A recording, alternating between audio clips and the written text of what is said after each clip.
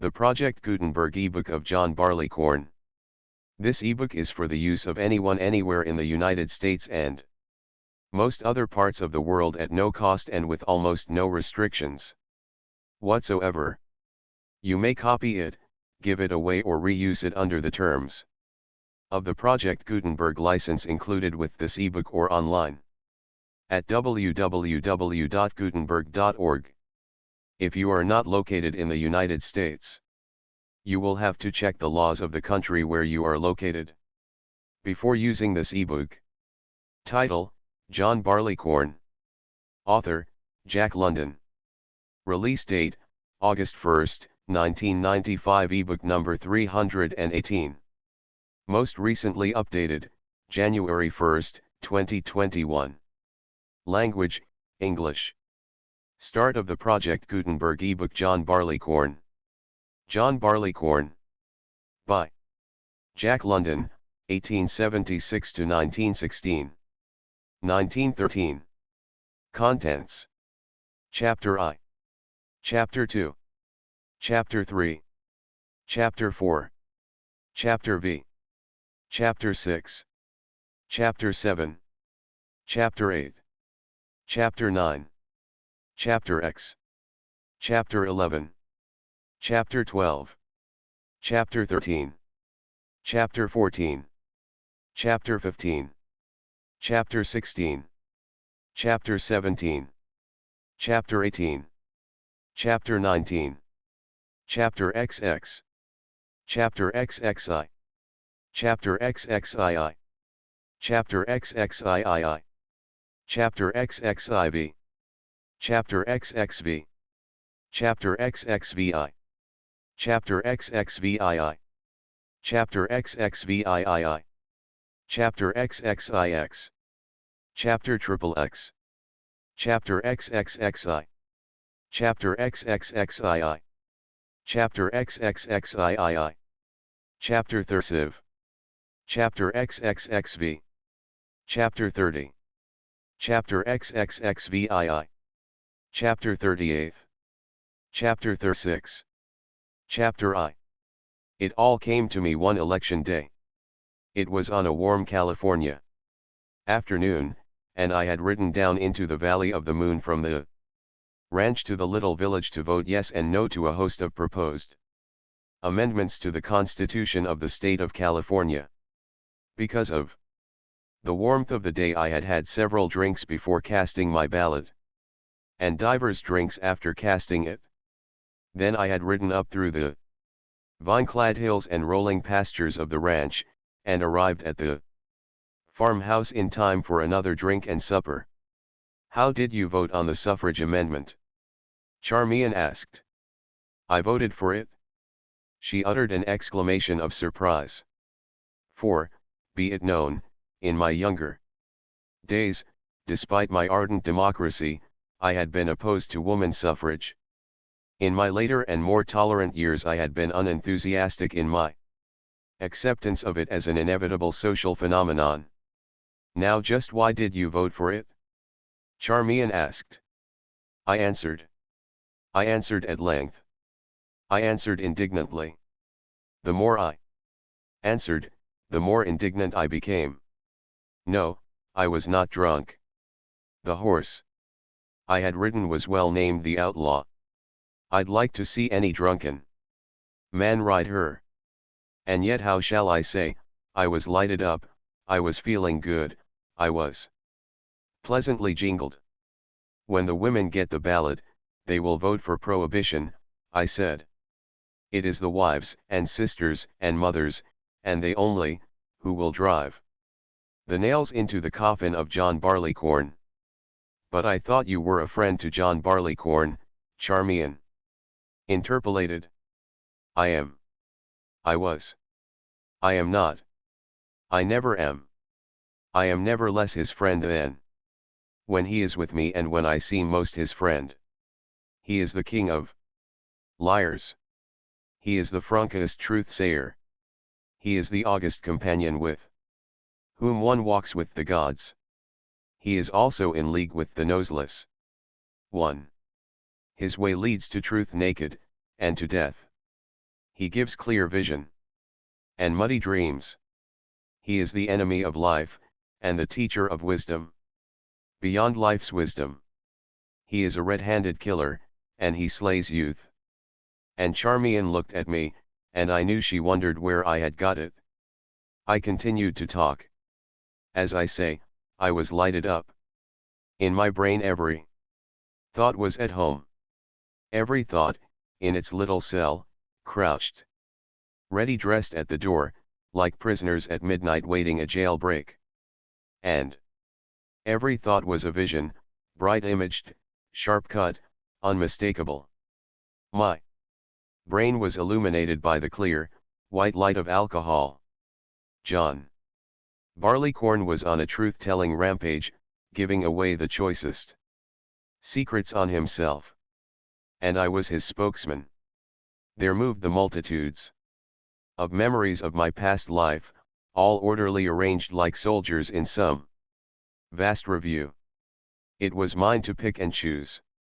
I was a lord of thought, the master of my vocabulary and of the totality of my experience, unerringly capable of selecting my data and building my exposition. 4. So John Barleycorn tricks and lures, setting the maggots of intelligence, gnawing, whispering his fatal intuitions of truth, flinging purple passages into the monotony of one's days. I outlined my life to Charmian, and expounded the makeup of my constitution. I was no hereditary alcoholic. I had been born with no organic, chemical predisposition toward alcohol. In this matter I was normal in my generation. Alcohol was an acquired taste. It had been painfully acquired. Alcohol had been a dreadfully repugnant thing, more nauseous than any physic. Even now I did not like the taste of it. I drank it only for its kick. And from the age of 5 to that of 25 I had not learned to care for its kick. 20 years of unwilling apprenticeship had been required to make my system rebelliously tolerant of alcohol, to make me, in the heart and the deeps of me, desirous of alcohol. I sketched my first contacts with alcohol, told of my first intoxications and revulsions, and pointed out always the one thing that in the end had won me over, namely, the accessibility of alcohol. Not only had it always been accessible, but every interest of my developing life had drawn me to it. A newsboy on the streets, a sailor, a miner, a wanderer in far lands, always where men came together to exchange ideas, to laugh and boast and dare, to relax, to forget the dull toil of tiresome nights and days, always they came together over alcohol. The saloon was the place of congregation.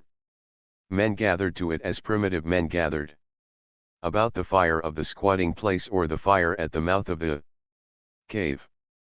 I reminded Charmian of the canoe houses from which she had been barred in the South Pacific, where the kinky-haired cannibals escaped from their womenkind and feasted and drank by themselves, the sacred precincts taboo to women under pain of death.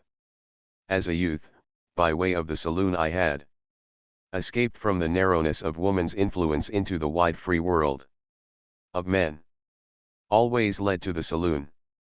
The thousand roads of romance and adventure drew together in the saloon, and thence led out and on over the world. The point is, I concluded my sermon, that it is the accessibility of alcohol that has given me my taste for alcohol.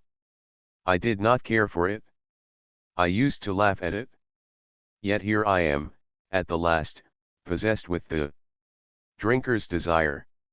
It took 20 years to implant that desire, and for 10 years more that desire has grown. And the effect of satisfying that desire is anything but good. Temperamentally I am wholesome-hearted and merry. Yet when I walk with John Barleycorn I suffer all the damnation of intellectual pessimism. But, I hasten to add, I always hasten to add, John Barleycorn must Have his due. He does tell the truth. That is the curse of it. The so-called truths of life are not true. They are the vital lies by which life lives, and John Barleycorn gives them the lie. Which does not make toward life, Charmian said. Very true, I answered. And that is the perfectest hell of it? John Barleycorn makes toward death. That is why I voted for the amendment. Today, I read back in my life and saw how the accessibility of alcohol had given me the taste for it. You see, comparatively few alcoholics are born in a generation. And by alcoholic I mean a man whose chemistry craves alcohol and drives him resistlessly to it. The great majority of habitual drinkers are born not only without desire for alcohol, but with actual repugnance toward it. Not the first, nor the 20th, nor the 100th drink, succeeded in giving them the liking. But they learned. Just as men learn to smoke, though it is far easier to learn to smoke than to learn to drink. They learned because alcohol was so accessible. The women know the game. They pay for it, the wives and sisters and mothers. And when they come to vote, they will vote for prohibition. And the best of it is that there will be no hardship worked on the coming generation. Not having access to alcohol, not being predisposed toward alcohol, it will never miss alcohol. It will mean life more abundant for the manhood of the young boys born and growing up, and life more abundant for the young girls born and growing up to share the lives of the young men. Why not write all this up for the sake of the men and women coming? Charmian asked. Why not write it so as to help the wives and sisters and mothers to the way they should vote? The Memoirs of an Alcoholic, I sneered, or, rather, John Barleycorn sneered, for he sat with me there at table in my pleasant, philanthropic jingle, and it is a trick of John Barleycorn to turn the smile to a sneer, without an instant's warning. No, said Charmian, ignoring John Barleycorn's roughness, as so many women have learned to do. You have shown yourself no alcoholic, no dipsomaniac, but merely an habitual drinker, one who has made John Barleycorn's acquaintance through long years of rubbing shoulders with him. Write it up and call it Alcoholic Memoirs. Chapter 2. And, ere I begin, I must ask the reader to walk with me in all sympathy. And, since sympathy is merely understanding, begin by understanding me. And whom and what I write about. In the first place, I am a seasoned drinker. I have no constitutional predisposition for alcohol. I am not stupid. I am not a swine. I know the drinking game from A to Z, and I have used my judgment in drinking. I never have to be put to bed. Nor do I stagger. In short, I am a normal, average man, and I drink in the normal, average way, as drinking goes. And this is the very point. I am writing of the effects of alcohol on the normal, average man. I have no word to say for or about the microscopically unimportant excessivist, the dipsomaniac. There are, broadly speaking, two types of drinkers. There is the man whom we all know, stupid, unimaginative, whose brain is bitten numbly by numb maggots, who walks generously with widespread, tentative legs, falls frequently in the gutter, and who sees, in the extremity of his ecstasy, blue mice and pink elephants. He is the type that gives rise to the jokes in the funny papers. The other type of drinker has imagination, vision. Even when most pleasantly jingled, he walks straight and naturally, never staggers nor falls, and knows just where he is and what he is doing. It is not his body but his brain that is drunken. He may bubble with wit, or expand with good fellowship. Or he may see intellectual specters and phantoms that are cosmic and logical and that take the forms of syllogisms. It is when in this condition that he strips away the husks of life's healthiest illusions and gravely considers the iron collar of necessity welded about the neck of his soul. This is the hour of John Barleycorn's subtlest power. It is easy for any man to roll in the gutter, but it is a terrible ordeal for a man to stand upright on his two legs unswaying, and decide that in all the universe he finds for himself but one freedom, namely, the anticipating of the day of his death. With this man, this is the hour of the white logic, of which more anon, when he knows that he may know only the laws of things, the meaning of things never. This is his danger hour. His feet are taking hold of the pathway that leads down into the grave. All is clear to him. All these baffling head reaches after immortality are but the panics of souls frightened by the fear of death, and cursed with the thrice cursed gift of imagination. They have not the instinct for death, they lack the will to die when the time to die is at hand. They trick themselves into believing they will outwit the game and win to a future, leaving the other animals to the darkness of the grave or the annihilating heats of the crematory. But he, this man in the hour of his white logic, knows that they trick and outwit themselves. The one event happeneth to all alike. There is no new thing under the sun, not even that yearned for bauble of feeble soul's immortality. But he knows, standing upright on his two legs unswaying. He is compounded of meat and wine and sparkle, of sun-mote and world dust, a frail mechanism, made to run for a span, to be tinkered at by doctors of divinity and doctors of physic, and to be flung into the scrap heap at the end. Of course, all this is soul sickness, life sickness. It is the penalty the imaginative man must pay for his friendship with John Barleycorn. The penalty paid by the stupid man is simpler, easier. He drinks himself into sottish unconsciousness. He sleeps a drugged sleep, and, if he dream, his dreams are dim and inarticulate. But to the imaginative man, John Barleycorn sends the pitiless, spectral syllogisms of the white logic.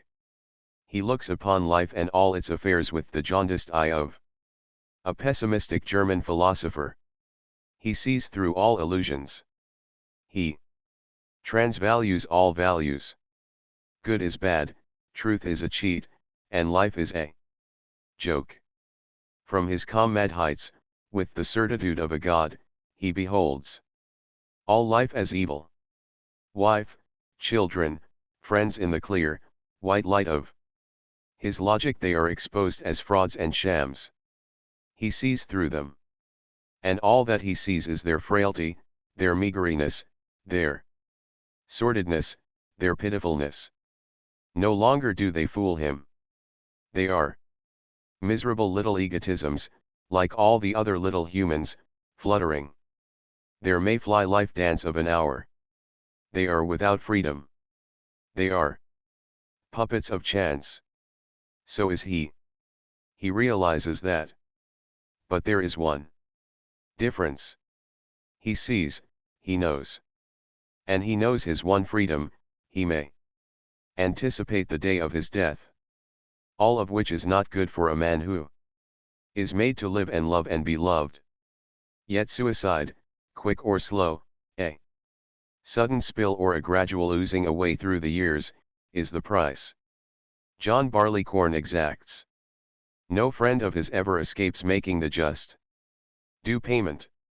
Chapter 3. I was 5 years old the first time I got drunk.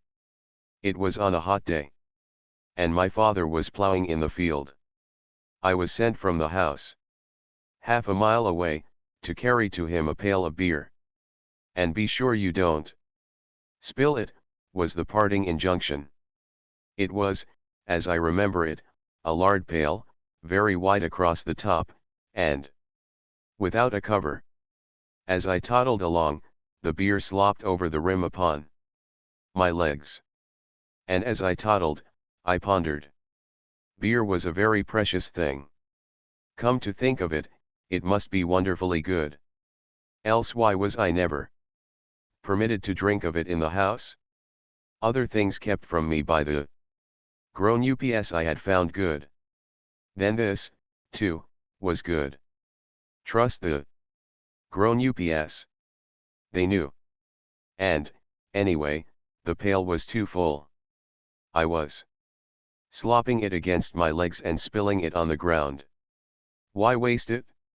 And no one would know whether I had drunk or spilled it. I was so small that, in order to negotiate the pail, I sat down and gathered it into my lap. First I sipped the foam.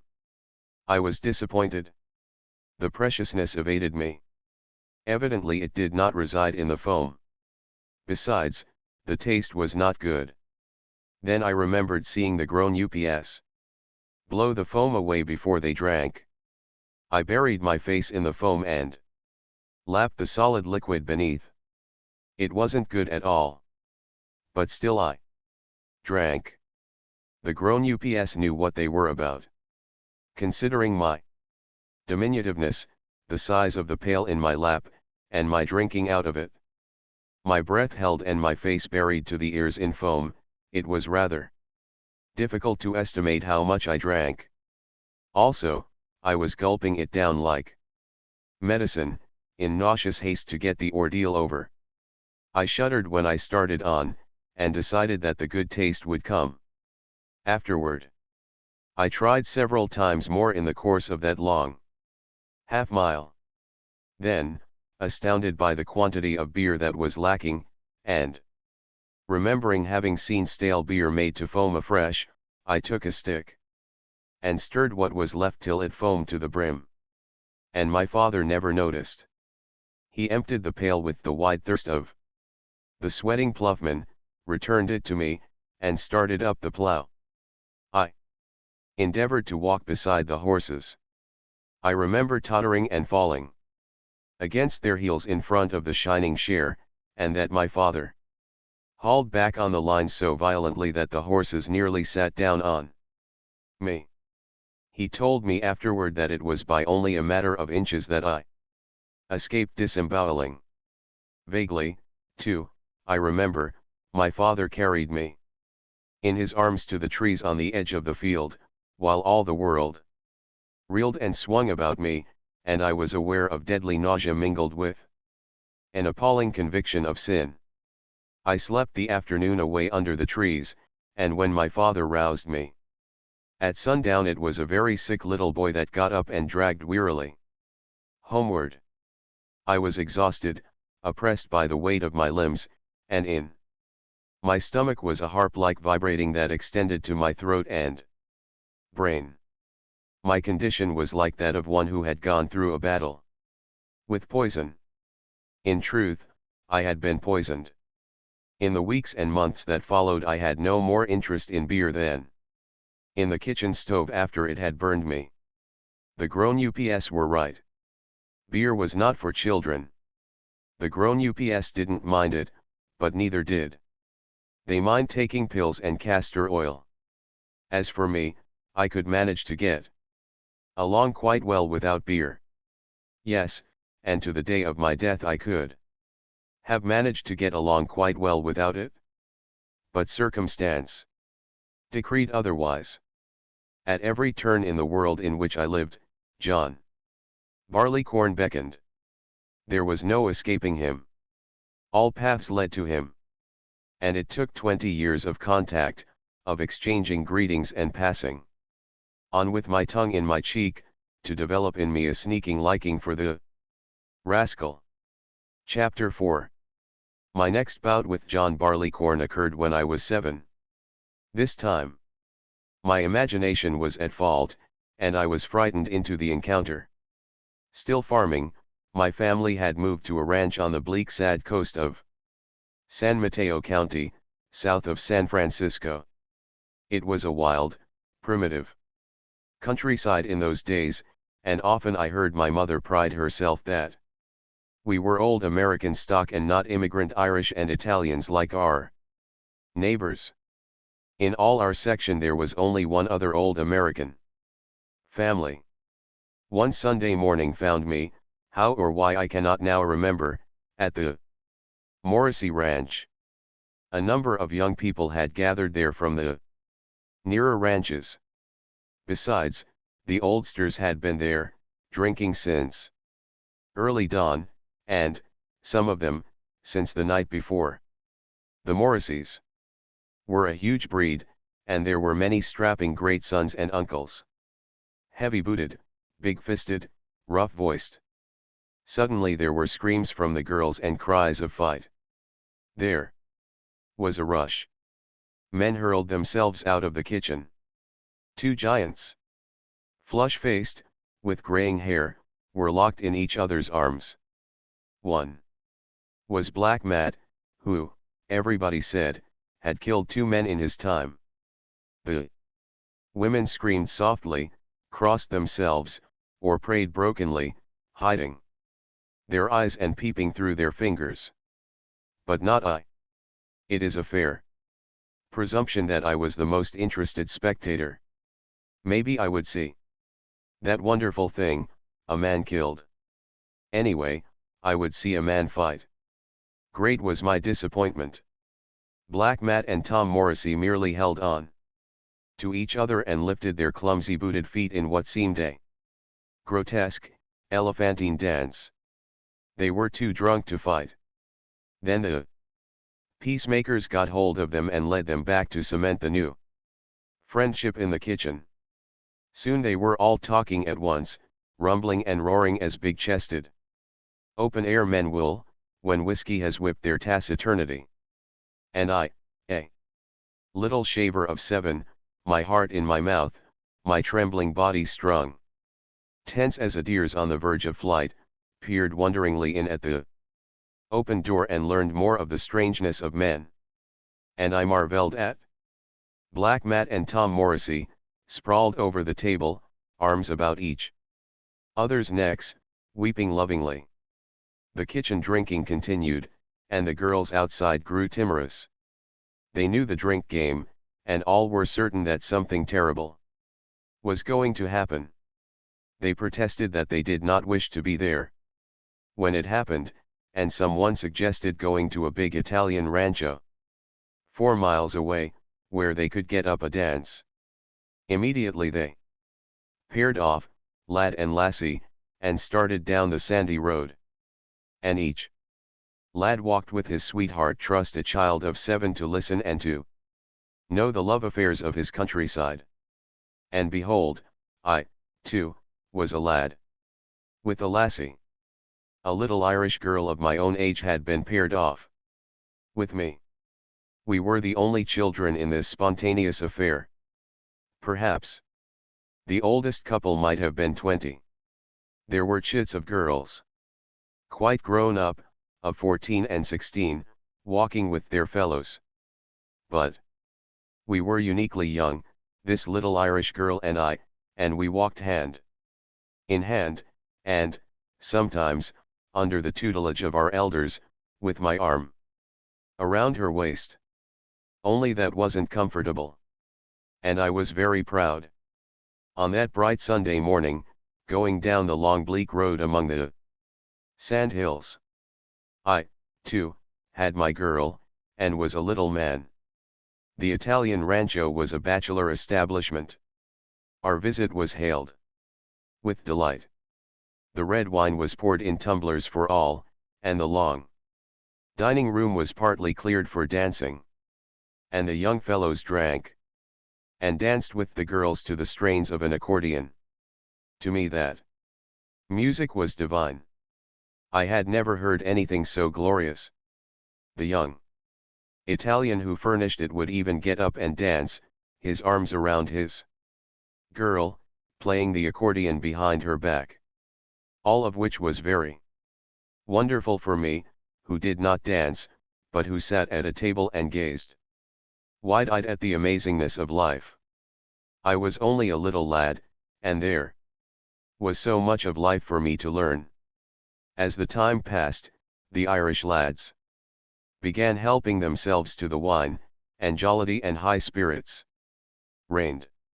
I noted that some of them staggered and fell down in the dances, and that one had gone to sleep in a corner.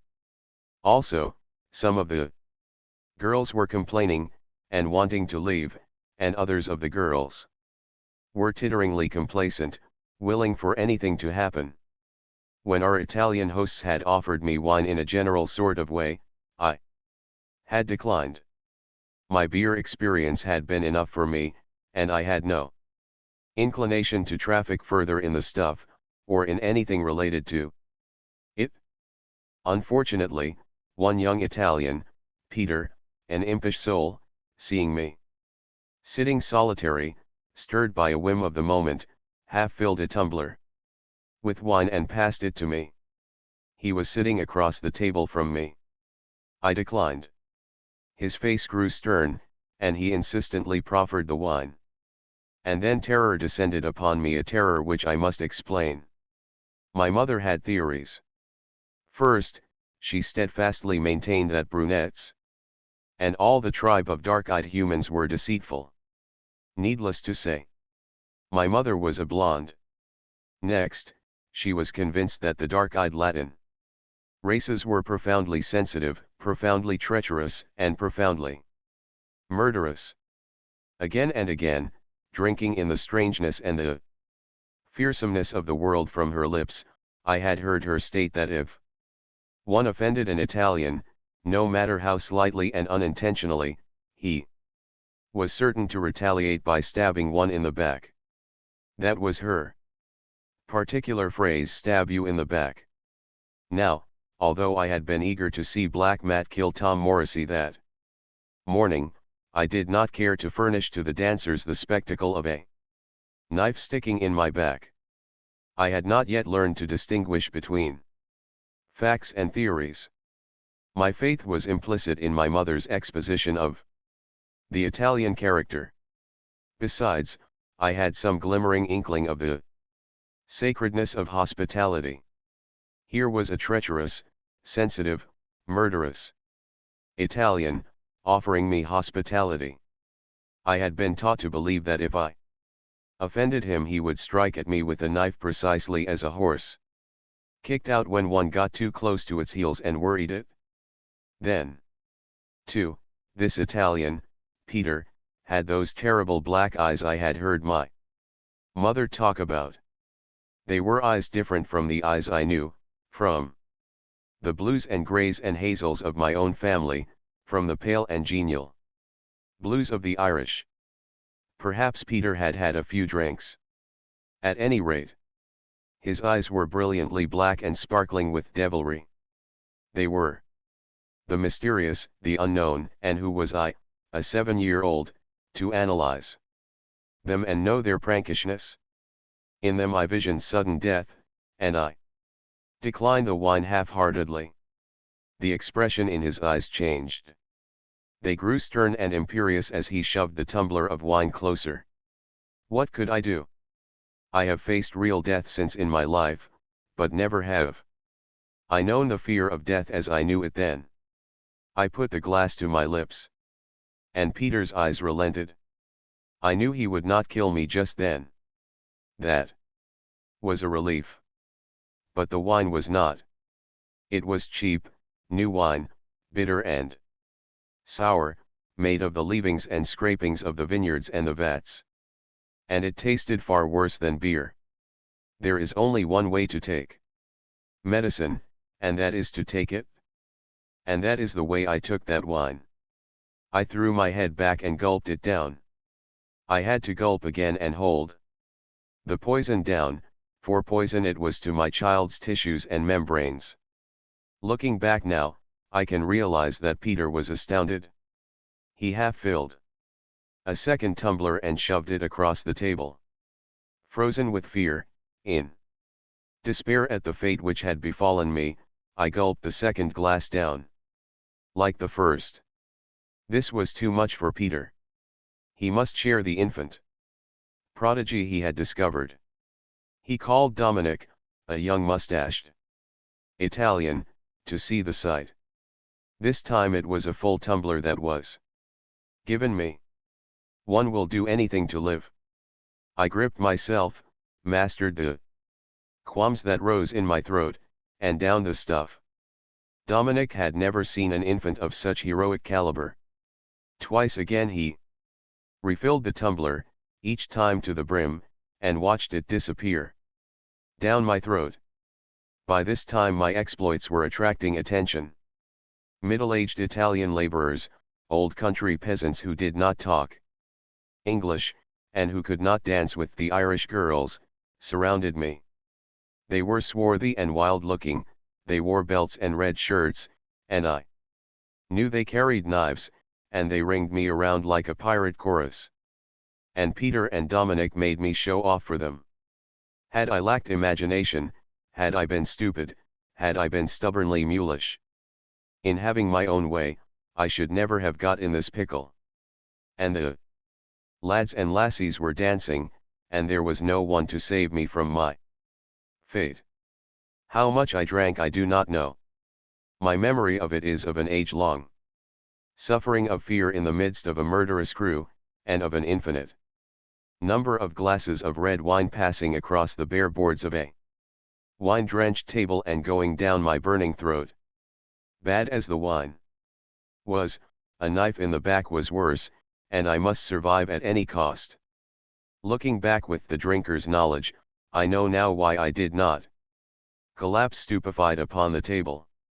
As I have said, I was frozen, I was paralyzed with fear. The only movement I made was to convey that never-ending procession of glasses to my lips. I was a poised and motionless receptacle for all that quantity of wine. It lay inert in my fear-inert stomach. I was too frightened, even, for my stomach to turn. So all that Italian crew looked on and marveled at the infant phenomenon. That downed wine with the sang-froid of an automaton. It is not in the spirit of braggadocio that I dare to assert they had never seen anything like it. The time came to go. The tipsy antics of the lads had led a majority of the sober-minded lassies to compel a departure. I found myself, at the door, beside my little maiden.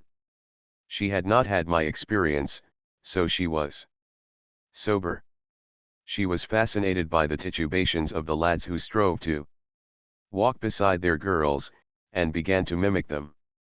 I thought this a great game, and I, too, began to stagger tipsily.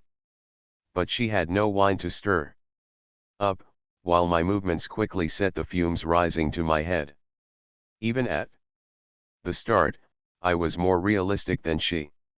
In several minutes I was astonishing myself.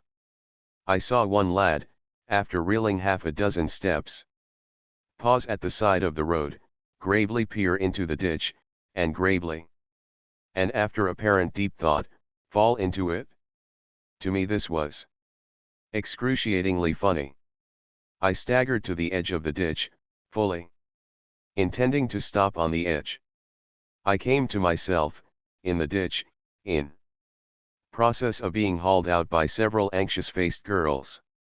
I didn't care to play at being drunk anymore. There was no more fun in me. My eyes were beginning to swim, and with wide open mouth I panted for air. A girl led me by the hand on either side, but my legs were leaden. The alcohol I had drunk was striking my heart and brain like a club.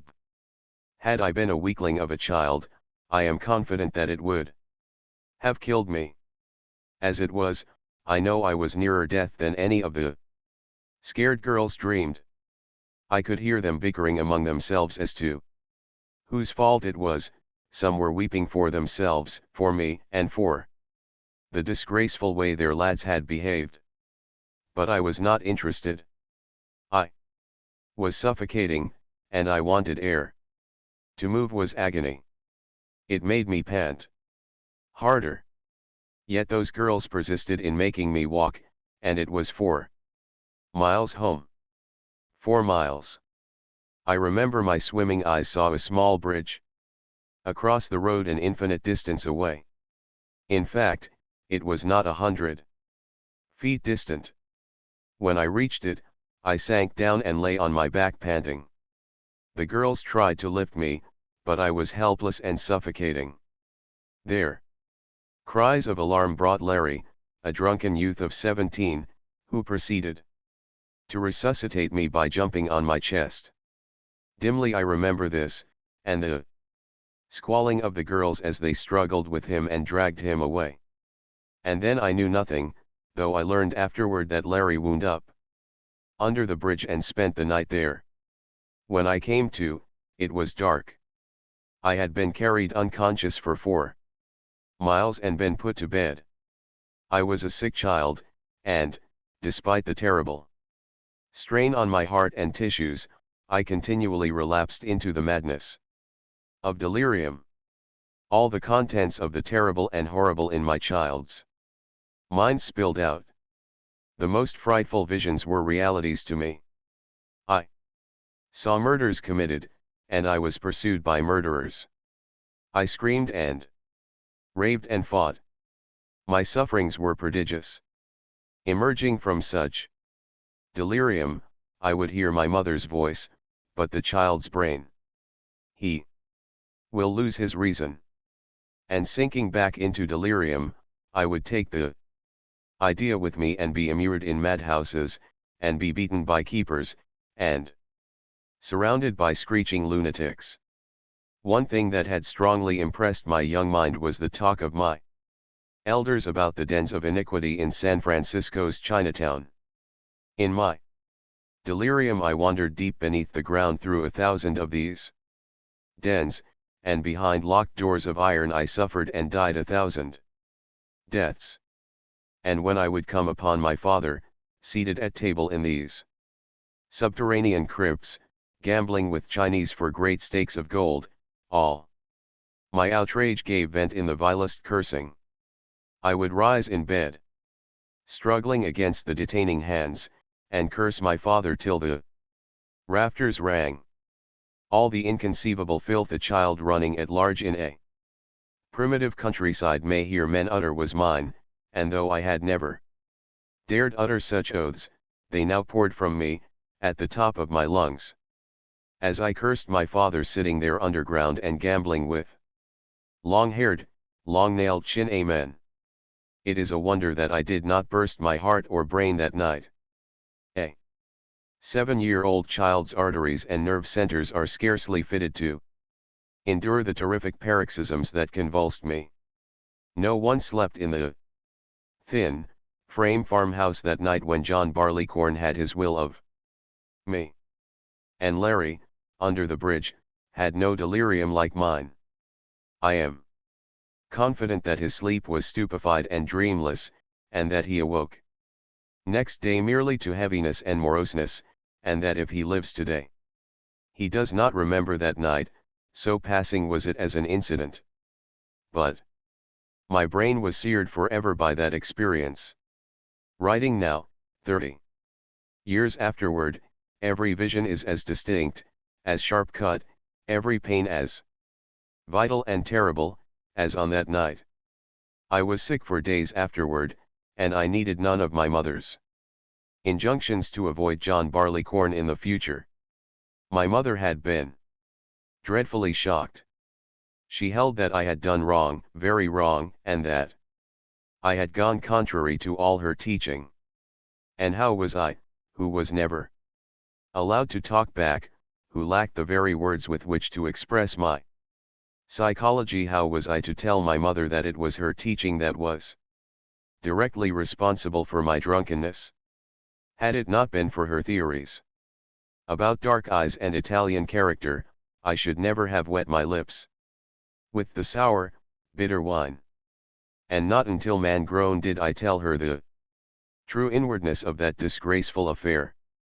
In those after days of sickness, I was confused on some points, and very clear on others. I felt guilty of sin, yet smarted with a sense of injustice. It had not been my fault, yet I had done wrong. But very clear was my resolution never to touch liquor again. No mad dog was ever more afraid of water than was I of alcohol. Yet the point I am making is that this experience, terrible as it was, could not in the end deter me from forming John Barleycorn's cheek-by-jowl acquaintance. All about me, even then, were the forces moving me toward him. In the first place, barring my mother, ever extreme in her views, it seemed to me all the grown ups looked upon the affair with tolerant eyes. It was a joke, something funny that had happened. There was no shame attached. Even the lads and lassies giggled and snickered over their part in the affair, narrating with gusto how Larry had jumped on my chest and slept under the bridge, how so-and-so had slept out in the sandhills that night, and what had happened to the other lad who fell in the ditch. As I say, so far as I could see, there was no shame anywhere. It had been something ticklishly, devilishly fine, a bright and gorgeous episode in the monotony of life and labor on that bleak, fog-girt coast. The Irish ranchers twit me good-naturedly on my exploit, and patted me on the back until I felt that I had done something heroic. Peter and Dominic and the other Italians were proud of my drinking prowess. The face of morality was not set against drinking. Besides, everybody drank. There was not a teetotaler in the community. Even the teacher of our little country school, a graying man of 50, gave us vacations on the occasions when he wrestled with John Barleycorn and was thrown. Thus, there was no spiritual deterrence. My loathing for alcohol was purely physiological. I didn't like the damned stuff. Chapter V. This physical loathing for alcohol I have never got over. But I have conquered it. To this day I conquer it every time I take a drink. The palate never ceases to rebel, and the palate can be trusted to know what is good for the body. But men do not drink for the effect alcohol produces on the body. What they drink for is the brain effect, and if it must come through the body, so much the worse for the body. And yet, despite my physical loathing for alcohol, the brightest spots in my child life were the saloons. Sitting on the heavy potato wagons, wrapped in fog, feet stinging from inactivity, the horses plodding slowly along the deep road through the sandhills, one bright vision made the way. Never too long. The bright vision was the saloon at Calma, where my father, or whoever drove, always got out to get a drink. And I got out to warm by the great stove and get a soda cracker. Just one soda cracker, but a fabulous luxury. Saloons were good for something. Back behind the plodding horses, I would take an hour in consuming that one cracker. I took the smallest nibbles, never losing a crumb, and chewed the nibble till it became the thinnest and most delectable of pastes. I never voluntarily swallowed this paste. I just tasted it, and went on tasting it, turning it over with my tongue, spreading it on the inside of this cheek, then on the inside of the other cheek, until, at the end, it eluded me and in tiny drops and oozelets, slipped and dribbled down my throat. Horace Fletcher had nothing on me when it came to soda crackers. I like saloons.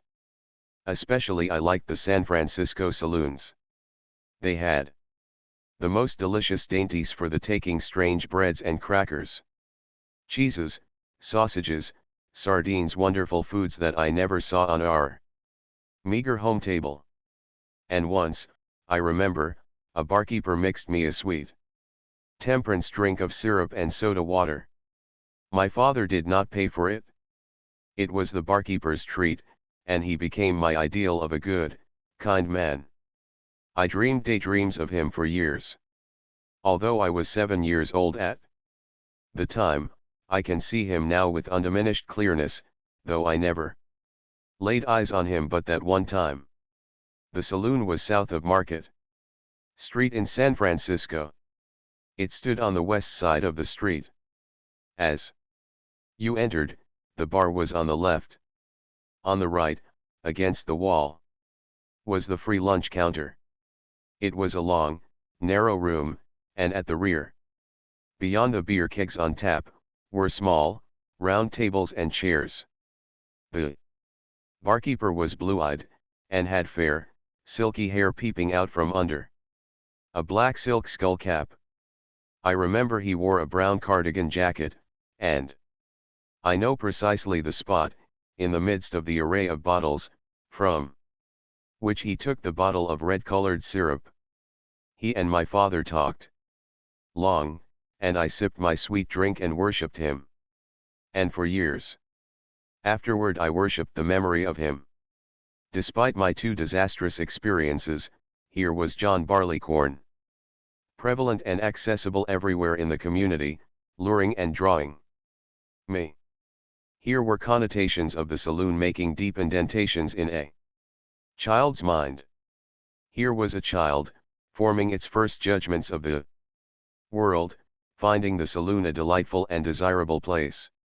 Stores, nor public buildings, nor all the dwellings of men ever opened their doors to me and let me warm by their fires or permitted me to eat the food of the gods from narrow shelves against the wall. Their doors were ever closed. To me, the saloon's doors were ever open. And always and everywhere I found saloons, on highway and byway, up narrow alleys and on busy thoroughfares, bright lighted and cheerful, warm in winter, and in summer, dark and cool. Yes, the saloon was a mighty fine place, and it was more than that. By the time I was 10 years old, my family had abandoned ranching and gone to live in the city. And here, at 10, I began on the streets as a newsboy. One of the reasons for this was that we needed the money. Another reason was that I needed the exercise. I had found my way to the free public library, and was reading myself into nervous prostration. On the poor ranches on which I had lived there had been no books. In ways truly miraculous, I had been lent 4 books, marvelous books, and them I had devoured. One was The Life of Garfield, the second, Paul du Caillou's African Travels, the third, a novel by Ouida with the last 40 pages missing, and the fourth, Irving's Alhambra. This last had been lent me by a school teacher. I was not a forward child. Unlike Oliver Twist, I was incapable of asking for more. When I returned the Alhambra to the teacher, I hoped she would lend me another book. And because she did not, most likely she deemed me unappreciative, I cried. All the way home on the 3-mile tramp from the school to the ranch, I waited and yearned for her to lend me another book. Scores of times I nerved myself almost to the point of asking her, but never quite reached the necessary pitch of effrontery. And then came the city of Oakland, and on the shelves of that free library I discovered all the great world beyond the skyline. Here were thousands of books as good as my 4 wonder books, and some were even better. Libraries were not concerned with children in those days, and I had strange adventures. I remember, in the catalogue, being impressed by the title, The Adventures of Peregrine Pickle. I filled an application blank, and the librarian handed me the collected and entirely unexpurgated works of Smollett in one huge volume. I read everything, but principally history and adventure, and all the old travels and voyages. I read mornings, afternoons, and nights. I read in bed, I read at table, I read as I walked to and from school, and I read at recess while the other boys were playing. I began to get the jerks. To everybody I replied, "Go away. You make me nervous." And so, at 10, I was out on the streets, a newsboy. I had no time to read. I was busy getting exercise and learning how to fight, busy learning forwardness and brass and bluff. I had an imagination and a curiosity about all things that made me plastic. Not least among the things I was curious about was the saloon. And I was in and out of many a one. I remember, in those days, on the east side of Broadway, between 6th and 7th, from corner to corner, there was a solid block of saloons. In the saloons life was different. Men talked with great voices, laughed great laughs, and there was an atmosphere of greatness. Here was something more than common everyday where nothing happened. Here life was always very live, and, sometimes, even lurid, when blows were struck, and blood was shed, and big policemen came shouldering in. Great moments, these, for me, my head filled with all the wild and valiant fighting of the gallant adventurers on sea and land. There were no big moments when I trudged along the street throwing my papers in at doors. But in the saloons, even the sots, stupefied, sprawling across the tables, or in the sawdust, were objects of mystery and wonder. And more, the saloons were right. The city fathers sanctioned them and licensed them. They were not the terrible places I heard boys deem them, who lacked my opportunities to know. Terrible they might be, but then, that only meant they were terribly wonderful, and it is the terribly wonderful that a boy desires to know. In the same way pirates, and shipwrecks, and battles were terrible, and what healthy boy wouldn't give his immortal soul to participate in such affairs? Besides, in saloons I saw reporters, editors, lawyers, judges, whose names and faces I knew. They put the seal of social approval on the saloon. They verified my own feeling of fascination in the saloon. They, too, must have found there that something different, that something beyond, which I sensed and groped after. What it was, I did not know. Yet there it must be, for their men focused like buzzing flies about a honey pot. I had no sorrows, and the world was very bright, so I could not guess that what these men sought was forgetfulness of jaded toil and stale grief. Not that I drank at that time. From 10 to 15 I rarely tasted liquor, but I was intimately in contact with drinkers and drinking places. The only reason I did not drink was because I didn't like the stuff. As the time passed, I worked as boy helper on an ice wagon, set up pins in a bowling alley with a saloon attached, and swept out saloons. At Sunday picnic grounds, big jovial Josie Harper ran a roadhouse at Telegraph Avenue and 39th Street. Here for a year I delivered an evening paper, until my route was changed to the waterfront and Tenderloin of Oakland. The first month, when I collected Josie Harper's bill, she poured me a glass of wine. I was ashamed to refuse, so I drank it. But after that I watched the chance when she wasn't around so as to collect from her barkeeper. The first day I worked in the bowling alley, the barkeeper, according to custom, called us boys up to have a drink after we had been setting up pins for several hours. The others asked for beer. I said I'd take ginger ale. The boys snickered, and I noticed the barkeeper favored me with a strange, searching scrutiny. Nevertheless, he opened a bottle of ginger ale. Afterward, back in the alleys, in the pauses between games, the boys enlightened me. I had offended the barkeeper. A bottle of ginger ale cost the saloon ever so much more than a glass of steam beer. And it was up to me, if I wanted to hold my job, to drink beer. Besides, beer was food. I could work better on it. There was no food in ginger ale. After that, when I couldn't sneak out of it, I drank beer and wondered what men found in it that was so good. I was always aware that I was missing something. What I really liked in those days was candy.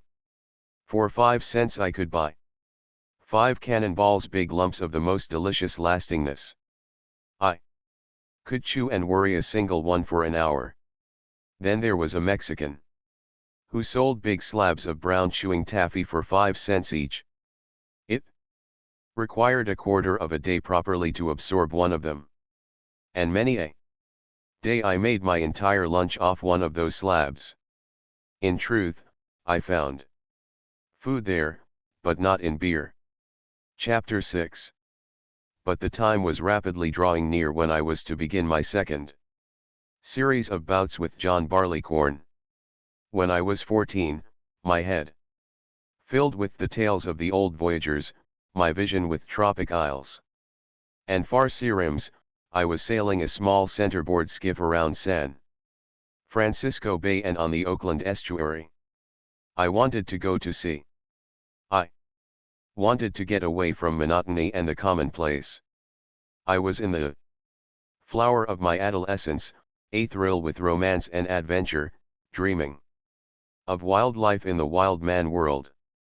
Little I guessed how all the warp and woof of that man world was entangled with alcohol. So, one day, as I hoisted sail on my skiff, I met Scotty. He was a husky youngster of 17, a runaway apprentice, he told me, from an English ship in Australia.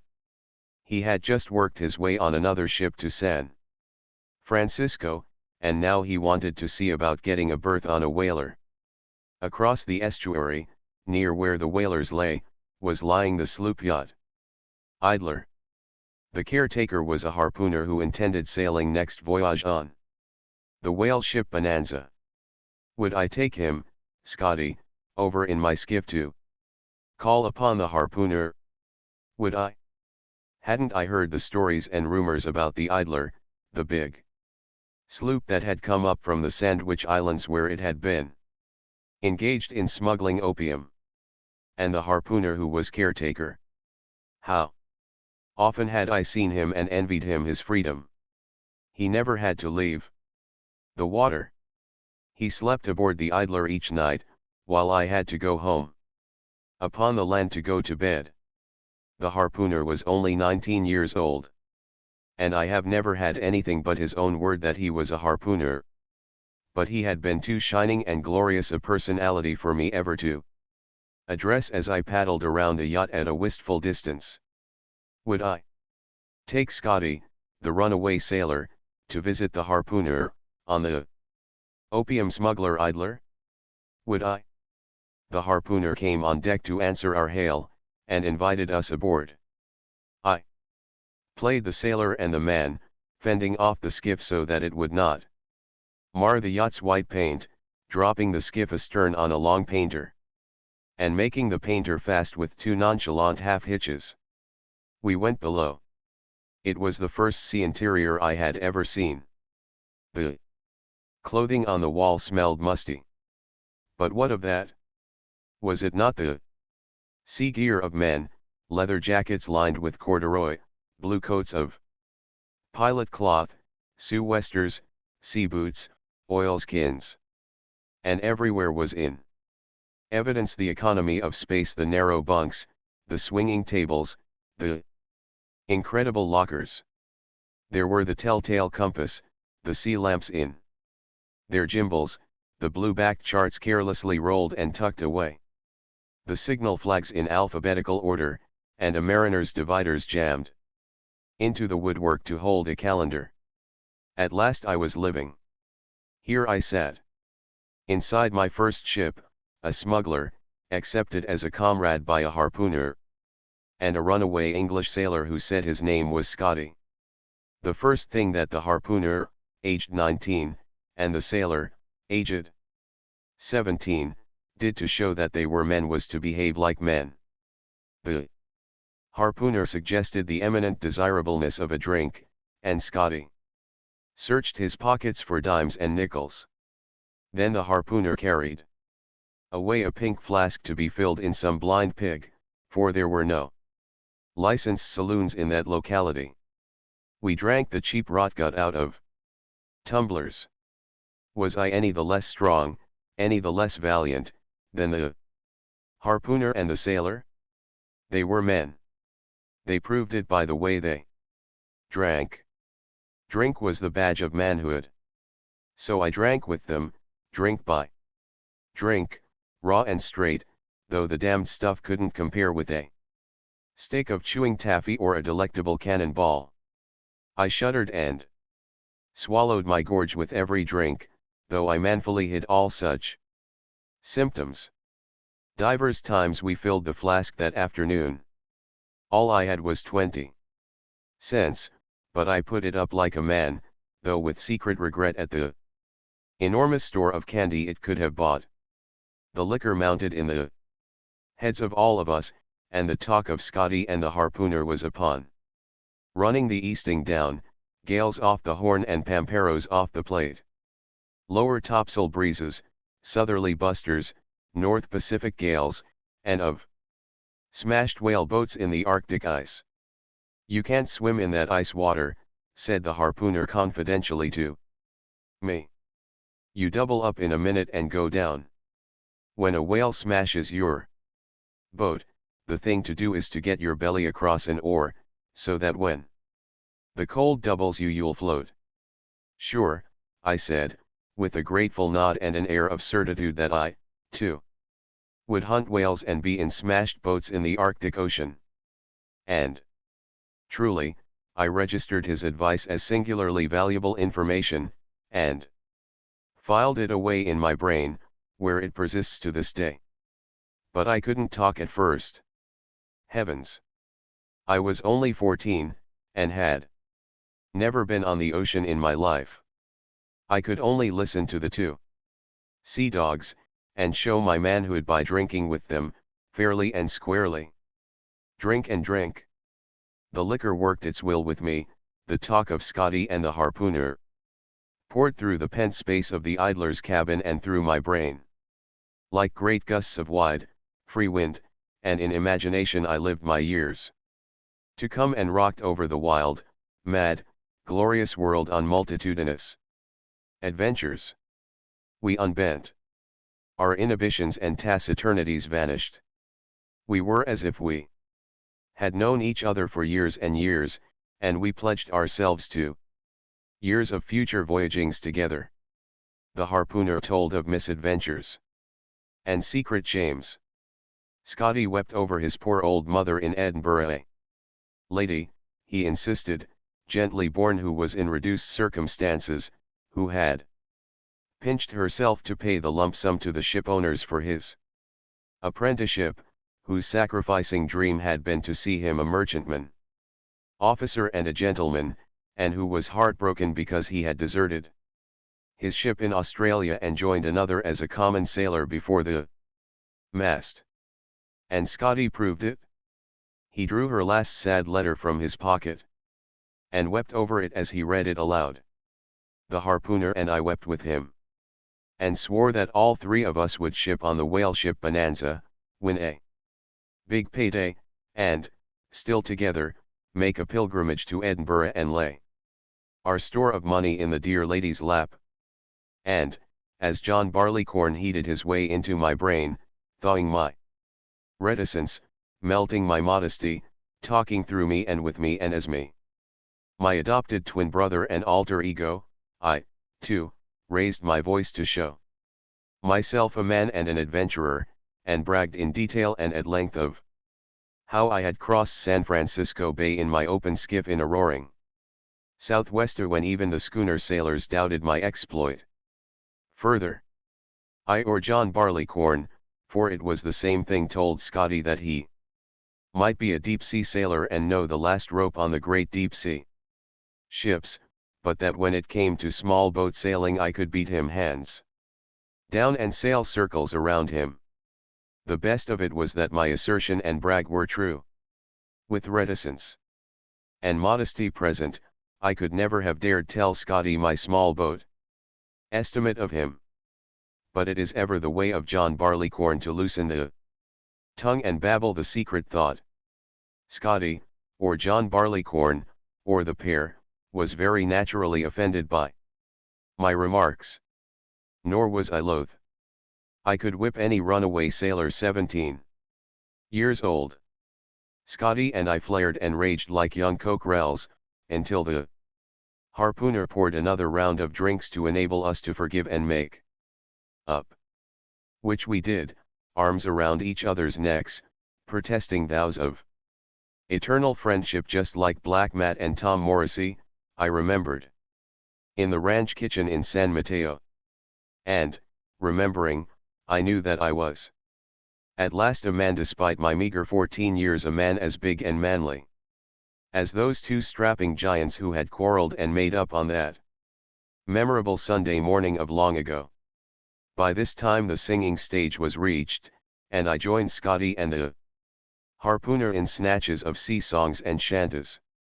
It was here, in the cabin of the Idler, that I first heard Blow the Man Down, Flying Cloud, and Whiskey, Johnny, Whiskey. Oh, it was brave. I was beginning to grasp the meaning of life. Here was no commonplace, no Oakland estuary, no weary round of throwing newspapers at front doors, delivering ice, and setting up 9 pins. All the world was mine, all its paths were under my feet, and John Barleycorn, tricking my fancy, enabled me to anticipate the life of adventure for which I yearned. We were not ordinary. We were 3 tipsy young gods, incredibly wise, gloriously genial, and without limit to our powers. Ah, and I say it now, after the years, could John Barleycorn keep one at such a height, I should never draw a sober breath again. But this is not a world of free freights. One pays according to an iron schedule, for every strength a balanced weakness, for every high a corresponding low, for every fictitious godlike moment an equivalent time in reptilian slime. For every feat of telescoping long days and weeks of life into magnificent instants, one must pay with shortened life, and, oft-times, with savage usury added. Intenseness and duration are as ancient enemies as fire and water. They are mutually destructive. They cannot coexist. And John Barleycorn, mighty necromancer though he be, is as much a slave to organic chemistry as we mortals are. We pay for every nerve marathon we run, nor can John Barleycorn intercede and fend off the just payment. He can lead us to the heights, but he cannot keep us there, else would we all be devotees. And there is no devotee but pays for the mad dances John Barleycorn pipes. Yet the foregoing is all in after wisdom spoken. It was no part of the knowledge of the lad, 14 years old, who sat in the idler's cabin. Between the harpooner and the sailor, the air rich in his nostrils with the musty smell of men's sea gear, roaring in chorus, Yankee ship come down to river, pull, my bully boys, pull. We grew maudlin, and all talked and shouted at once. I had a splendid constitution, a stomach that would digest scrap iron, and I was still running my marathon in full vigor when Scotty began to fail and fade. His talk grew incoherent. He groped for words and could not find them, while the ones he found his lips were unable to form. His poisoned consciousness was leaving him. The brightness went out of his eyes, and he looked as stupid as were his efforts to talk. His face and body sagged as his consciousness sagged. A man cannot sit upright save by an act of will. Scotty's reeling brain could not control his muscles. All his correlations were breaking down. He strove to take another drink. and feebly dropped the tumbler on the floor. Then, to my amazement, weeping bitterly, he rolled into a bunk on his back and immediately snored off to sleep. The harpooner and I drank on, grinning in a superior way to each other over Scotty's plight. The last flask was opened, and we drank it between us, to the accompaniment of Scotty's stertorous breathing. Then the harpooner faded away into his bunk, and I was left alone, unthrown, on the field of battle. I was very proud, and John Barleycorn was proud with me. I could carry my drink. I was a man. I had drunk 2 men, drink for drink, into unconsciousness. And I was still on my 2 feet, upright, making my way on deck to get air into my scorching lungs. It was in this bout on the idler that I discovered what a good stomach and a strong head I had for drink, a bit of knowledge that was to be a source of pride in succeeding years, and that ultimately I was to come to consider a great affliction. The fortunate man is the one who cannot take more than a couple of drinks without becoming intoxicated. The unfortunate wight is the one who can take many glasses without betraying a sign, who must take numerous glasses in order to get the kick. The sun was setting when I came on the idler's deck. There were plenty of bunks below. I did not need to go home. But I wanted to demonstrate to myself how much I was a man. There lay my skiff astern. The last of a strong ebb was running out in channel in the teeth of an ocean breeze of 40 miles an hour. I could see the stiff white caps, and the suck and run of the current was plainly visible in the face and trough of each one.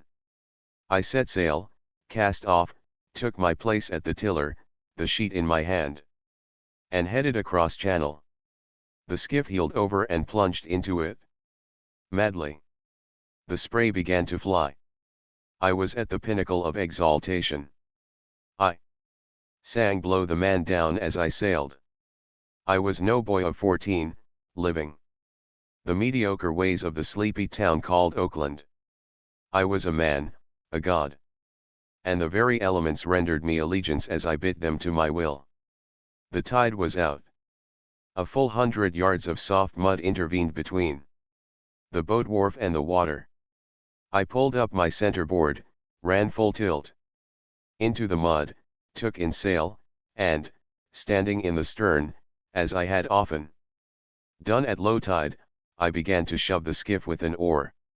It was then that my correlations began to break down. I lost my balance and pitched head foremost into the ooze. Then, and for the first time, as I floundered to my feet covered with slime, the blood running down my arms from a scrape against a barnacled stake, I knew that I was drunk. But what of it? Across the channel 2 strong sailormen lay unconscious in their bunks where I had drunk them. I was a man. I was still on my legs, if they were knee-deep in mud. I disdained to get back into the skiff. I waded through the mud, shoving the skiff before me and yammering the chant of my manhood to the world. I paid for it.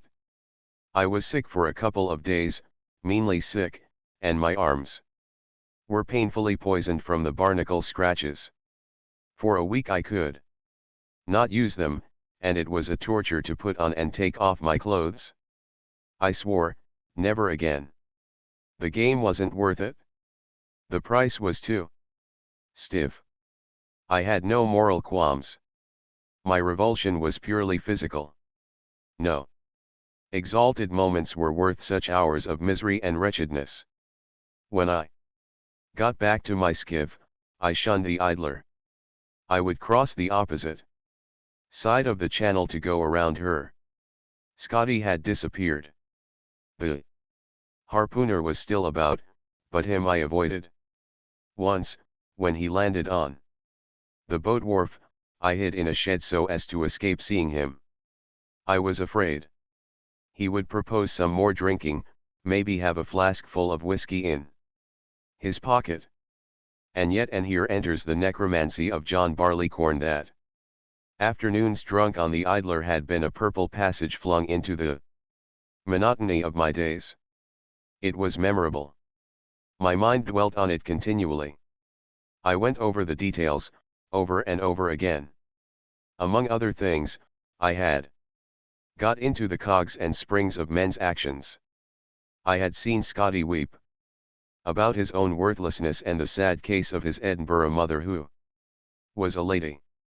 The harpooner had told me terribly wonderful things of himself. I had caught a myriad enticing and inflammatory hints of a world beyond my world, and for which I was certainly as fitted as the two lads who had drunk with me. I had got behind men's souls. I had got behind my own soul and found unguist potencies and greatnesses. Yes, that day stood out above all my other days. To this day it so stands out. The memory of it is branded in my brain. But the price exacted was too high. I refused to play and pay, and returned to my cannonballs and taffy slabs. The point is that all the chemistry of my healthy, normal body drove me away from alcohol.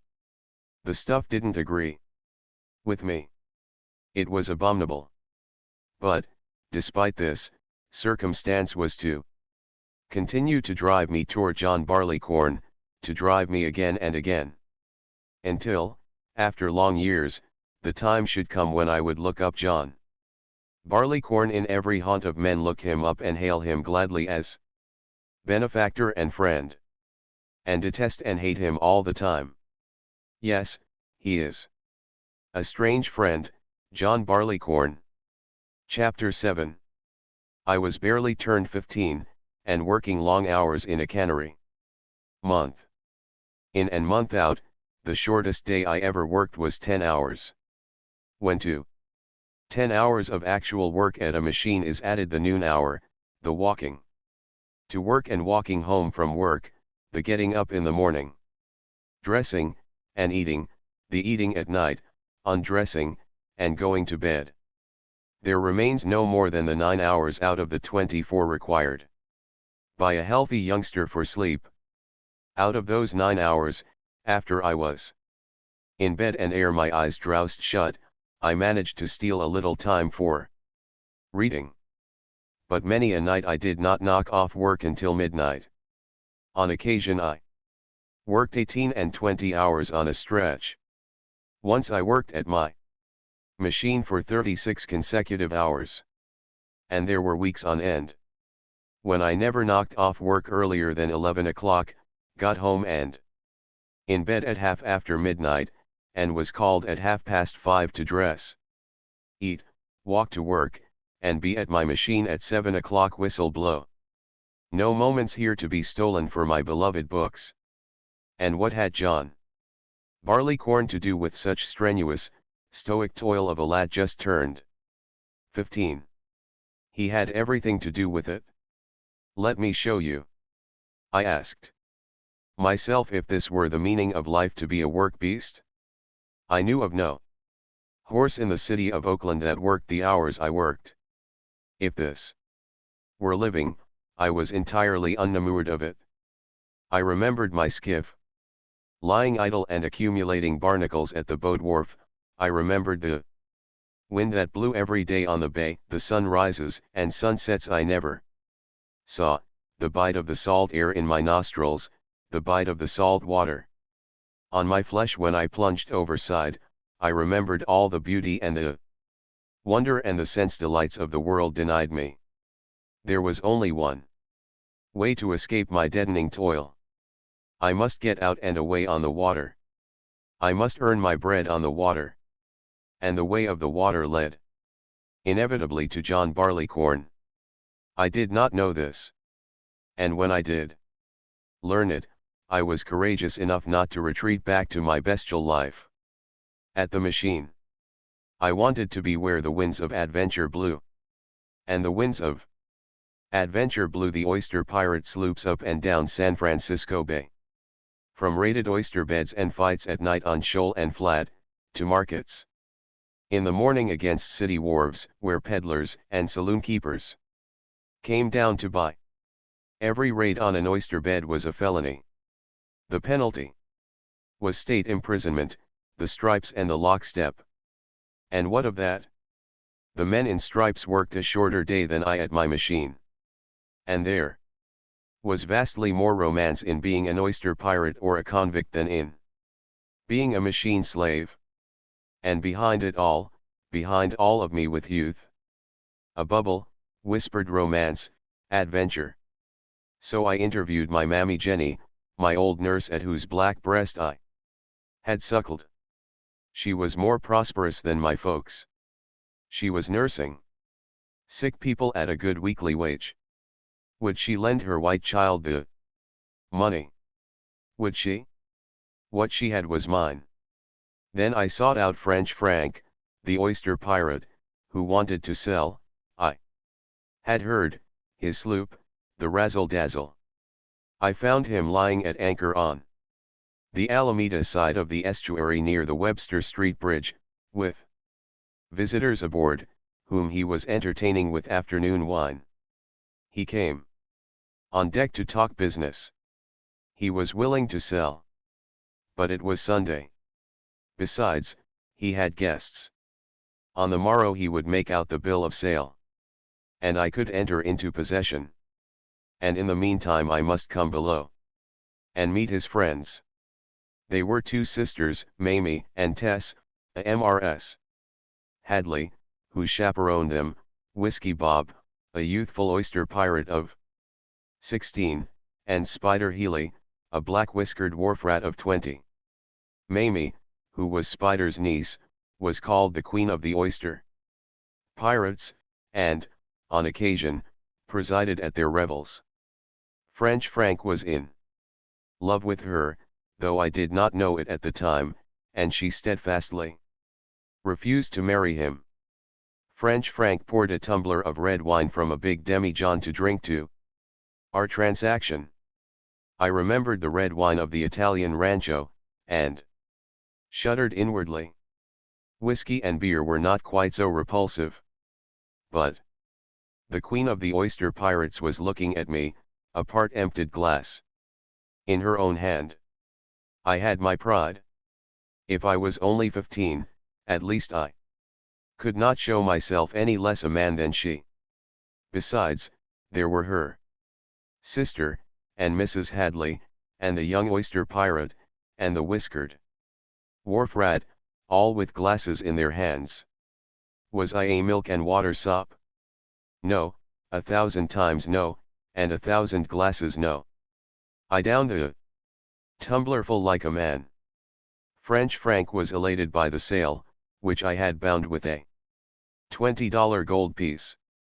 He poured more wine. I had learned my strong head and stomach, and I was certain I could drink with them in a temperate way and not poison myself for a week to come. I could stand as much as they, and besides, they had already been drinking for some time. We got to singing. Spider sang the Boston Burglar and Black Lulu. The Queen sang Then I Wished I Were a Little Bird. And her sister Tess sang Oh, Treat My Daughter Kindly. The fun grew fast and furious. I found myself able to miss drinks without being noticed or called to account. Also, standing in the companionway, head and shoulders out and glass in hand, I could fling the wine overboard. I reasoned something like this: it is a queerness of these people that they like this vile-tasting wine.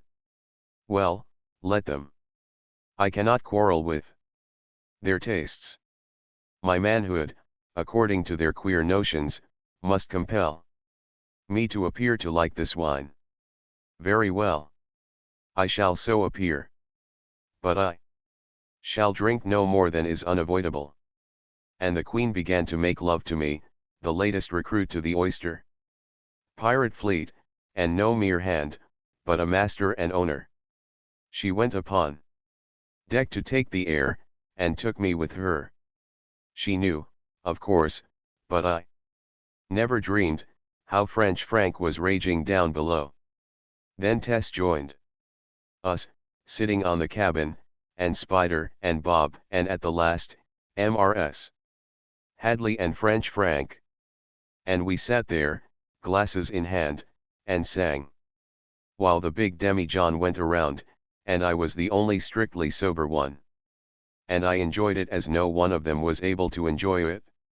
Here, in this atmosphere of bohemianism, I could not but contrast the scene with my scene of the day before, sitting at my machine, in the stifling, shut-in air, repeating, endlessly repeating, at top speed, my series of mechanical motions. And here I sat now, glass in hand, in warm glowing camaraderie, with the oyster pirates, adventurers who refused to be slaves to petty routine, who flouted restrictions and the law, who carried their lives and their liberty in their hands. And it was through John Barleycorn that I came to join this glorious company of free souls, unashamed and unafraid. And the afternoon sea breeze blew its tang into my lungs, and curled the waves in mid-channel. Before it came the scow schooners, wing and wing, blowing their horns for the drawbridges to open. Red stacked tugs tore by, rocking the razzle-dazzle in the waves of their wake. A sugar bark towed from the boneyard to sea. The sunwash was on the crisping water, and life was big. And Spider sang, "Oh, it's Lulu, black Lulu, my darling. Oh, it's where have you been so long? Been layin' in jail. Waitin' for bail. Till my bully comes rollin' along." There it was, the smack and slap of the spirit of revolt, of adventure, of romance, of the things forbidden and done defiantly and grandly. And I knew that on the morrow I would not go back to my machine at the cannery. Tomorrow I would be an oyster pirate, as free a freebooter as the century and the waters of San Francisco Bay would permit. Spider had already agreed to sail with me as my crew of one, and, also, as cook. While I did the deck work, we would outfit our grub and water in the morning, hoist the big mainsail, which was a bigger piece of canvas than any I had ever sailed under, and beat our way out the estuary on the first of the sea breeze and the last of the ebb. Then we would slack sheets, and on the first of the flood run down the bay to the Asparagus Islands, where we would anchor miles offshore. And at last my dream would be realized, I would sleep upon the water. And next morning I would wake upon the water, and thereafter all my days and nights would be on the water. And the Queen asked me to row her ashore in my skiff, when at sunset French Frank prepared to take his guests ashore. Nor did I catch the significance of his abrupt change of plan when he turned the task of rowing his skiff over to Whiskey Bob, himself remaining on board the sloop. Nor did I understand Spider's grinning side remark to me, "Gee, there's nothin' slow about you. How could it possibly enter my boy's head that a grizzled man of 50 should be jealous of me?" Chapter 8. We met by appointment, early Monday morning, to complete the deal, in Johnny Heinhold's Last Chance Saloon, of course, for the transactions of men. I paid the money over, received the bill of sale. And French Frank treated. This struck me as an evident custom, and a logical one: the seller, who receives the money, to wet a piece of it in the establishment where the trade was consummated. But, to my surprise, French Frank treated the house.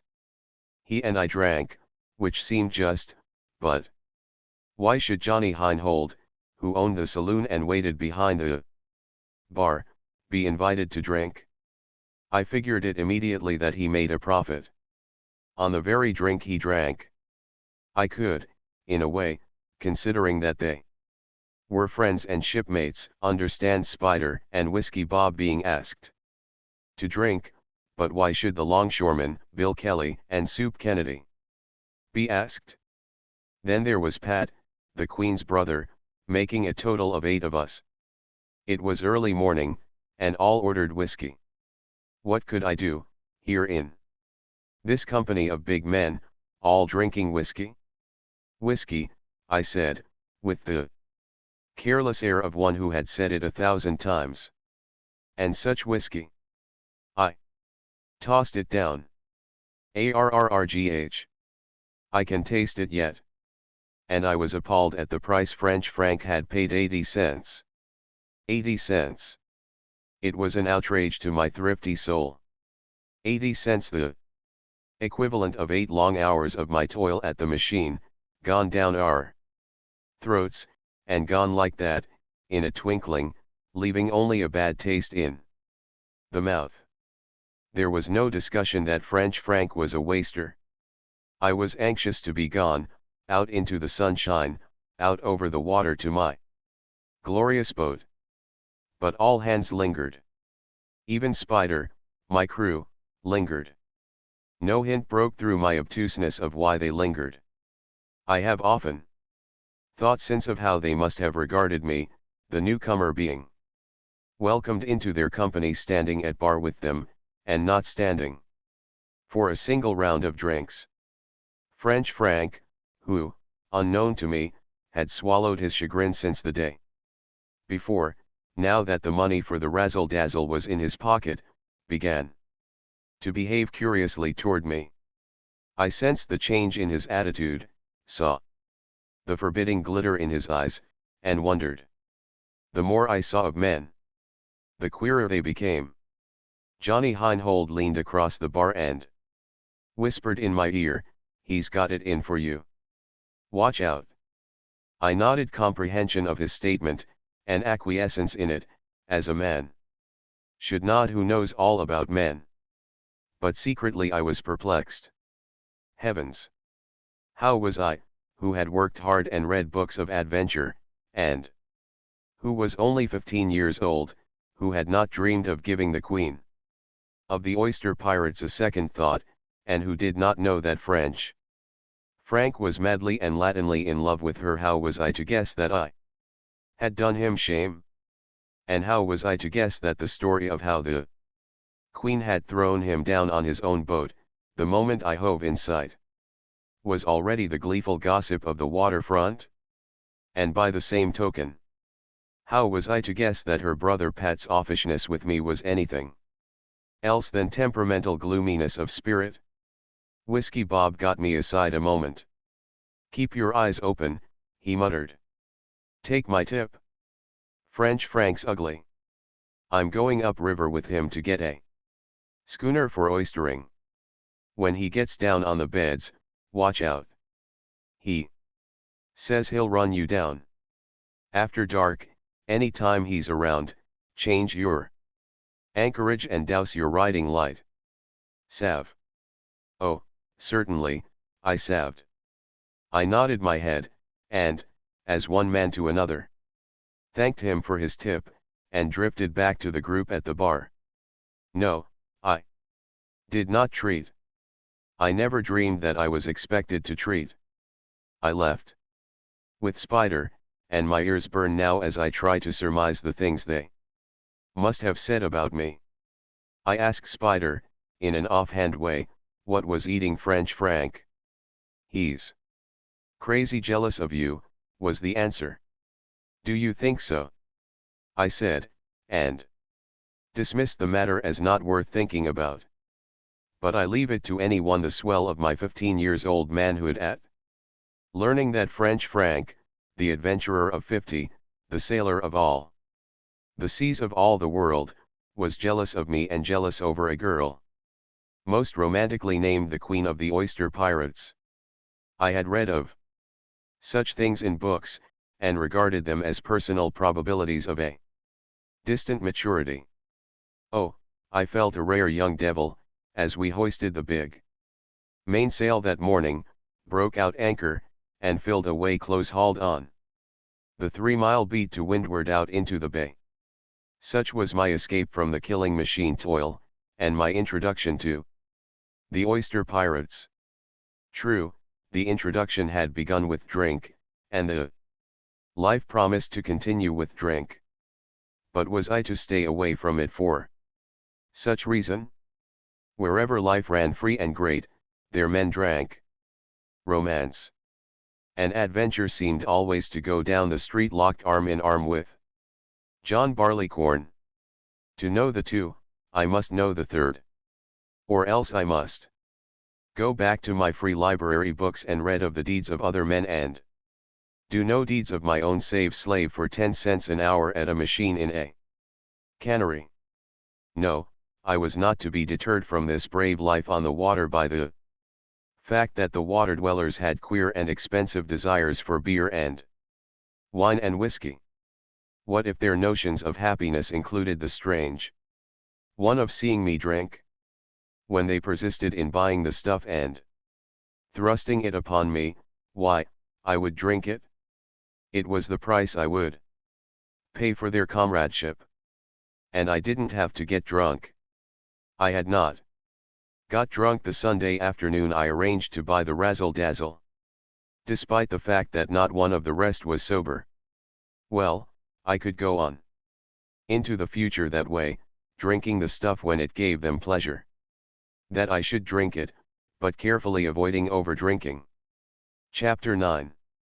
Gradual as was my development as a heavy drinker among the oyster pirates, the real heavy drinking came suddenly, and was the result, not of desire for alcohol, but of an intellectual conviction. The more I saw of the life, the more I was enamored of it. I can never forget my thrills the first night I took part in a concerted raid, when we assembled on board the Annie rough men, big and unafraid, and weazened wharf rats, some of them ex-convicts, all of them enemies of the law and marauding jail, in sea boots and sea gear, talking in gruff low voices, and Big George with revolvers strapped about his waist to show that he meant business. Oh, I know, looking back, that the whole thing was sordid and silly. But I was not looking back in those days when I was rubbing shoulders with John Barleycorn and beginning to accept him. The life was brave and wild, and I was living the adventure I had read so much about. Nelson, young Scratch they called him, to distinguish him from old Scratch, his father, sailed in the sloop Reindeer, partners with one Clam. Clam was a daredevil, but Nelson was a reckless maniac. He was 20 years old, with the body of a Hercules. When he was shot in Benicia, a couple of years later, the coroner said he was the greatest shouldered man he had ever seen laid on a slab. Nelson could not read or write. He had been dragged up by his father on San Francisco Bay, and boats were second nature with him. His strength was prodigious, and his reputation along the waterfront for violence was anything but savory. He had berserker rages and did mad, terrible things. I made his acquaintance the first cruise of the Razzle Dazzle, and saw him sail the Reindeer in a blow and dredge oysters all around the rest of us as we lay at two anchors, troubled with fear of going ashore. He was some man, this Nelson, and when, passing by the Last Chance saloon, he spoke to me, I felt very proud. But try to imagine my pride when he promptly asked me in to have a drink. I stood at the bar and drank a glass of beer with him, and talked manfully of oysters, and boats, and of the mystery of who had put the load of buckshot through the Annie's mainsail. We talked and lingered at the bar. It seemed to me strange that we lingered. We had had our beer. But who was I to lead the way outside? When great Nelson chose to lean against the bar. After a few minutes, to my surprise, he asked me to have another drink, which I did. And still we talked, and Nelson evinced no intention of leaving the bar. Bear with me while I explain the way of my reasoning and of my innocence. First of all, I was very proud to be in the company of Nelson, who was the most heroic figure among the oyster pirates and bay adventurers. Unfortunately for my stomach and mucous membranes, Nelson had a strange quirk of nature that made him find happiness in treating me to beer. I had no moral disinclination for beer, and just because I didn't like the taste of it and the weight of it was no reason I should forego the honor of his company. It was his whim to drink beer, and to have me drink beer with him. Very well, I would put up with the passing discomfort. So we continued to talk at the bar, and to drink beer ordered and paid for by Nelson. I think, now, when I look back upon it, that Nelson was curious. He wanted to find out just what kind of a gink I was. He wanted to see how many times I'd let him treat without offering to treat in return. After I had drunk half a dozen glasses, my policy of temperateness in mind, I decided that I had had enough for that time. So I mentioned that I was going aboard the Razzle Dazzle, then lying at the city wharf, 100 yards away.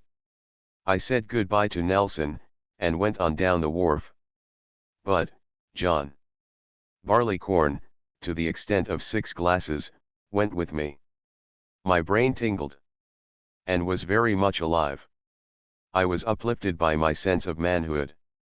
I, a truly true oyster pirate, was going aboard my own boat after hobnobbing in the last chance with Nelson, the greatest oyster pirate of us all. Strong in my brain was the vision of us leaning against the bar and drinking beer.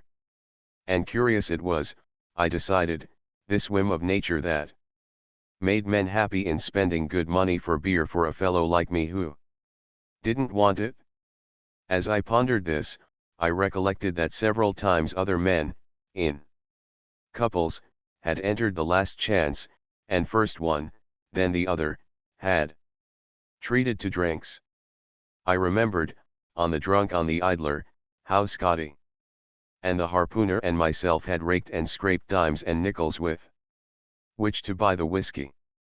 Then came my boy code, when on a day a fellow gave another a cannonball or a chunk of taffy, on some other day he would expect to receive back a cannonball or a chunk of taffy. That was why Nelson had lingered at the bar. Having bought a drink, he had waited for me to buy one. I had let him buy 6 drinks and never once offered to treat. And he was the great Nelson. I could feel myself blushing with shame. I sat down on the stringer piece of the wharf and buried my face in my hands. And the heat of my shame burned up my neck and into my cheeks and forehead. I have blushed many times in my life, but never have I experienced so terrible a blush as that one. And sitting there on the stringer piece in my shame, I did a great deal of thinking and transvaluing of values. I had been born poor. Poor I had lived. I had gone hungry on occasion. I had never had toys nor playthings like other children. My first memories of life were pinched by poverty. The pinch of poverty had been chronic. I was 8 years old when I wore my first little undershirt actually sold in a store across the counter. And then it had been only one little undershirt. When it was soiled I had to return to the awful homemade things until it was washed. I had been so proud of it that I insisted on wearing it without any outer garment. For the first time I mutinied against my mother, mutinied myself into hysteria, until she let me wear the store undershirt so all the world could see. Only a man who has undergone famine can properly value food, only sailors and desert dwellers know the meaning of fresh water. And only a child, with a child's imagination, can come to know the meaning of things it has been long denied. I early discovered that the only things I could have were those I got for myself. My meager childhood developed meageriness. The first things I had been able to get for myself had been cigarette pictures, cigarette posters, and cigarette albums. I had not had the spending of the money I earned, so I traded extra newspapers for these treasures. I traded duplicates with the other boys, and circulating, as I did, all about town, I had greater opportunities for trading and acquiring. It was not long before I had complete every series issued by every cigarette manufacturer, such as the great race horses, Parisian beauties, women of all nations, flags of all nations, noted actors, champion prize fighters, etc. And each series I had 3 different ways, in the card, from the cigarette package, in the poster, and in the album. Then I began to accumulate duplicate sets, duplicate albums. I traded for other things that boys valued and which they usually bought with money given them by their parents. Naturally, they did not have the keen sense of values that I had, who was never given money to buy anything. I traded for postage stamps, for minerals, for curios, for birds' eggs, for marbles. I had a more magnificent collection of agates than I have ever seen any boy possess, and the nucleus of the collection was a handful, worth at least $3, which I had kept as security for 20 cents I loaned to a messenger boy who was sent to reform school before he could redeem them. I'd trade anything and everything for anything else, and turn it over in a dozen more trades until it was transmuted into something that was worth something. I was famous as a trader. I was notorious as a miser.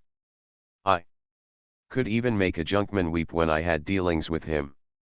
Other boys called me in to sell for them their collections of bottles, rags, old iron, grain, and gunny sacks, and 5-gallon oil cans and gave me a commission for doing it.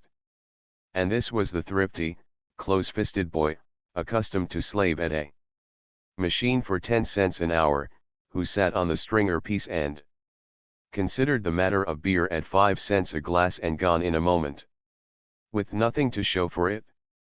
I was now with men I admired. I was proud to be with them. Had all my pinching and saving brought me the equivalent of one of the many thrills which had been mine since I came among the oyster pirates? Then what was worthwhile money or thrills? These men had no horror of squandering a nickel, or many nickels. They were magnificently careless of money, calling up 8 men to drink whiskey at 10 cents a glass, as French Frank had done. Why, Nelson had just spent 60 cents on beer for the 2 of us. Which was it to be? I was aware that I was making a grave decision. I was deciding between money and men, between niggardliness and romance.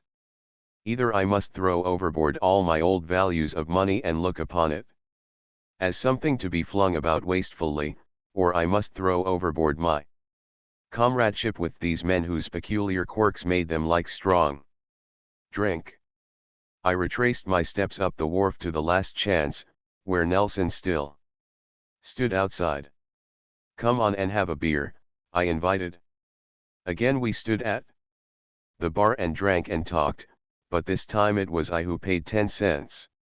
A whole hour of my labor at a machine for a drink of something I didn't want and which tasted rotten. But it wasn't difficult. I had achieved a concept. Money no longer counted. It was comradeship that counted. "Have another," I said. And we had another, and I paid for it. Nelson, with the wisdom of the skilled drinker, said to the barkeeper, "Make mine a small one, Johnny." Johnny nodded and gave him a glass that contained only a third as much as the glasses we had been drinking. Yet the charge was the same, 5 cents. By this time I was getting nicely jingled, so such extravagance didn't hurt me much. Besides, I was learning. There was more in this buying of drinks than mere quantity. I got my finger on it.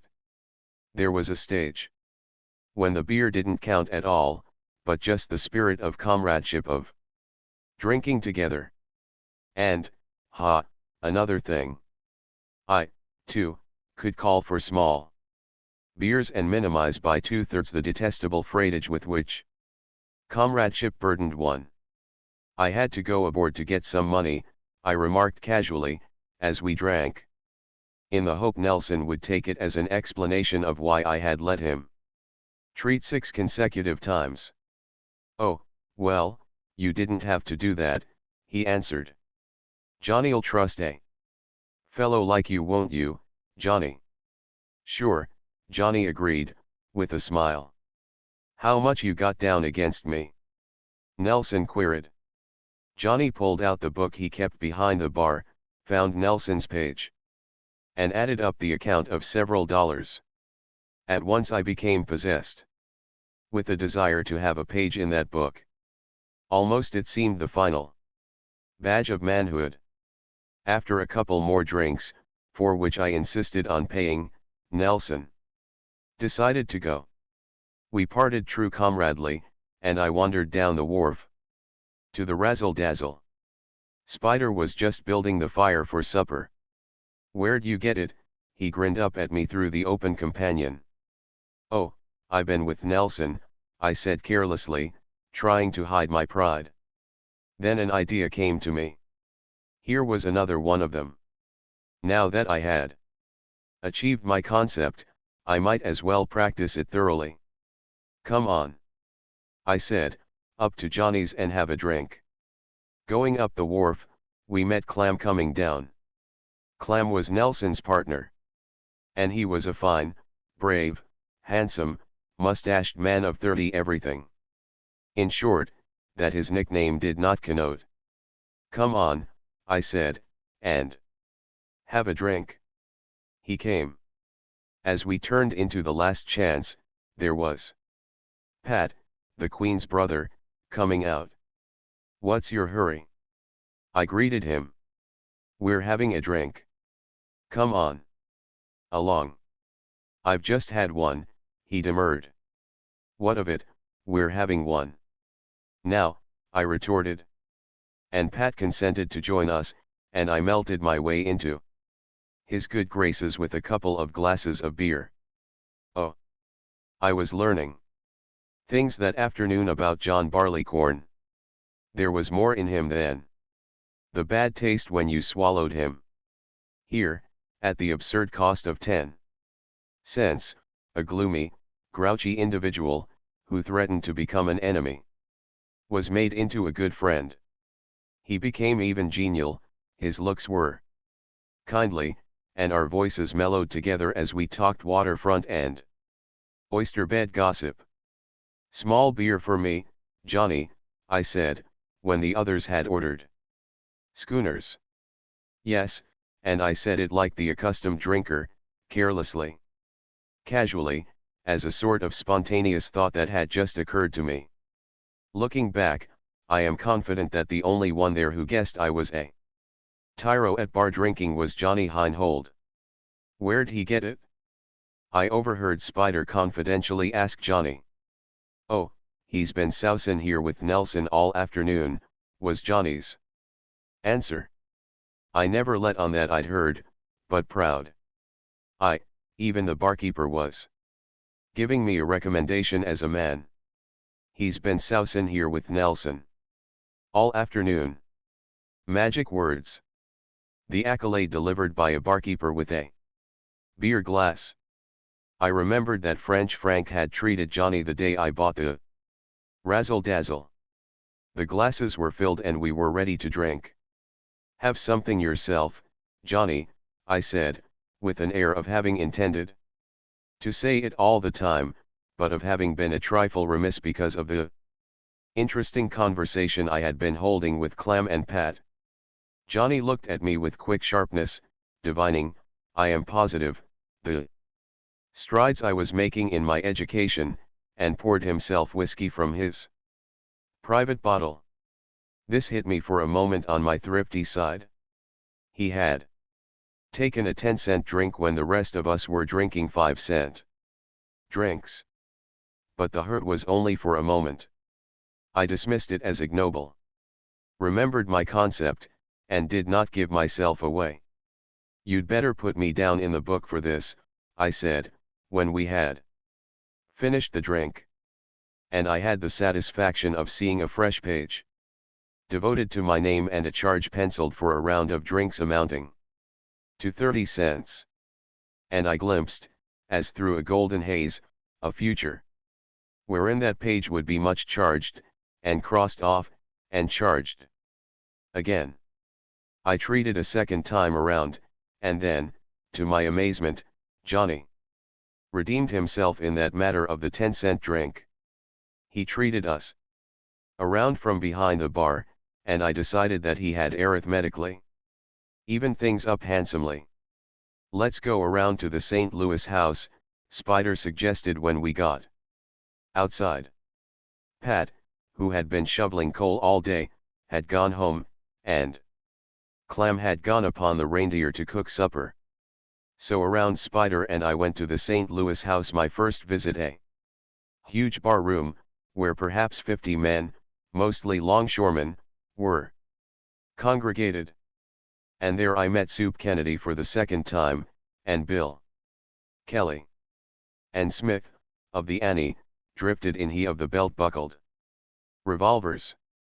And Nelson showed up. And I met others, including the Viggy brothers, who ran the place, and, chiefest of all, Joe Goose, with the wicked eyes, the twisted nose, and the flowered vest, who played the harmonica like a roistering angel and went on the most atrocious tears that even the Oakland waterfront could conceive of and admire. As I bought drinks others treated as well, the thought flickered across my mind that Mammy Jenny wasn't going to be repaid much on her loan out of that week's earnings of the Razzle Dazzle. But what of it? I thought, or rather, John Barleycorn thought it for me. "You're a man and you're getting acquainted with men. Mammy Jenny doesn't need the money as promptly as all that. She isn't starving. You know that. She's got other money in the bank. Let her wait, and pay her back gradually." And thus it was I learned another trait of John Barleycorn. He inhibits morality. Wrong conduct that it is impossible for one to do sober, is done quite easily when one is not sober. In fact, it is the only thing one can do, for John Barleycorn's inhibition rises like a wall between one's immediate desires and long-learned morality. I dismissed my thought of debt to Mammy Jenny and proceeded to get acquainted at the trifling expense of some trifling money and a jingle that was growing unpleasant. Who took me on board and put me to bed that night I do not know, but I imagine it must have been Spider. Chapter X. And so I won my manhood's spurs. My status on the waterfront and with the oyster pirates became immediately excellent. I was looked upon as a good fellow, as well as no coward. And somehow, from the day I achieved that concept sitting on the stringer piece of the Oakland City wharf, I have never cared much for money. No one has ever considered me a miser. Since, while my carelessness of money is a source of anxiety and worry to some that know me, so completely did I break with my parsimonious past that I sent word home to my mother to call in the boys of the neighborhood and give to them all my collections. I never even cared to learn what boys got what collections. I was a man now, and I made a clean sweep of everything that bound me to my boyhood. My reputation grew when the story went around the waterfront of how French Frank had tried to run me down with his schooner, and of how I had stood on the deck of the Razzle Dazzle, a cocked double-barreled shotgun in my hands, steering with my feet and holding her to her course, and compelled him to put up his will and keep away.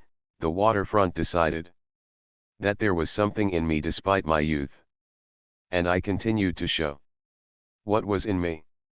There were the times I brought the razzle-dazzle in with a bigger load of oysters than any other two-man craft.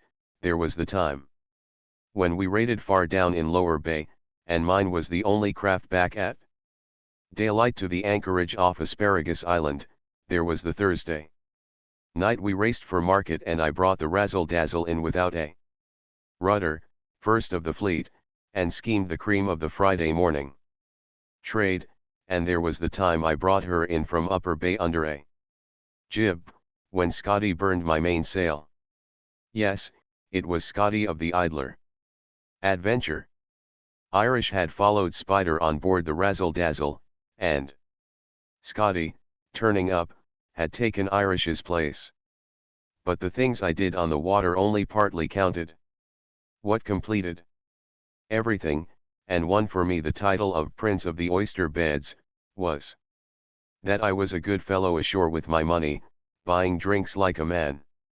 I little dreamed that the time would come when the Oakland waterfront, which had shocked me at first, would be shocked and annoyed by the devilry of the things I did.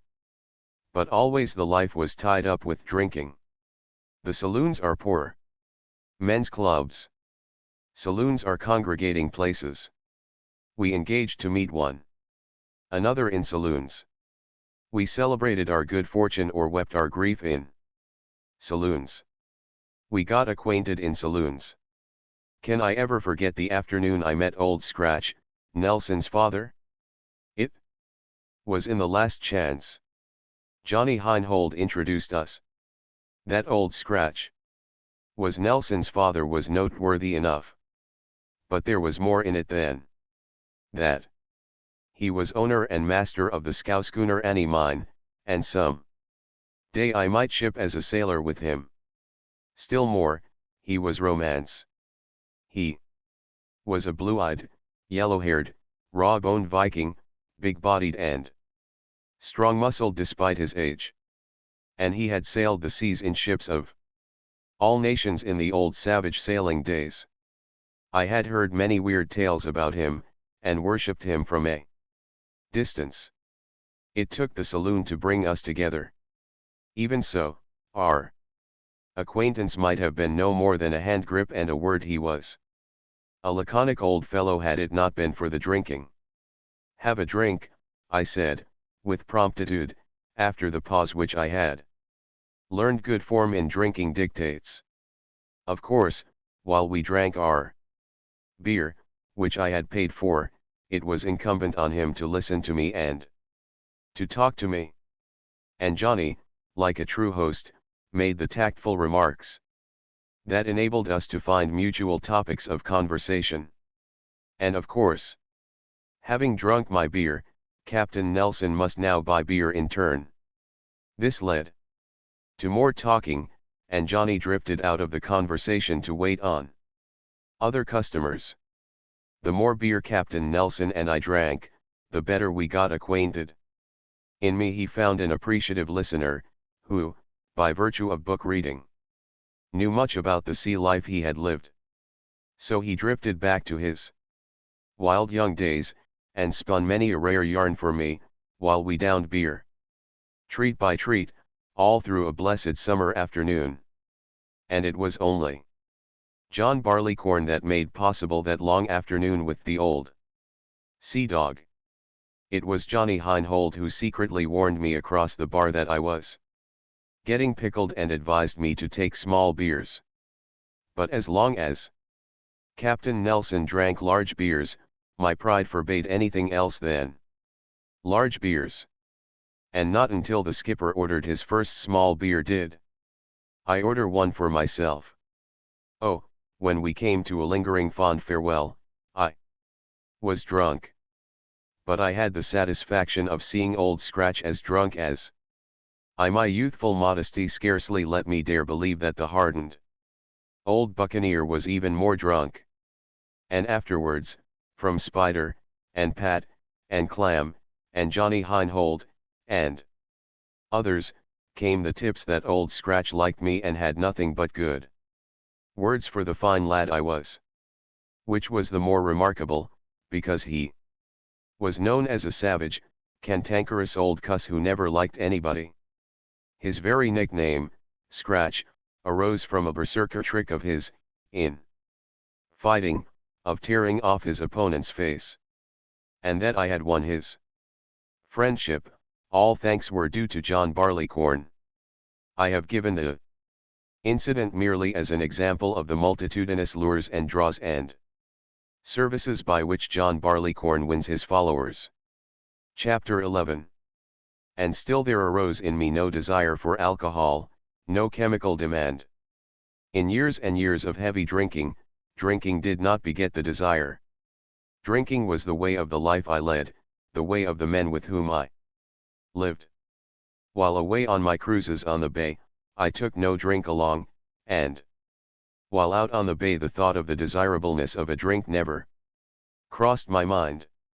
It was not until I tied the razzle-dazzle up to the wharf and got ashore in the congregating places of men, where drink flowed, that the buying of drinks for other men, and the accepting of drinks from other men, devolved upon me as a social duty and a manhood right. Then, too, there were the times, lying at the city wharf or across the estuary on the sandspit, when the Queen, and her sister, and her brother Pat, and Mrs. Hadley came aboard. It was my boat, I was host, and I could only dispense hospitality in the terms of their understanding of it. So I would rush Spider, or Irish, or Scotty, or whoever was my crew, with the kin for beer and the demi-john for red wine.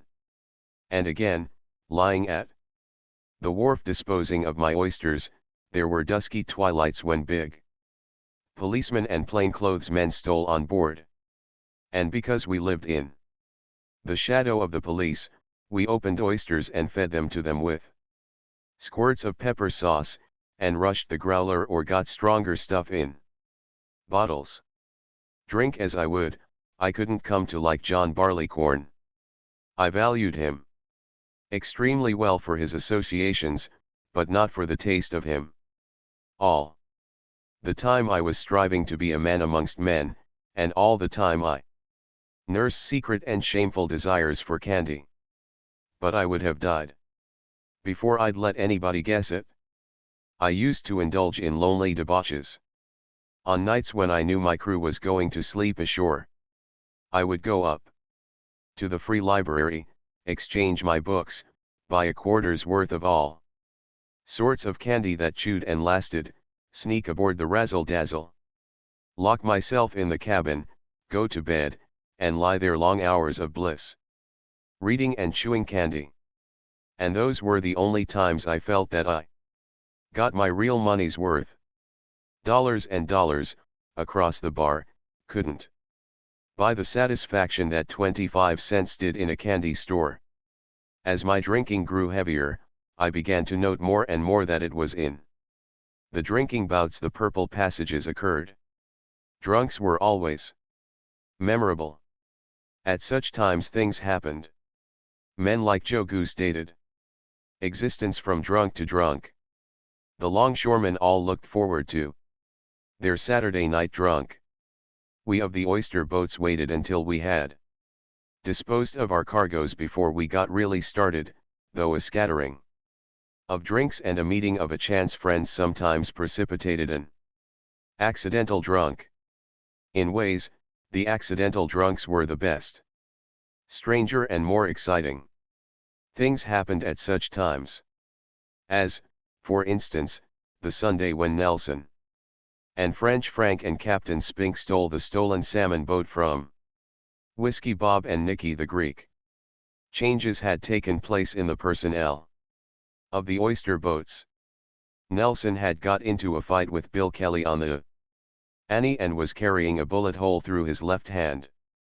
Also, having quarreled with Clam and broken partnership, Nelson had sailed the Reindeer, his arm in a sling, with a crew of 2 deep-water sailors, and he had sailed so madly as to frighten them ashore. Such was the tale of his recklessness they spread, that no one on the waterfront would go out with Nelson. So the Reindeer, crewless, lay across the estuary at the sandspit. Beside her lay the Razzle-Dazzle with a burned mainsail and Scotty and me on board. Whiskey Bob had fallen out with French Frank and gone on a raid upriver with Nicky the Greek. The result of this raid was a brand new Columbia River salmon boat, stolen from an Italian fisherman. We oyster pirates were all visited by the searching Italian, and we were convinced, from what we knew of their movements, that Whiskey Bob and Nicky the Greek were the guilty parties. But where was the salmon boat? Hundreds of Greek and Italian fishermen, upriver and down bay, had searched every slough and tule patch for it. When the owner despairingly offered a reward of $50, our interest increased and the mystery deepened. One Sunday morning old Captain Spink paid me a visit. The conversation was confidential. He had just been fishing in his skiff in the old Alameda ferry slip. As the tide went down, he had noticed a rope tied to a pile underwater and leading downward. In vain he had tried to heave up what was fast on the other end. Farther along, to another pile, was a similar rope, leading downward and unheavable. Without doubt, it was the missing salmon boat. If we restored it to its rightful owner, there was $50 in it for us. But I had queer ethical notions about honor amongst thieves, and declined to have anything to do with the affair. But French Frank had quarreled with Whiskey Bob, and Nelson was also an enemy. Poor Whiskey Bob, without viciousness, good-natured, generous. Born weak, raised poorly, with an irresistible chemical demand for alcohol, still prosecuting his vocation of bay pirate, his body was picked up, not long afterward, beside a dock where it had sunk full of gunshot wounds. Within an hour after I had rejected Captain Spink's proposal, I saw him sail down the estuary on board the Reindeer with Nelson. Also, French Frank went by on his schooner. It was not long ere they sailed back up the estuary, curiously side by side. As they headed in for the sandspit, the submerged salmon boat could be seen, gunwales awash and held up from sinking by ropes fast to the schooner and the sloop. The tide was half out, and they sailed squarely in on the sand, grounding in a row, with the salmon boat in the middle. Immediately Hans, one of French Frank's sailors, was into a skiff and pulling rapidly for the north shore. The big demijohn in the stern sheets told his errand. They couldn't wait a moment to celebrate the $50 they had so easily earned. It is the way of the devotees of John Barleycorn. When good fortune comes, they drink. When they have no fortune, they drink to the hope of good fortune. If fortune be ill, they drink to forget it. If they meet a friend, they drink. If they quarrel with a friend and lose him, they drink. If their love-making be crowned with success, they are so happy they needs must drink. If they be jilted, they drink for the contrary reason. And if they haven't anything to do at all, why, they take a drink, secure in the knowledge that when they have taken a sufficient number of drinks the maggots will start crawling in their brains and they will have their hands full with things to do. When they are sober they want to drink. And when they have drunk they want to drink more. Of course, as fellow comrades, Scotty and I were called in for the drinking. We helped to make a hole in that $50 not yet received. The afternoon, from just an ordinary common summer Sunday afternoon, became a gorgeous, purple afternoon. We all talked and sang, and ranted and bragged, and ever French Frank and Nelson sent more drinks around. We lay in full sight of the Oakland waterfront, and the noise of our revels attracted friends. Skiff after skiff crossed the estuary and hauled up on the sand spit, while Hans' work was cut out for him ever to row back and forth for more supplies of booze. Then Whiskey Bob and Nicky the Greek arrived, sober, indignant, outraged, in that their fellow pirates had raised their plant.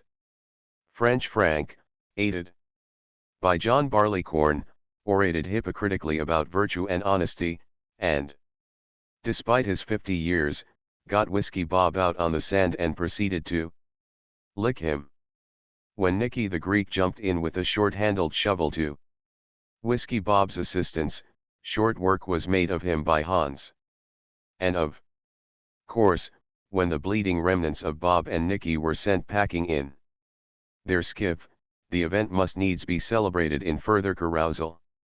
By this time, our visitors being numerous, we were a large crowd, compounded of many nationalities and diverse temperaments, all aroused by John Barleycorn, all restraints cast off, old quarrels revived, ancient hates flared up. Fight was in the air. And whenever a longshoreman remembered something against a scow schooner sailor, or vice versa, or an oyster pirate remembered or was remembered, a fist shot out and another fight was on. And every fight was made up in more rounds of drinks, wherein the combatants, aided and abetted by the rest of us, embraced each other and pledged undying friendship. And, of all times, Soup Kennedy selected this time to come and retrieve an old shirt of his, left aboard the Reindeer from the trip he sailed with Clam. He had espoused Clam's side of the quarrel with Nelson. Also, he had been drinking in the St. Louis house, so that it was John Barleycorn who led him to the sand spit in quest of his old shirt. Few words started the fray. He locked with Nelson in the cockpit of the Reindeer, and in the mix-up barely escaped being brained by an iron bar wielded by irate French Frank, irate because a two-handed man had attacked a one-handed man. If the Reindeer still floats, the dent of the iron bar remains in the hardwood rail of her cockpit. But Nelson pulled his bandaged hand, bullet perforated, out of its sling, and, held by us, wept and roared his berserker belief that he could lick Soup Kennedy one-handed. And we let them loose on the sand. Once, when it looked as if Nelson were getting the worst of it, French Frank and John Barleycorn sprang unfairly into the fight. Scotty protested and reached for French Frank, who whirled upon him and fell on top of him in a pummeling clinch after a sprawl of 20 feet across the sand. In the course of separating these two, half a dozen fights started amongst the rest of us. These fights were finished, one way or the other, or we separated them with drinks, while all the time Nelson and Soup Kennedy fought on. Occasionally we returned to them and gave advice, such as, when they lay exhausted in the sand, unable to strike a blow, throw sand in his eyes. And they threw sand in each other's eyes, recuperated, and fought on to successive exhaust ions. And now, of all this that is squalid, and ridiculous, and bestial, try to think what it meant to me, a youth not yet 16, burning with the spirit of adventure, fancy filled with tales of buccaneers and sea rovers, sacks of cities and conflicts of armed men, and imagination maddened by the stuff I had drunk. It was life raw and naked, wild and free, the only life of that sort which my birth in time and space permitted me to attain. And more than that, it carried a promise. It was the beginning.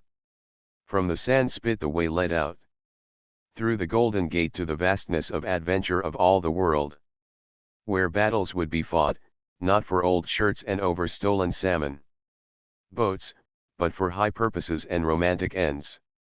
And because I told Scotty what I thought of his letting an old man like French Frank get away with him, we, too, brawled and added to the Festivity of the sand spit.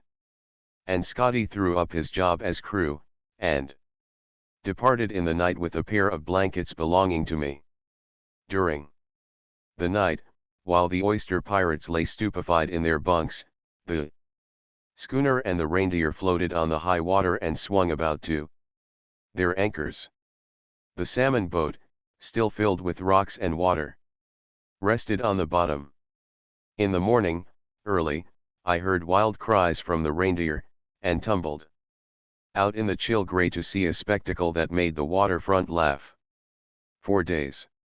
The beautiful salmon boat lay on the hard sand, squashed flat as a pancake, while on it were perched Frank's schooner and the Reindeer. Unfortunately, 2 of the Reindeer's planks had been crushed in by the stout oak stem of the salmon boat. The rising tide had flowed through the hole, and just awakened Nelson by getting into his bunk with him. I lent a hand, and we pumped the Reindeer out and repaired the damage. Then Nelson cooked breakfast, and while we ate we considered the situation. He was broke. So was I. The $50 reward would never be paid for that pitiful mess of splinters on the sand beneath us. He had a wounded hand and no crew. I had a burned mainsail and no crew. What do ye say, you and me? Nelson queried. I'll go you, was my answer. And thus I became partners with young Scratch Nelson, the wildest, maddest of them all. We borrowed the money for an outfit of grub from Johnny Heinhold, filled our water barrels, and sailed away that day for the oyster beds. Chapter 12. Nor have I ever regretted those months of mad devilry I put in with Nelson.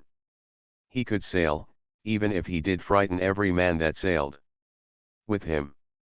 To steer to misdestruction by an inch or an instant was his joy. To do what everybody else did not dare attempt to do, was his pride.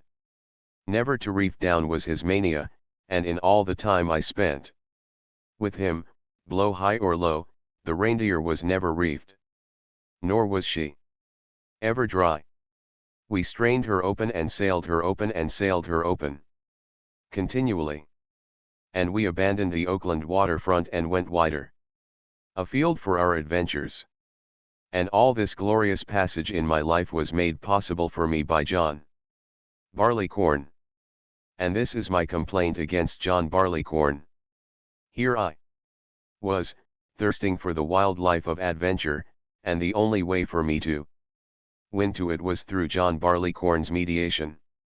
It was the way of the men who lived the life. Did I wish to live the life, I must live it the way they did. It was by virtue of drinking that I gained that partnership and comradeship with Nelson.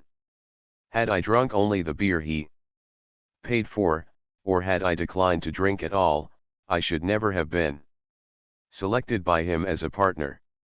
He wanted a partner who would meet him on the social side, as well as the work side of life.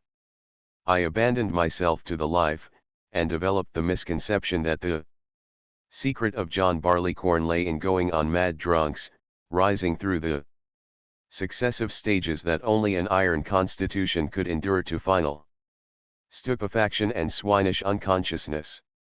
I did not like the taste, so I drank for the sole purpose of getting drunk, of getting helplessly drunk. And I, who had saved and scraped, traded like a Shylock and made junkmen weep, I, who had stood aghast when Frank, at a single stroke, spent 80 cents for whiskey for 8 men, I turned myself loose with a more lavish disregard for money than any of them. I remember going ashore one night with Nelson. In my pocket were $180. It was my intention, first, to buy me some clothes, after that, some drinks. I needed the clothes. All I possessed were on me, and they were as follows: a pair of sea boots that providentially leaked the water out as fast as it ran in, a pair of 50-cent overalls, a 40-cent cotton shirt, and a sou'wester. I had no hat, so I had to wear the sou'wester, and it will be noted that I have listed neither underclothes nor socks. I didn't own any. To reach the stores where clothes could be bought, we had to pass a dozen saloons. So I bought me the drinks first. I never got to the clothing stores. In the morning, broke, poisoned, but contented, I came back on board, and we set sail. I possessed only the clothes I had gone ashore in, and not a cent remained of the $180. It might well be deemed impossible, by those who have never tried it, that in 12 hours a lad can spend all of $180 for drinks. I know otherwise. And I had no regrets. I was proud. I had shown them I could spend with the best of them. Amongst strong men I had proved myself strong. I had clinched again, as I had often clinched, my right to the title of Prince. Also, my attitude may be considered, in part, as a reaction from my childhood's meageriness and my childhood's excessive toil. Possibly my inchoate thought was, better to reign among booze fighters a prince than to toil 12 hours a day at a machine for 10 cents an hour. There are no purple passages in machine toil. But if the spending of $180 in 12 hours isn't a purple passage, then I'd like to know what is. Oh, I skip much of the details of my trafficking with John Barleycorn during this period, and shall only mention events that will throw light on John Barleycorn's ways. There were 3 things that enabled me to pursue this heavy drinking. First, a magnificent constitution far better than the average; second, the healthy open-air life on the water; and third, the fact that I drank irregularly. While out on the water, we never carried any drink along. The world was opening up to me. Already I knew several hundred miles of the waterways of it, and of the towns and cities and fishing hamlets on the shores. Came the whisper to range farther. I had not found it yet. There was more behind. But even this much of the world was too wide for Nelson. He wearied for his beloved Oakland waterfront, and when he elected to return to it we separated in all friendliness. I now made the old town of Benicia, on the Carquinez Straits, my headquarters. In a cluster of fishermen's arks, moored in the Tules on the waterfront, dwelt a congenial crowd of drinkers and vagabonds, and I joined them. I had longer spells ashore, between fooling with salmon, fishing and making raids up and down bay and rivers as a deputy fish patrolman, and I drank more and learned more about drinking. I held my own with anyone, drink for drink, and often drank more than my share to show the strength of my manhood. When, on a morning, my unconscious carcass was disentangled from the nets on the drying frames, whither I had stupidly, blindly crawled the night before, and when the waterfront talked it over with many a giggle and laugh and another drink, I was proud indeed. It was an exploit. And when I never drew a sober breath, on one stretch, for 3 solid weeks, I was certain I had reached the top. Surely, in that direction, one could go no farther. It was time for me to move on. For always, drunk or sober, at the back of my consciousness something whispered that this carousing and bay adventuring was not all of life. This whisper was my good fortune. I happened to be so made that I could hear it calling. Always calling, out and away over the world. It was not canniness on my part. It was curiosity, desire to know, an unrest and a seeking for things wonderful that I seemed somehow to have glimpsed or guessed. What was this life for, I demanded, if this were all? No, there was something more, away and beyond. And, in relation to my much later development as a drinker, this whisper, this promise of the things at the back of life, must be noted, for it was destined to play a dire part in my more recent wrestlings with John Barleycorn.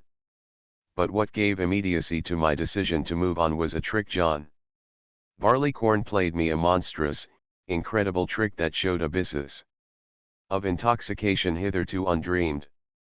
At 1 o'clock in the morning, after a prodigious drunk, I was tottering aboard a sloop at the end of the wharf, intending to go to sleep.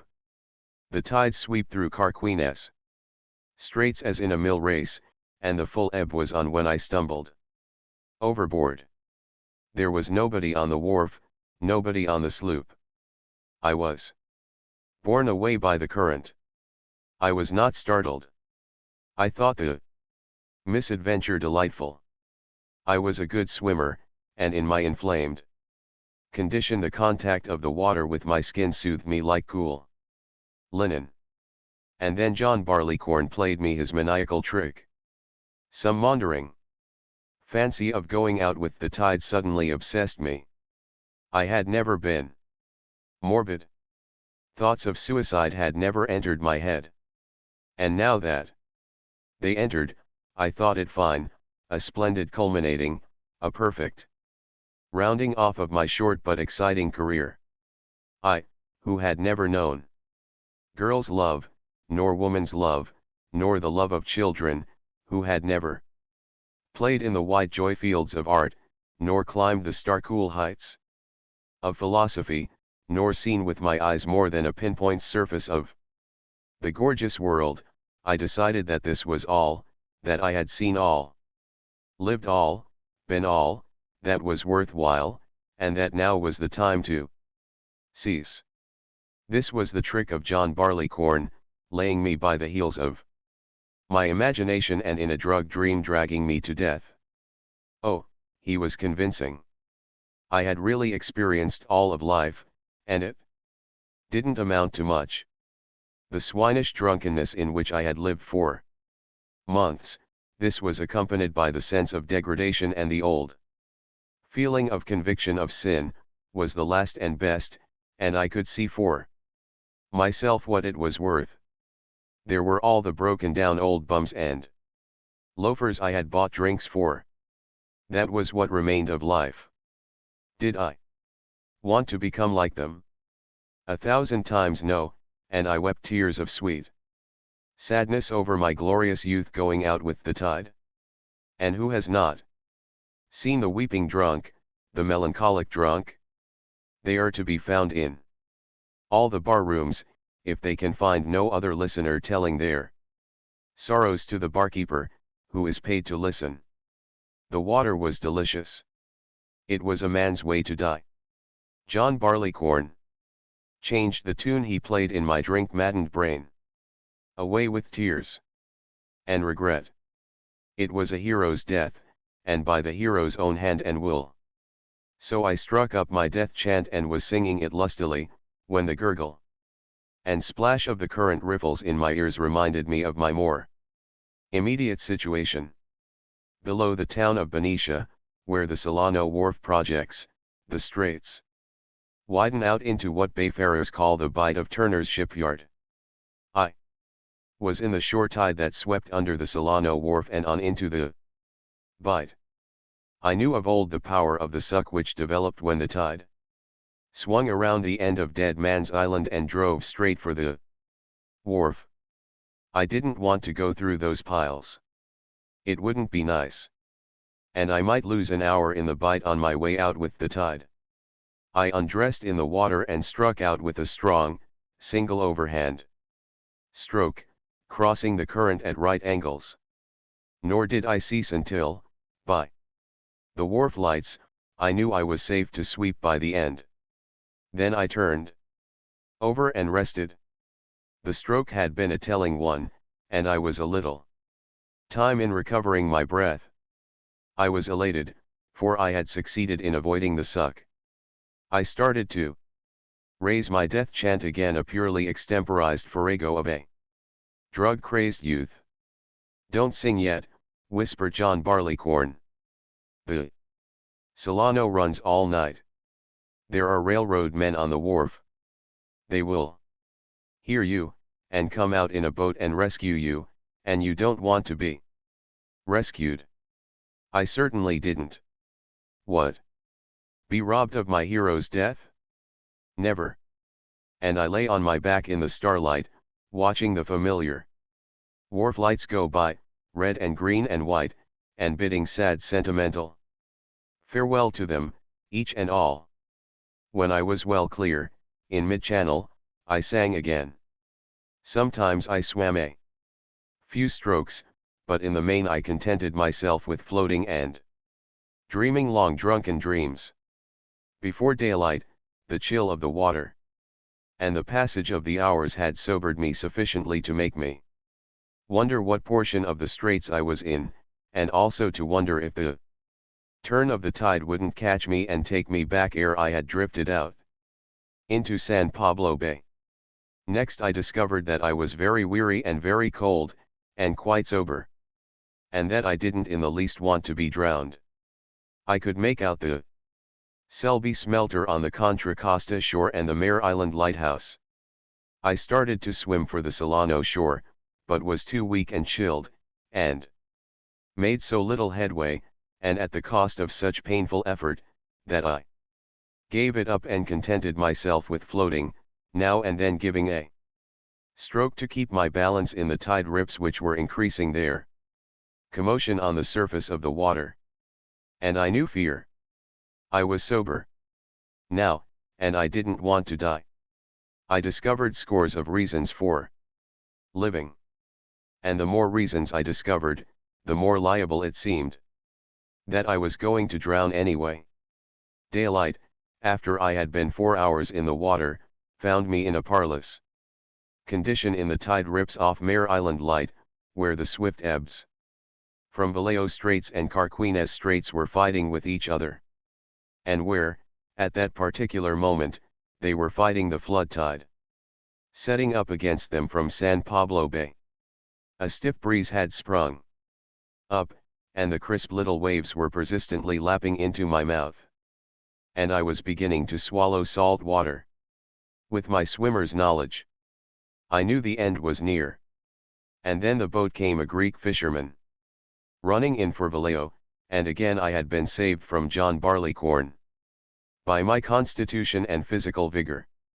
And, in passing, let me note that this maniacal trick John Barleycorn played me is nothing uncommon.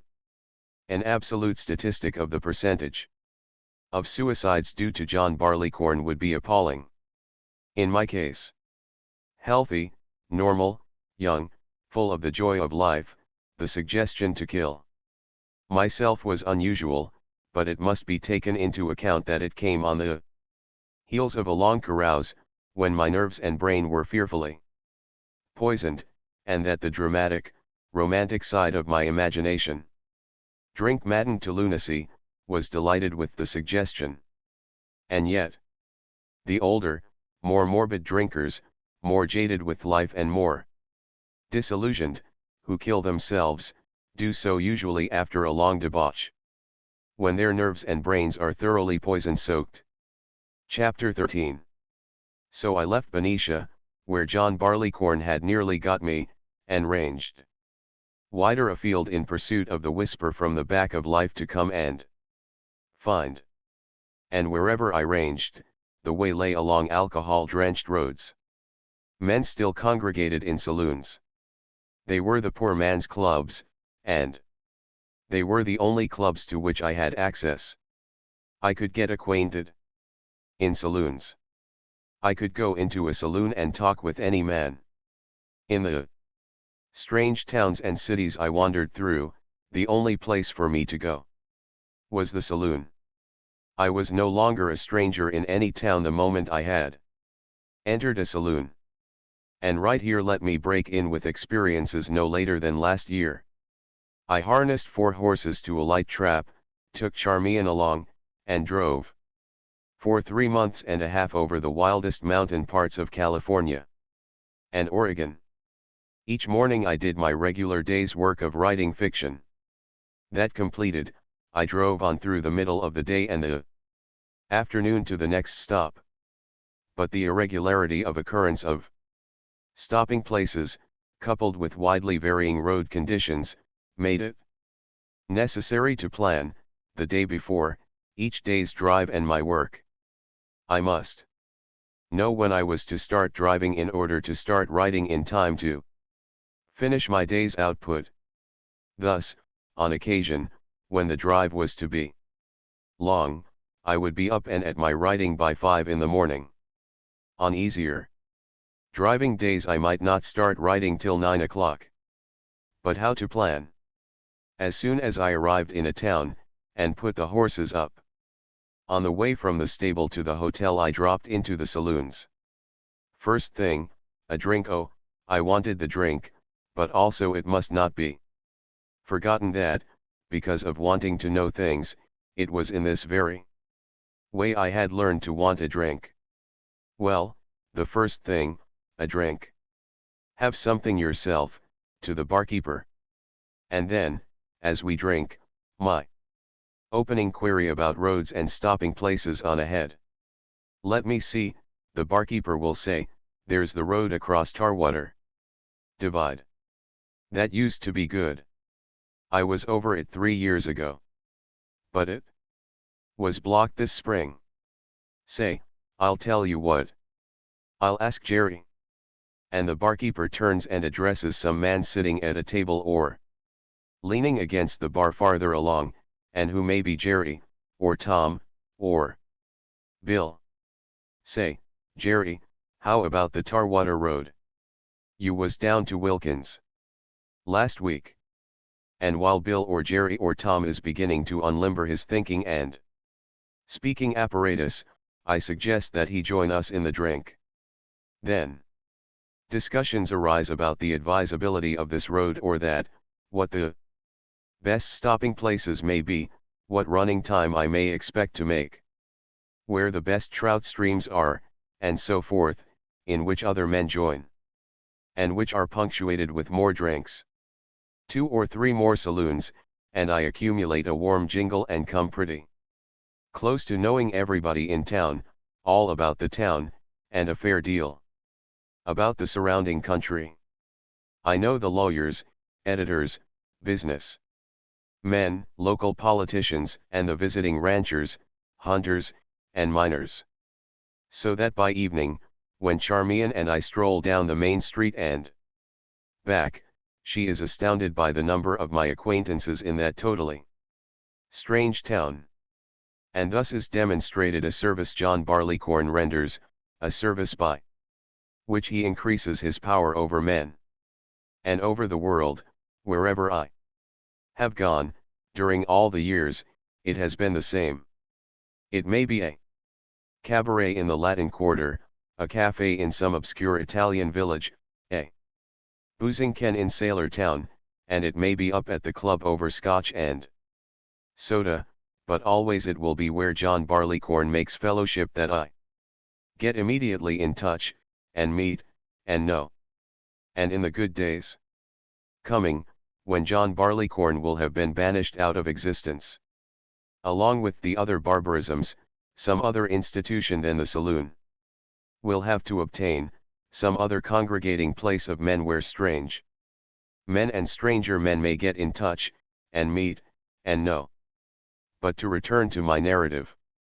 When I turned my back on Benicia, my way led through saloons.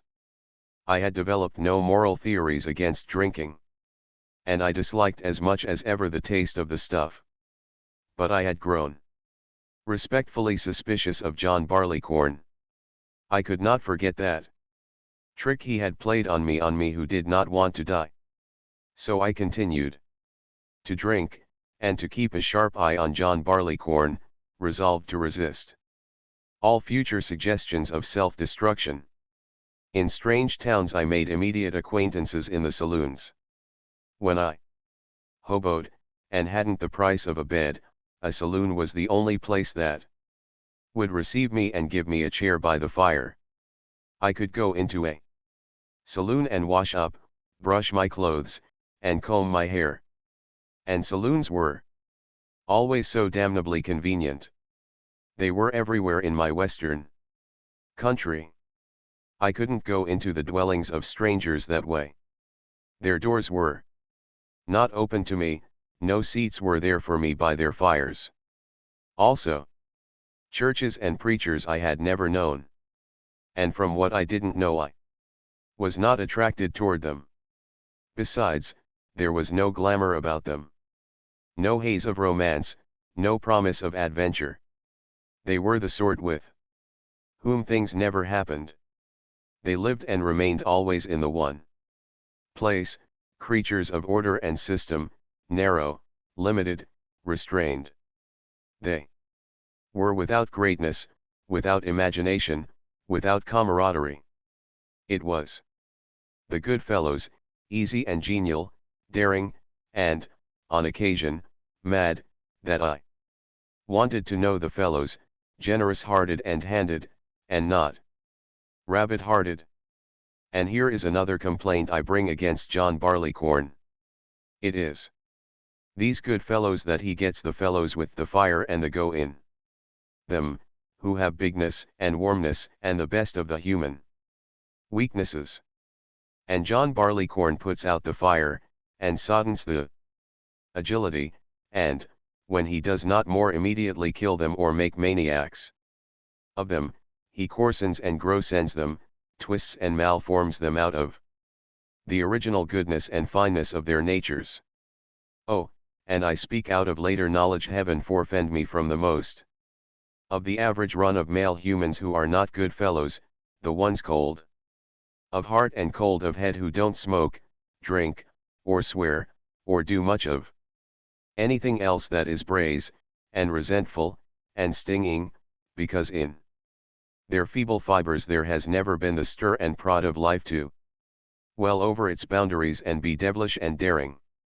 One doesn't meet these in saloons, nor rallying to lost causes, nor flaming on the adventure paths, nor loving as God's own mad lovers. They are too busy keeping their feet dry, conserving their heartbeats, and making unlovely life successes of their spirit mediocrity. And so I draw the indictment home to John Barleycorn.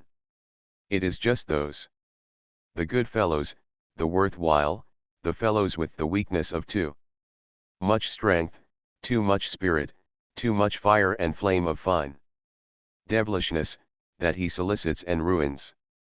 Of course, he ruins weaklings. But with them, the worst we breed, I am not here concerned. My concern is that it is so much of the best we breed whom John Barleycorn destroys. And the reason why these best are destroyed is because John Barleycorn stands on every highway and byway, accessible, law-protected, saluted by the policeman on the beat, speaking to them, leading them by the hand to the places where the good fellows and daring ones foregather and drink deep. With John Barleycorn out of the way, these daring ones would still be born, and they would do things instead of perishing. Always I encountered the camaraderie of drink. I might be walking down the track to the water tank to lie in wait for a passing freight train, when I would chance upon a bunch of alky stiffs. An alky stiff is a tramp who drinks druggist's alcohol. Immediately, with greeting and salutation, I am taken into the fellowship.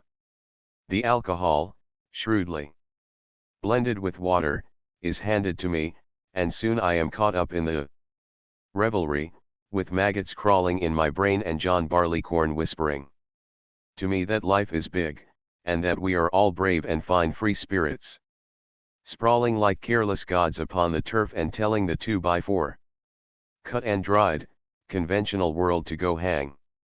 Chapter 14.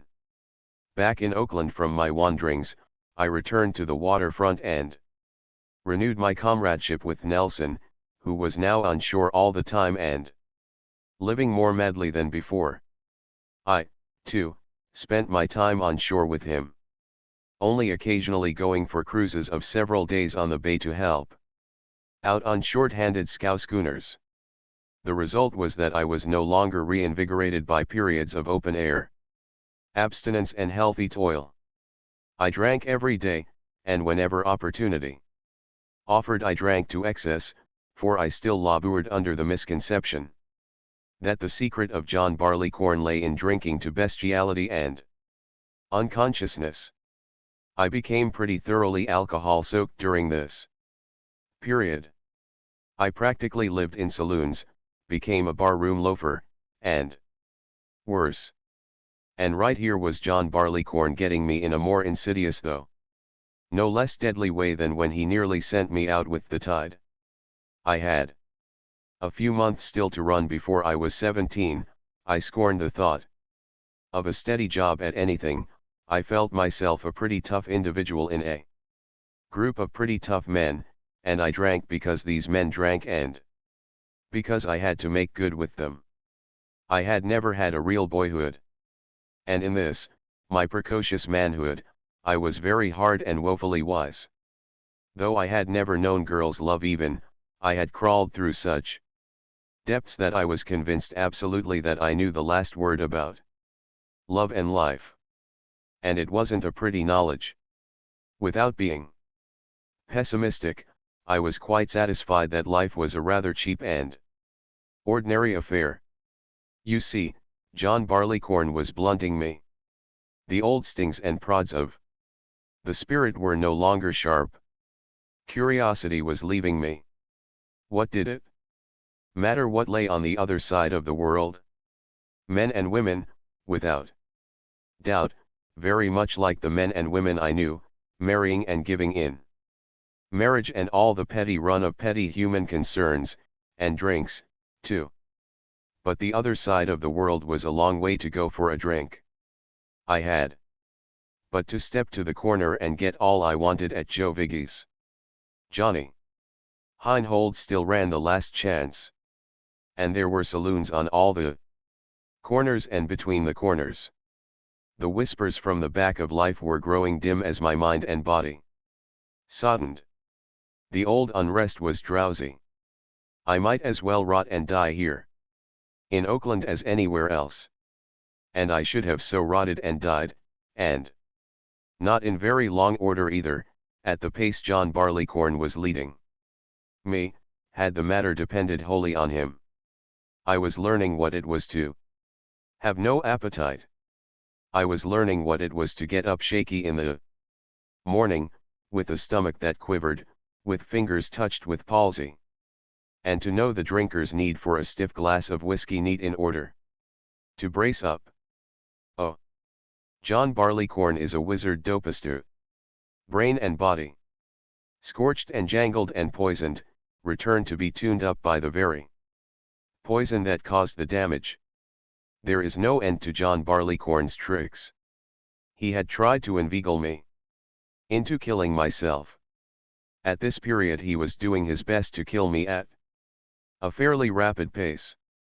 But, not satisfied with that, he tried another dodge. He very nearly got me, too, and right there I learned a lesson about him, became a wiser, a more skillful drinker. I learned there were limits to my gorgeous constitution, and that there were no limits to John Barleycorn. I learned that in a short hour or two he could master my strong head, my broad shoulders and deep chest, put me on my back, and with a devil's grip on my throat proceed to choke the life out of me. Nelson and I were sitting in the Overland House. It was early in the evening, and the only reason we were there was because we were broke and it was election time. You see, in election time local politicians, aspirants for office, have a way of making the rounds of the saloons to get votes.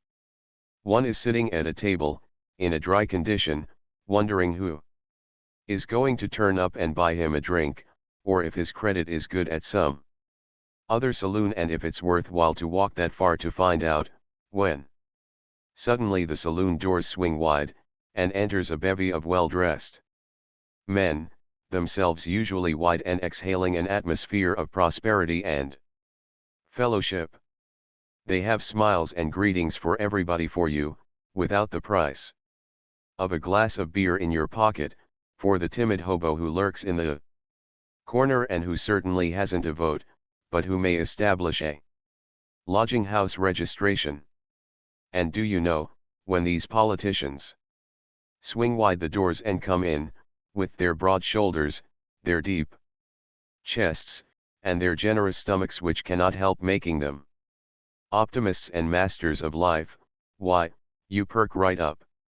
It's going to be a warm evening after all, and you know you'll get a souse started at the very least. And who knows, the gods may be kind, other drinks may come, and the night culminate in glorious greatness.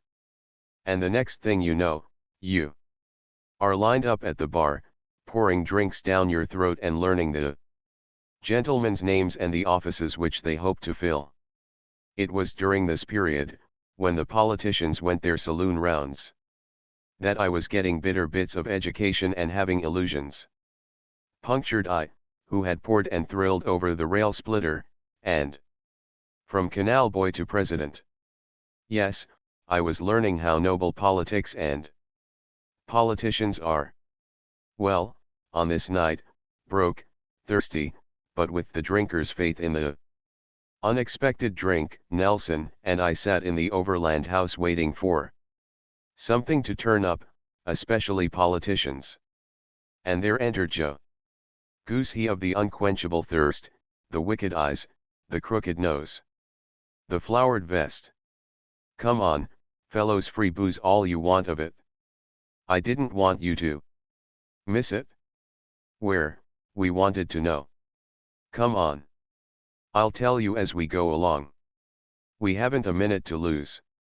And as we hurried uptown, Joe Goose explained, it's the Hancock Fire Brigade. All you have to do is wear a red shirt and a helmet, and carry a torch. They're going down on a special train to Haywood's to parade. I think the place was Haywood's. It may have been San Leandro or Niles. And, to save me, I can't remember whether the Hancock Fire Brigade was a Republican or a Democratic organization. But anyway, the politicians who ran it were short of torchbearers, and anybody who would parade could get drunk if he wanted to. The town'll be wide open, Joe Goose went on. Booze? It'll run like water. The politicians have bought the stocks of the saloons. There'll be no charge. All you got to do is walk right up and call for it. We'll raise hell. At the hall, on 8th Street near Broadway, we got into the firemen's shirts and helmets, were equipped with torches, and, growling because we weren't given at least one drink before we started, were herded aboard the train. Oh, those politicians had handled our kind before. At Haywood's there were no drinks either. Parade first, and earn your booze, was the order of the night. We paraded. Then the saloons were opened. Extra barkeepers had been engaged, and the drinkers jammed 6 deep before every drink-drenched and unwiped bar. There was no time to wipe the bar, nor wash glasses, nor do anything save fill glasses. The Oakland waterfront can be real thirsty on occasion. This method of jamming and struggling in front of the bar was too slow for us. The drink was ours. The politicians had bought it for us. We'd paraded and earned it, hadn't we? So we made a flank attack around the end of the bar, shoved the protesting barkeepers aside, and helped ourselves to bottles. Outside, we knocked the necks of the bottles off against the concrete curbs, and drank. Now Joe Goose and Nelson had learned discretion with straight whiskey, drunk in quantity. I hadn't. I still labored under the misconception that one was to drink all he could get, especially when it didn't cost anything. We shared our bottles with others, and drank a good portion ourselves, while I drank most of all. And I didn't like the stuff. I drank it as I had drunk beer at 5, and wine at 7. I mastered my qualms and downed it like so much medicine. And when we wanted more bottles, we went into other saloons where the free drink was flowing, and helped ourselves. I haven't the slightest idea of how much I drank, whether it was 2 quarts or 5.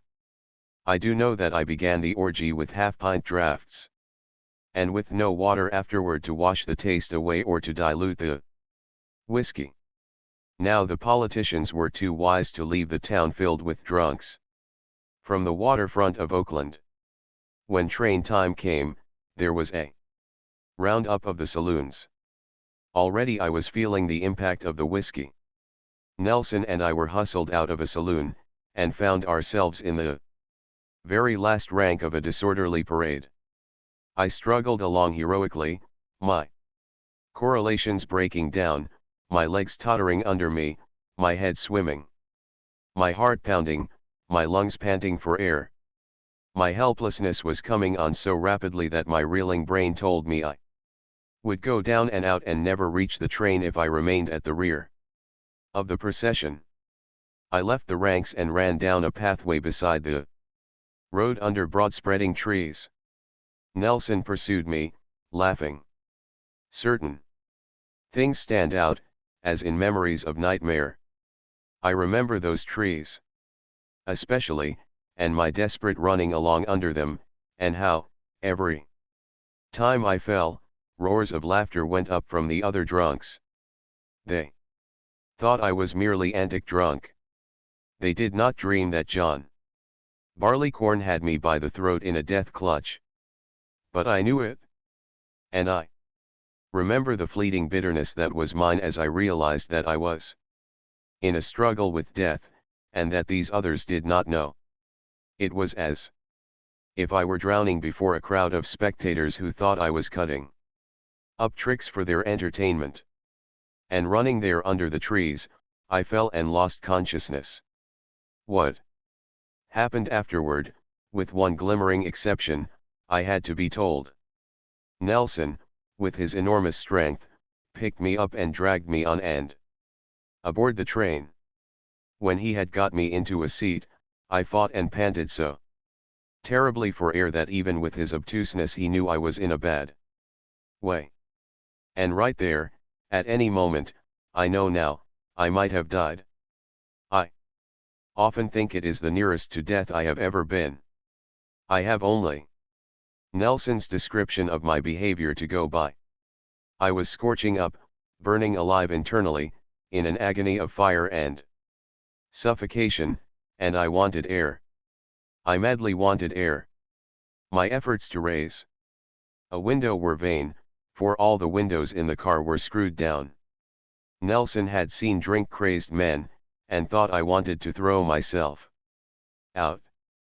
He tried to restrain me, but I fought on. I seized some man's torch and smashed the glass. Now there were pro-Nelson and anti-Nelson factions on the Oakland waterfront, and men of both factions, with more drink in them than was good, filled the car. My smashing of the window was the signal for the antis. One of them reached for me, and dropped me, and started the fight, of all of which I have no knowledge save what was told me afterward, and a sore jaw next day from the blow that put me out. The man who struck me went down across my body, Nelson followed him, and they say there were few unbroken windows in the wreckage of the car that followed as the free-for-all fight had its course. This being knocked cold and motionless was perhaps the best thing that could have happened to me. My violent struggles had only accelerated my already dangerously accelerated heart, and increased the need for oxygen in my suffocating lungs. After the fight was over and I came to, I did not come to myself. I was no more myself than a drowning man is who continues to struggle after he has lost consciousness. I have no memory of my actions, but I cried, "Air! Air!" so insistently, that it dawned on Nelson that I did not contemplate self-destruction.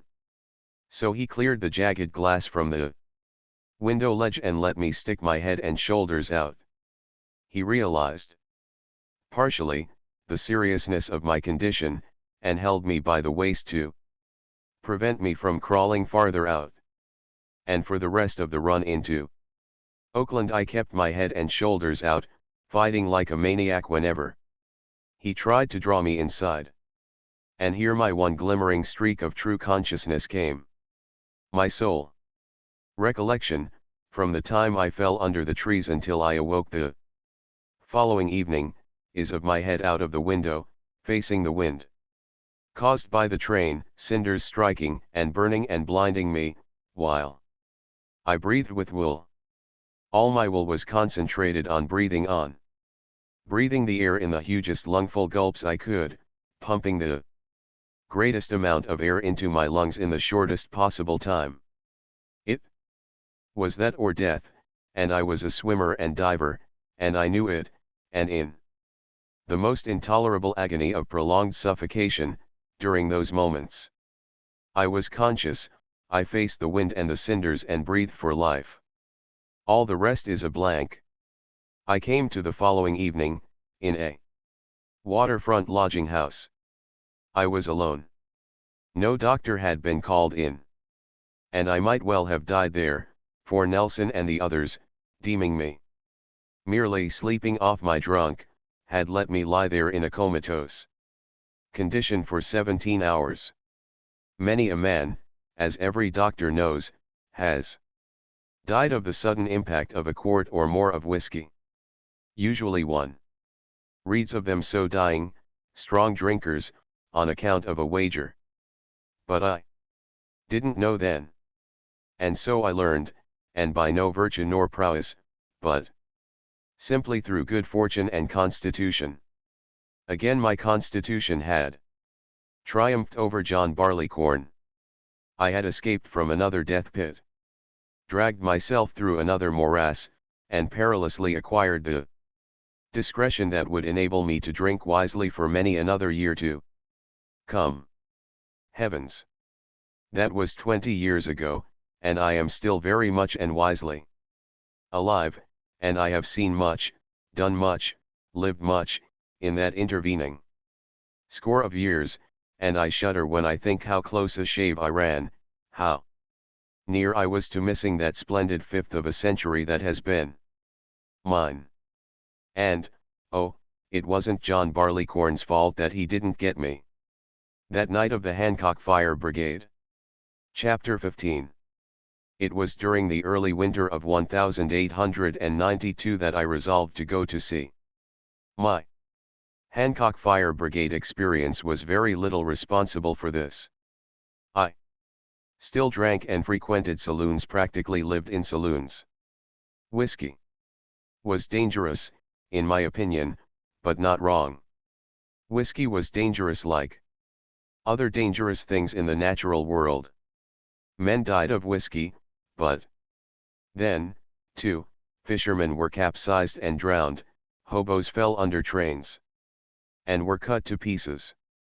To cope with winds and waves, railroad trains, and bar rooms, one must use judgment. To get drunk after the manner of men was all right, but one must do it with discretion. No more quarts of whiskey for me. What really decided me to go to sea was that I had caught my first vision of the death road which John Barleycorn maintains for his devotees.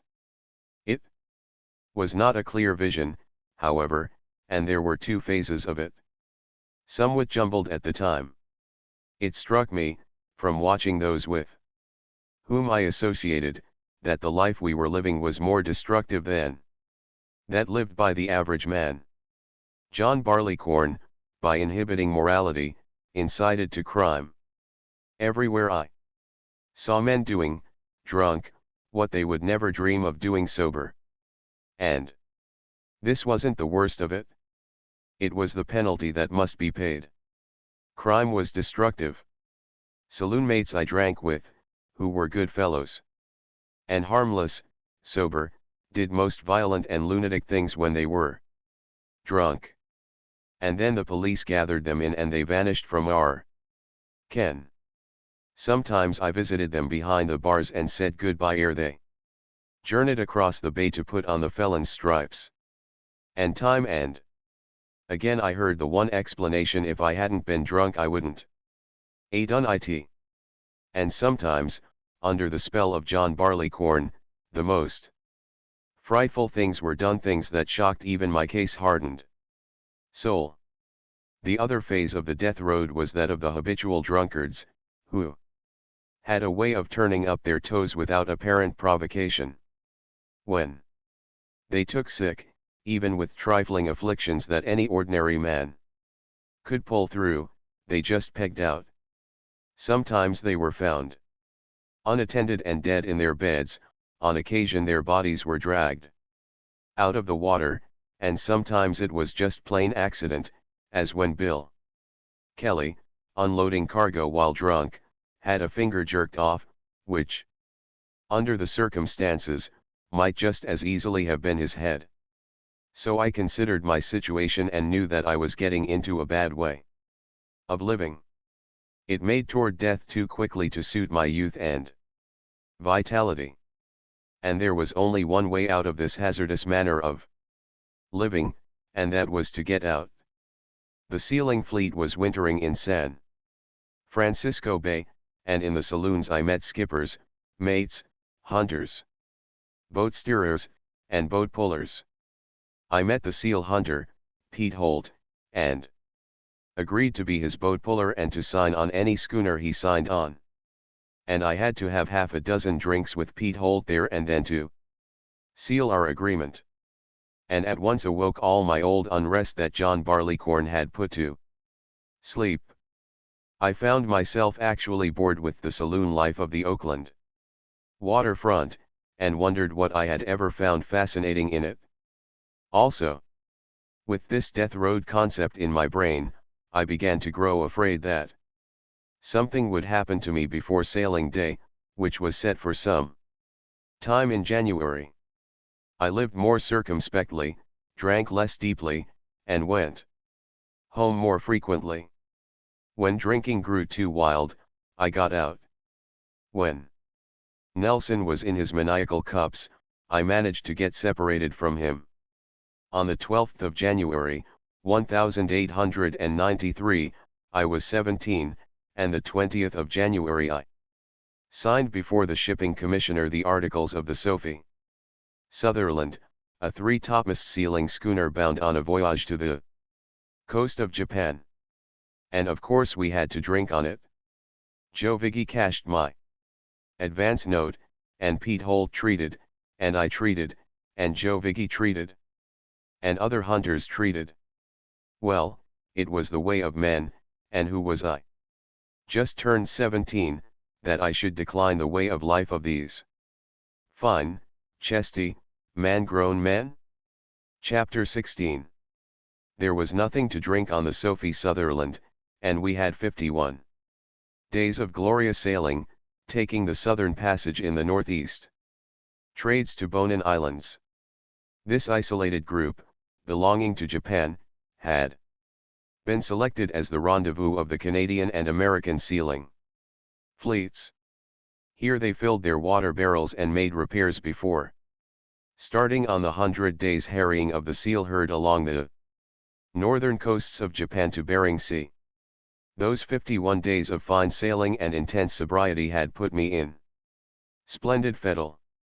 The alcohol had been worked out of my system, and from the moment the voyage began I had not known the desire for a drink. I doubt if I even thought once about a drink. Often, of course, the talk in the forecastle turned on drink, and the men told of their more exciting or humorous drunks, remembering such passages more keenly, with greater delight, than all the other passages of their adventurous lives. In the forecastle, the oldest man, fat and 50, was Lewis. He was a broken skipper. John Barleycorn had thrown him, and he was winding up his career where he had begun it, in the forecastle. His case made quite an impression on me. John Barleycorn did other things beside kill a man. He hadn't killed Lewis. He had done much worse. He had robbed him of power and place and comfort, crucified his pride, and condemned him to the hardship of the common sailor that would last as long as his healthy breath lasted, which promised to be for a long time. We completed our run across the Pacific, lifted the volcanic peaks, jungle-clad, of the Bonin Islands, sailed in among the reefs to the landlocked harbor, and let our anchor rumble down where lay a score or more of sea gypsies like ourselves. The sense of strange vegetation blew off the tropic land. Aborigines, in queer outrigger canoes, and Japanese, in queerer sampans, paddled about the bay and came aboard. It was my first foreign land. I had won to the other side of the world, and I would see all I had read in the books come true. I was wild to get ashore. Victor and Axel, a Swede and a Norwegian, and I planned to keep together. And so well did we, that for the rest of the cruise we were known as the Three Sports. Victor pointed out a pathway that disappeared up a wild canyon, emerged on a steep bare lava slope, and thereafter appeared and disappeared, ever climbing, among the palms and flowers. We would go over that path, he said, and we agreed, and we would see beautiful scenery, and strange native villages, and find, heaven alone knew, what adventure at the end. And Axel was keen to go fishing. The three of us agreed to that, too. We would get a sampan, and a couple of Japanese fishermen who knew the fishing grounds, and we would have great sport. As for me, I was keen for anything. And then, our plans made, we rowed ashore over the banks of living coral, and pulled our boat up the white beach of coral sand. We walked across the fringe of beach under the coconut palms and into the little town, and found several hundred riotous seamen from all the world, drinking prodigiously, singing prodigiously, dancing prodigiously, and all on the main street to the scandal of a helpless handful of Japanese police. Victor and Axel said that we'd have a drink before we started on our long walk. Could I decline to drink with these two chesty shipmates? Drinking together, glass in hand, put the seal on comradeship. It was the way of life. Our teetotaler owner-captain was laughed at, and sneered at, by all of us because of his teetotalism. I didn't in the least want a drink, but I did want to be a good fellow and a good comrade. Nor did Lewis' case deter me, as I poured the biting, scorching stuff down my throat. John Barleycorn had thrown Lewis to a nasty fall. But I was young. My blood ran full and red, I had a constitution of iron, and well, youth ever grins scornfully at the wreckage of age. Queer, fierce, alcoholic stuff it was that we drank. There was no telling where or how it had been manufactured, some native concoction. Most likely. But it was hot as fire, pale as water, and quick as death. With its kick, it had been filled into empty square-face bottles which had once contained Holland gin, and which still bore the fitting legend, Anchor Brand. It certainly anchored us. We never got out of the town. We never went fishing in the sampan. And though we were there 10 days, we never trod that wild path along the lava cliffs and among the flowers. We met old acquaintances from other schooners, fellows we had met in the saloons of San Francisco before we sailed. And each meeting meant a drink, and there was much to talk about, and more drinks, and songs to be sung, and pranks and antics to be performed, until the maggots of imagination began to crawl, and it all seemed great and wonderful to me. These lusty hard-bitten sea rovers, of whom I made one, gathered in wassail on a coral strand.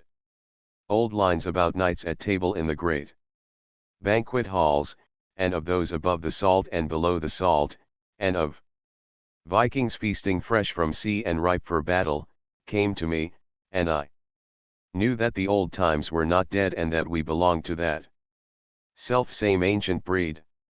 By mid-afternoon Victor went mad with drink, and wanted to fight everybody and everything. I have since seen lunatics in the violent wards of asylums that seemed to behave in no wise different from Victor's way, save that perhaps he was more violent. Axel and I interfered as peacemakers, were roughed and jostled in the mix-ups, and finally, with infinite precaution and intoxicated cunning, succeeded in inveigling our chum down to the boat and in rowing him aboard our schooner. But no sooner did Victor's feet touch the deck than he began to clean up the ship. He had the strength of several men, and he ran amok with it. I remember especially one man whom he got into the chain boxes but failed to damage through inability to hit him. The man dodged and ducked, and Victor broke all the knuckles of both his fists against the huge links of the anchor chain. By the time we dragged him out of that, his madness had shifted to the belief that he was a great swimmer, and the next moment he was overboard and demonstrating his ability by floundering like a sick porpoise and swallowing much salt water. We rescued him, and by the time we got him below, undressed, and into his bunk, we were wrecks ourselves. But Axel and I wanted to see more of shore, and away we went, leaving Victor snoring. It was curious, the judgment passed on Victor by his shipmates, drinkers themselves. They shook their heads disapprovingly and muttered, "A man like that oughtn't to drink." Now Victor was the smartest sailor and best-tempered shipmate in the forecastle. He was an all-round splendid type of seaman.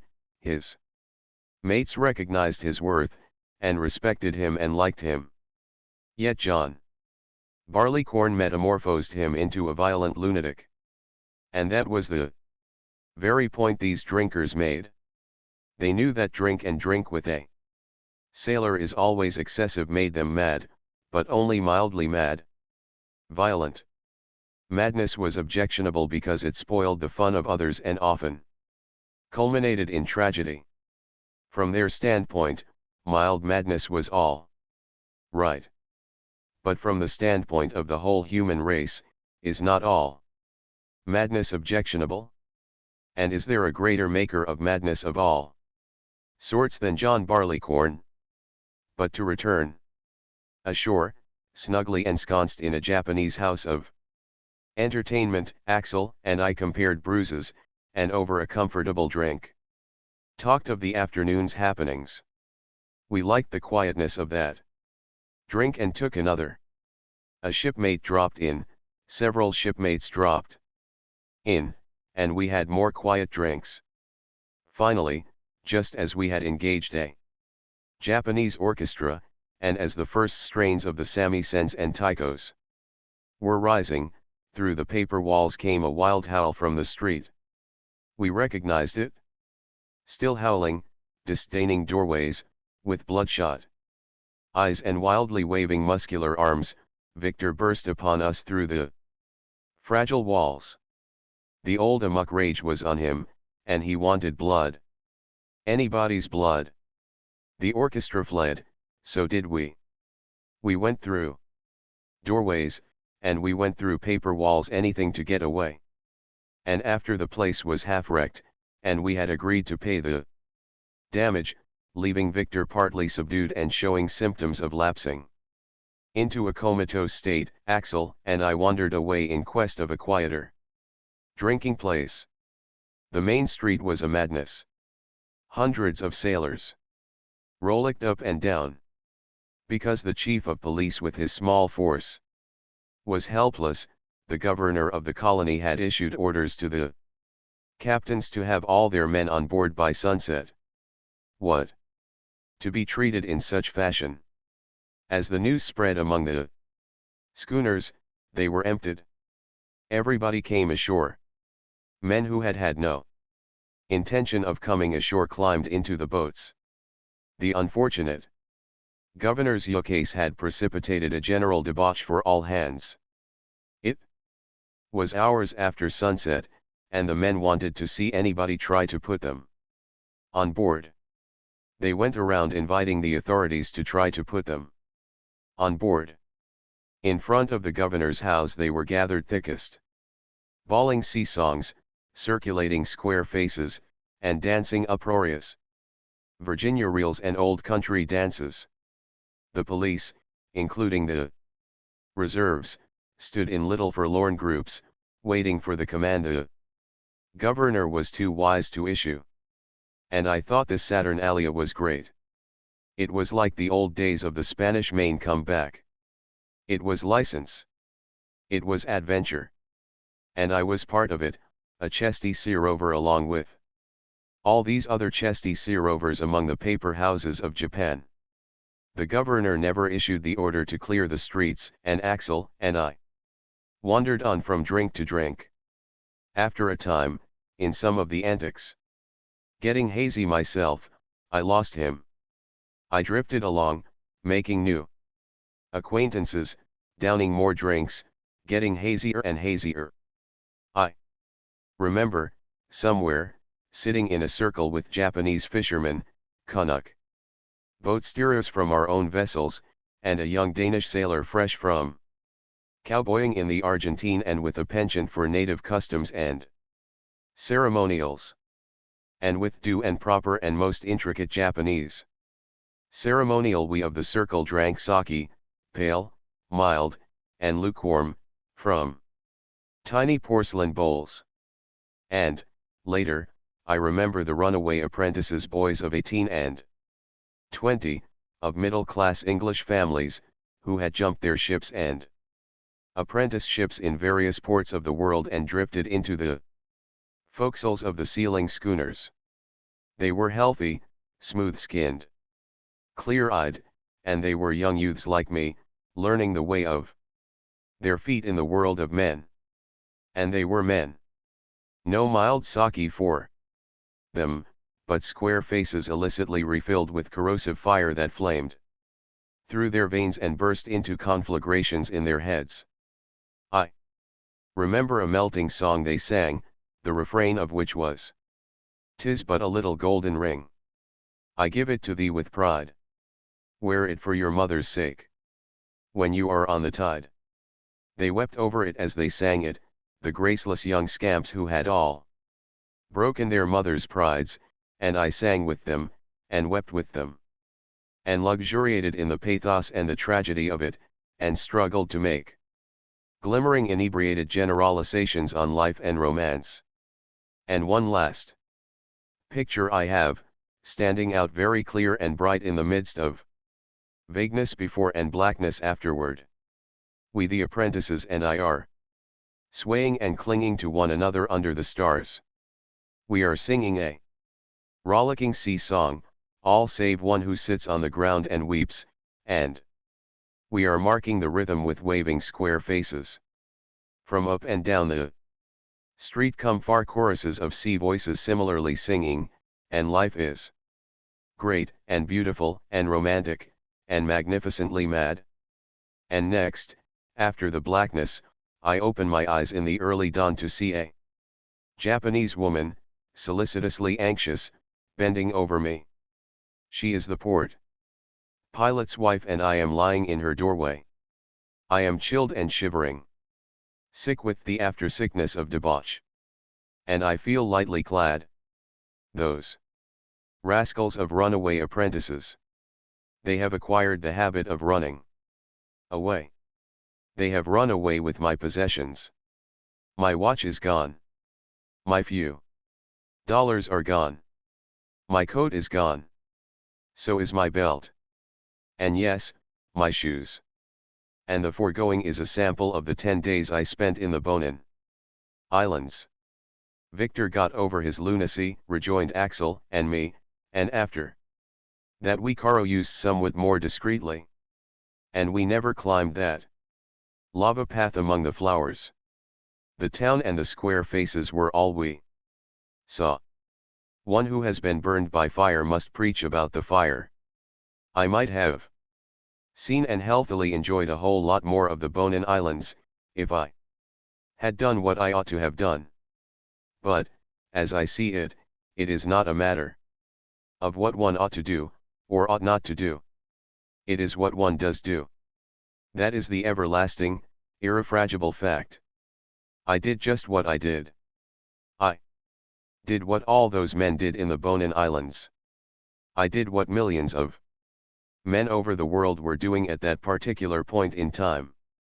I did it because the way led to it, because I was only a human boy, a creature of my environment, and neither an animic nor a god.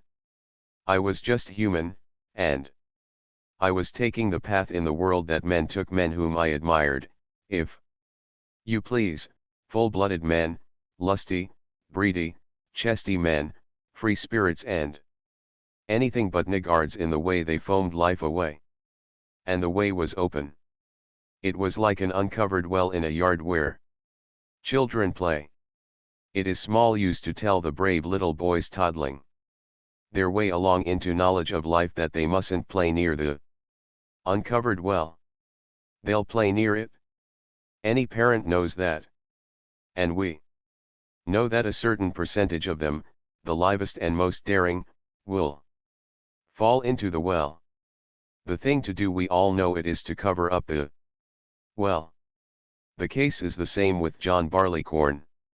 All the no-saying and no-preaching in the world will fail to keep men, and youths growing into manhood, away from John Barleycorn, when John Barleycorn is everywhere accessible, and where John Barleycorn is everywhere the connotation of manliness, and daring, and great-spiritedness.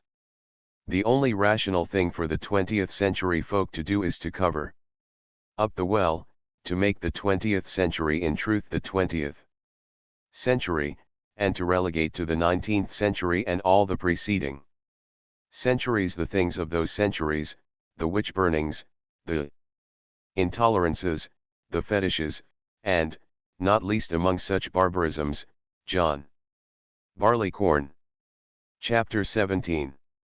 North we raced from the Bonin Islands to pick up the seal herd, and north we hunted it for 100 days into frosty, mitten weather, and into and through vast fogs which hid the sun from us for a week at a time. It was wild and heavy work, without a drink or thought of drink. Then we sailed south to Yokohama, with a big catch of skins in our salt and a heavy payday coming. I was eager to be ashore and see Japan, but the first day was devoted to ship's work, and not until evening did we sailors land.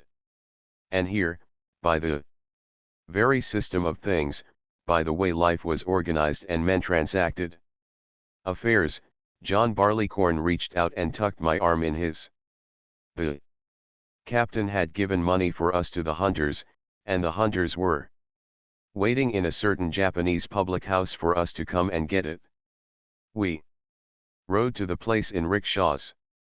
Our own crowd had taken possession of it. Drink was flowing. Everybody had money, and everybody was treating. After the 100 days of hard toil and absolute abstinence, in the pink of physical condition, bulging with health, overspilling with spirits that had long been pent by discipline and circumstance, of course we would have a drink or two. And after that we would see the town. It was the old story. There were so many drinks to be drunk, and as the warm magic poured through our veins and mellowed our voices and affections, we knew it was no time to make invidious distinctions, to drink with this shipmate and to decline to drink with that shipmate. We were all shipmates who had been through stress and storm together, who had pulled and hauled on the same sheets and tackles, relieved one another's wheels, laid out side by side on the same jib boom when she was plunging into it and looked to see who was missing when she cleared and lifted. So we drank with all, and all treated, and our voices rose, and we remembered a myriad kindly acts of comradeship, and forgot our fights and wordy squabbles, and knew one another for the best fellows in the world. Well, the night was young when we arrived in that public house, and for all of that first night that public house was what I saw of Japan, a drinking place which was very like a drinking place at home or anywhere else over the world. We lay in Yokohama harbor for 2 weeks, and about all we saw of Japan was its drinking places where sailors congregated. Occasionally, some one of us varied the monotony with a more exciting drunk. In such fashion I managed a real exploit by swimming off to the schooner one dark midnight and going soundly to sleep while the water police searched the harbor for my body and brought my clothes out for identification. Perhaps it was for things like that, I imagined, that men got drunk. In our little round of living, what I had done was a noteworthy event. All the harbor talked about it. I enjoyed several days of fame among the Japanese boatmen and ashore in the pubs. It was a red-letter event. It was an event to be remembered and narrated with pride. I remember it today, 20 years afterward, with a secret glow of pride. It was a purple passage, just as Victor's wrecking of the tea house in the Bonin Islands and my being looted by the runaway apprentices were purple passages. The point is that the charm of John Barleycorn was still a mystery to me. I was so organically a non-alcoholic that alcohol itself made no appeal. The chemical reactions it produced in me were not satisfying because I possessed no need for such chemical satisfaction. I drank because the men I was with drank, and because my nature was such that I could not permit myself to be less of a man than other men at their favorite pastime. And I still had a sweet tooth, and on privy occasions when there was no man to see, bought candy and blissfully devoured it. We hove up anchor to a jolly shanty, and sailed out of Yokohama harbor for San Francisco. We took the northern passage, and with the stout west wind at our back made the run across the Pacific in 37 days of brave sailing. We still had a big payday coming to us, and for 37 days, without a drink to addle our mental processes, we incessantly planned the spending of our money. The first statement of each man, ever an ancient one in homeward bound forecastles, was, "No boarding house sharks in mine." Next, in parenthesis, was regret at having spent so much money in Yokohama. And after that, each man proceeded to paint his favorite phantom. Victor, for instance, said that immediately he landed in San Francisco he would pass right through the waterfront and the Barbary Coast, and put an advertisement in the papers.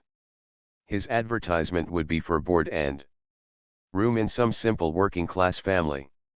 Then, said Victor, I shall go to some dancing school for a week or two, just to meet and get acquainted with the girls and fellows.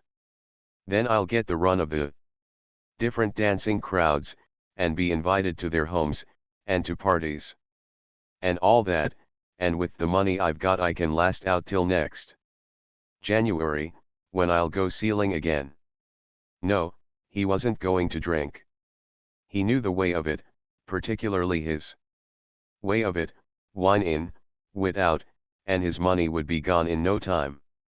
He had his choice, based on bitter experience, between 3 days' debauch among the sharks and harpies of the Barbary Coast and a whole winter of wholesome enjoyment and sociability, and there wasn't any doubt of the way he was going to choose.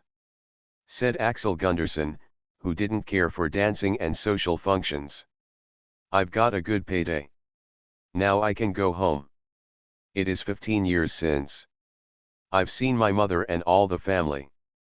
When I pay off, I shall send my money home to wait for me.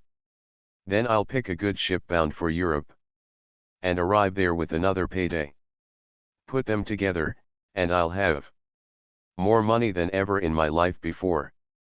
I'll be a prince at home. You haven't any idea how cheap everything is in Norway. I can make presents to everybody, and spend my money like what would seem to them a millionaire, and live a whole year there before I'd have to go back to sea. The very thing I'm going to do, declared Red John. It's 3 years since I've received a line from home and 10 years since I was there. Things are just as cheap in Sweden, Axel, as in Norway, and my folks are real country folk and farmers. I'll send my payday home and ship on the same ship with you for around the Horn. We'll pick a good one. And as Axel Gunderson and Red John painted the pastoral delights and festive customs of their respective countries, each fell in love with the other's home place, and they solemnly pledged to make the journey together, and to spend, together, 6 months in the one Swedish home, and 6 months in the other's Norwegian home. And for the rest of the voyage they could hardly be pried apart, so infatuated did they become with discussing their plans. Long John was not a homebody, but he was tired of the forecastle. No boarding house sharks in his. He, too, would get a room in a quiet family, and he would go to a navigation school and study to be a captain. And so it went.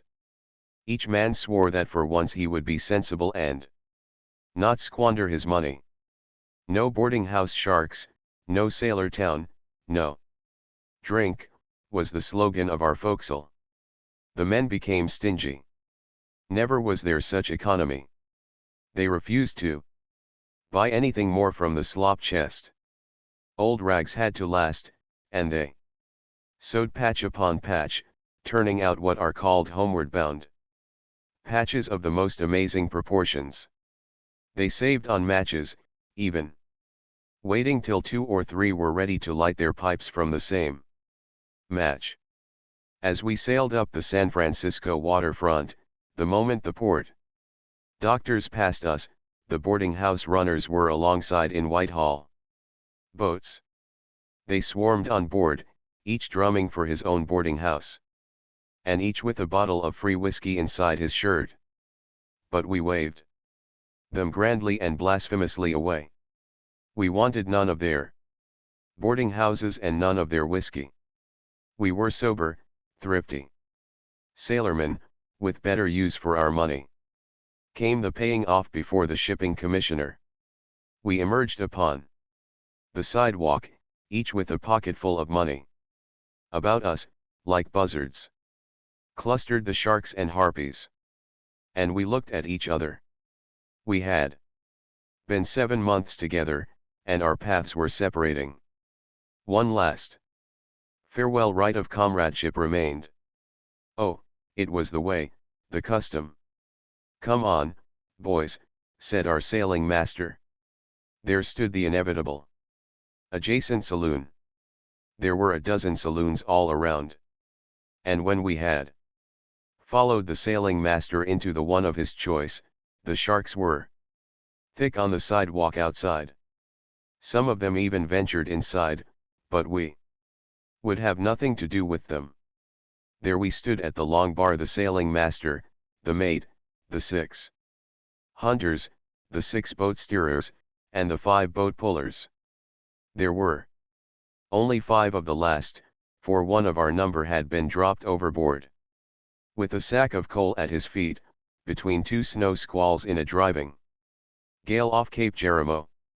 There were 19 of us, and it was to be our last drink together. With 7 months of men's work in the world, blow high, blow low, behind us, we were looking on each other for the last time. We knew it, for sailors' ways go wide. And the 19 of us drank the sailing master's treat.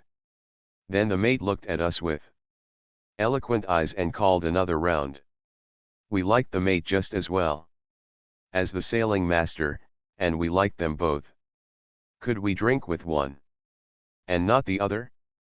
And Pete Holt, my own hunter, lost next year in the Mary Thomas, with all hands called around. The time passed, the drinks continued to come on the bar, our voices rose, and the maggots began to crawl. There were 6 hunters, and each insisted, in the sacred name of comradeship, that all hands drink with him just once. There were 6 boat steerers and 5 boat pullers, and the same logic held with them. There was money in all our pockets, and our money was as good as any man's, and our hearts were as free and generous. 19 rounds of drinks. What more would John Barleycorn ask in order to have his will with man? They were ripe to forget their dearly cherished plans. They rolled out of the saloon and into the arms of the sharks and harpies. They didn't last long. From 2 days to a week saw the end of their money and saw them being carted by the boarding house masters on board outward-bound ships. Victor was a fine body of a man, and through a lucky friendship managed to get into the life-saving service. He never saw the dancing school nor placed his advertisement for a room in a working-class family. Nor did Long John win to navigation school. By the end of the week he was a transient lumper on a river steamboat. Red John and Axel did not send their paydays home to the old country. Instead, and along with the rest, they were scattered on board sailing ships bound for the 4 quarters of the globe, where they had been placed by the boarding house masters, and where they were working out advance money which they had neither seen nor spent. What saved me was that I had a home and people to go to. I crossed the bay to Oakland, and, among other things, took a look at the death road. Nelson was gone, shot to death while drunk and resisting the officers. His partner in that affair was lying in prison. Whiskey Bob was gone. Old Cole, Old Smudge, and Bob Smith were gone. Another Smith, he of the belted guns and the Annie, was drowned. French Frank, they said, was lurking upriver, afraid to come down because of something he had done. Others were wearing the stripes in San Quentin or Folsom. Big Alec, the king of the Greeks, whom I had known well in the old Benicia days, and with whom I had drunk whole nights through, had killed 2 men and fled to foreign parts. Fitzsimmons, with whom I had sailed on the fish patrol, had been stabbed in the lung through the back and had died a lingering death complicated with tuberculosis. And so it went, a very lively and well-patronized road, and, from what I knew of all of them, John Barleycorn was responsible, with the sole exception of Smith of the Annie. Chapter 18. My infatuation for the Oakland waterfront was quite dead. I didn't like the looks of it, nor the life. I didn't care for the drinking, nor the vagrancy of it, and I wandered back to the Oakland Free Library and read the books with greater understanding. Then, too, my mother said I had sown my wild oats and it was time I settled down to a regular job. Also, the family needed the money. So I got a job at the jute mills, a 10-hour day at 10 cents an hour.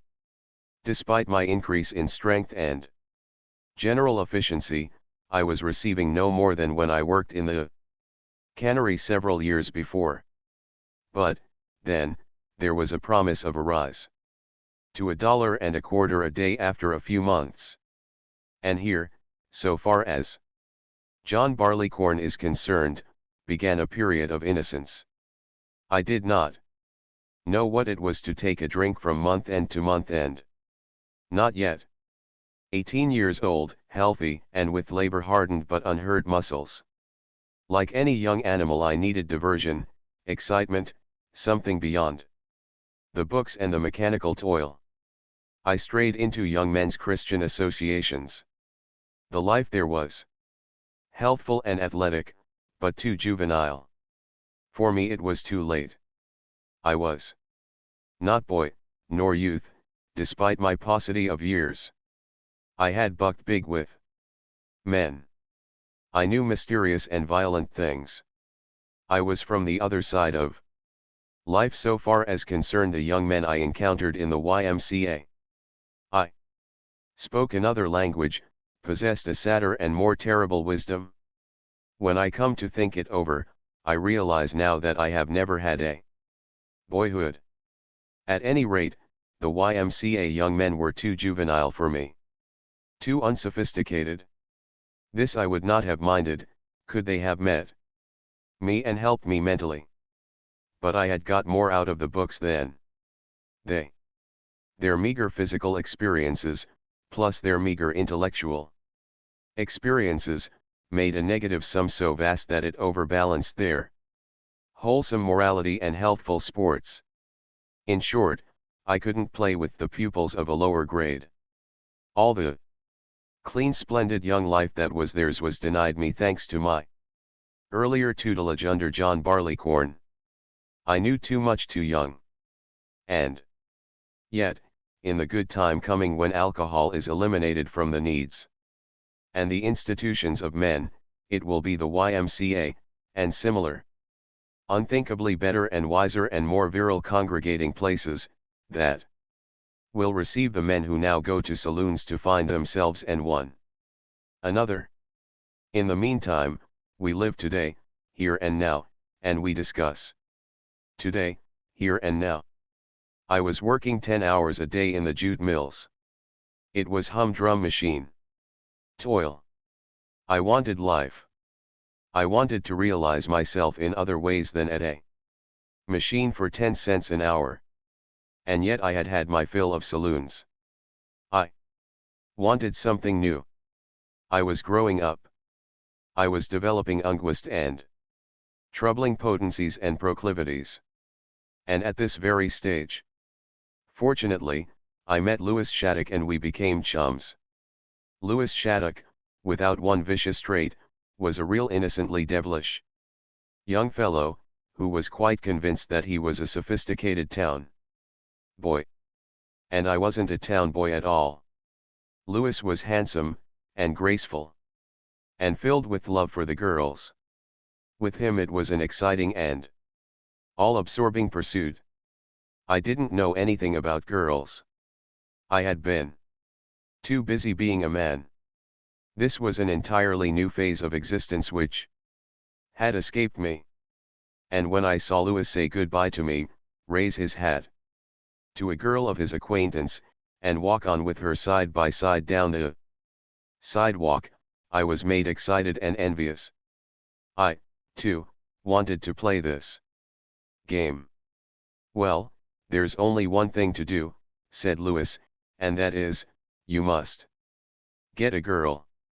Which is more difficult than it sounds. Let me show you, at the expense of a slight going aside. Louis did not know girls in their home life. He had the entree to no girl's home. And of course, I, a stranger in this new world, was similarly circumstanced. But, further, Louis and I were unable to go to dancing schools, or to public dances, which were very good places for getting acquainted. We didn't have the money. He was a blacksmith's apprentice, and was earning but slightly more than I. We both lived at home and paid our way.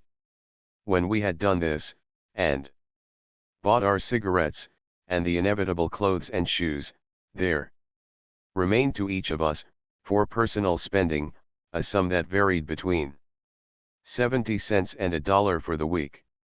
We whacked this up, shared it, and sometimes loaned all of what was left of it when one of us needed it for some more gorgeous girl adventure, such as car fare out to Blair's Park and back 20 cents, bang, just like that, and ice cream for 2 30 cents, or tamales in a tamale parlor, which came cheaper and which for two cost only 20 cents. I did not mind this money meageriness. The disdain I had learned for money from the oyster pirates had never left me. I didn't care overweeningly for it for personal gratification, and in my philosophy I completed the circle, finding myself as equable with the lack of a 10-cent piece as I was with the squandering of scores of dollars in calling all men and hangers-on up to the bar to drink with me. But how to get a girl? There was no girls' home to which Lewis could take me and where I might be introduced to girls. I knew none. And Lewis? Several girls he wanted for himself, and anyway, in the very human nature of boys and girls' ways, he couldn't turn any of them over to me. He did persuade them to bring girlfriends for me, but I found them weak sisters, pale and ineffectual alongside the choice specimens he had. You'll have to do like I did, he said finally. I got these by getting them. You'll have to get one the same way. And he initiated me. It must be remembered that Lewis and I were hard situated. We really had to struggle to pay our board and maintain a decent appearance. We met each other in the evening, after the day's work, on the street corner, or in a little candy store on a side street. Our sole frequenting place. Here we bought our cigarettes, and occasionally, a nickel's worth of Red Hots. Oh, yes, Lewis and I unblushingly ate candy all we could get. Neither of us drank. Neither of us ever went into a saloon. But the girl. In quite primitive fashion, as Lewis advised me, I was to select her and make myself acquainted with her. We strolled the streets in the early evenings. The girls, like us, strolled in pairs. And strolling girls will look at strolling boys who look. And to this day, in any town, city, or village, in which I, in my middle age, find myself, I look on with the eye trained of old experience, and watch the sweet, innocent game played by the strolling boys and girls who just must stroll when the spring and summer evenings call. The trouble was that in this Arcadian phase of my history, I, who had come through, case-hardened, from the other side of life, was timid and bashful. Again and again Lewis nerved me up. But I didn't know girls.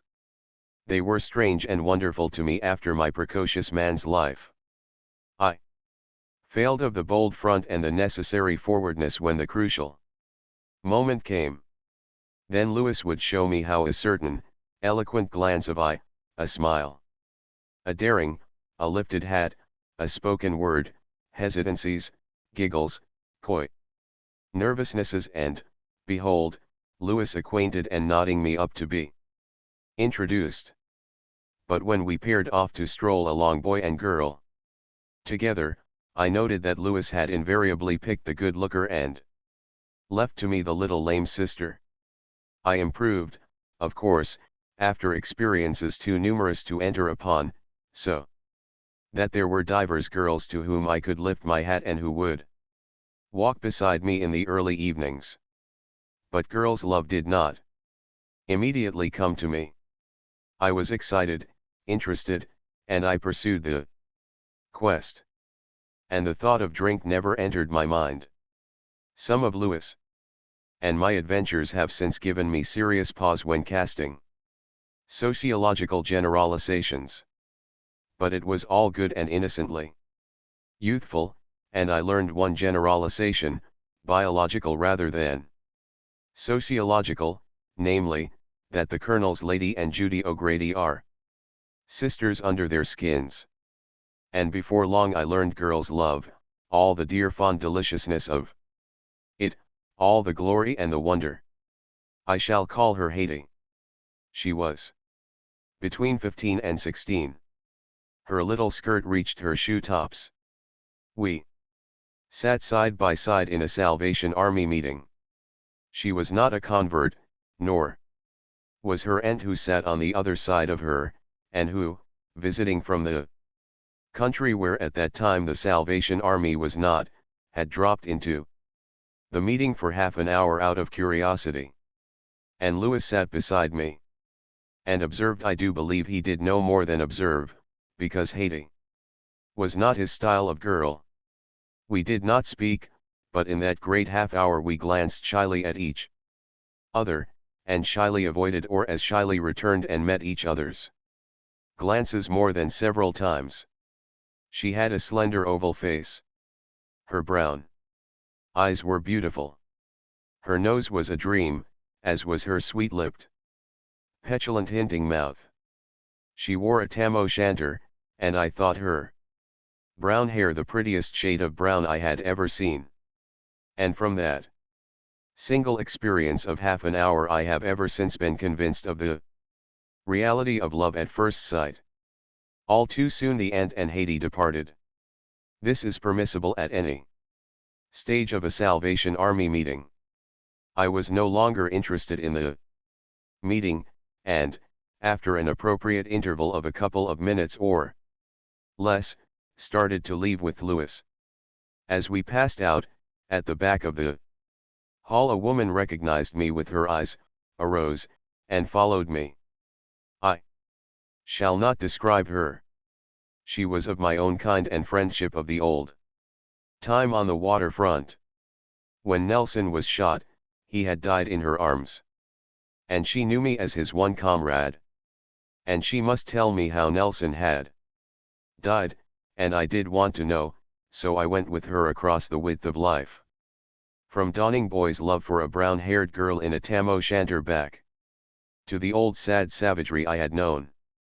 And when I had heard the tale, I hurried away to find Lewis, fearing that I had lost my first love with the first glimpse of her. But Lewis was dependable. Her name was Haiti. He knew where she lived. Each day she passed the blacksmith's shop where he worked, going to or from the Lafayette School. Further, he had seen her on occasion with Ruth, another schoolgirl, and, still further, Nita, who sold us Red Hots at the candy store, was a friend of Ruth. The thing to do was to go around to the candy store and see if we could get Nita to give a note to Ruth to give to Haiti. If this could be arranged, all I had to do was write the note. And it so happened. And in stolen half hours of meeting I came to know all the sweet madness of boys' love and girls' love. So far as it goes, it is not the biggest love in the world, but I do dare to assert that it is the sweetest.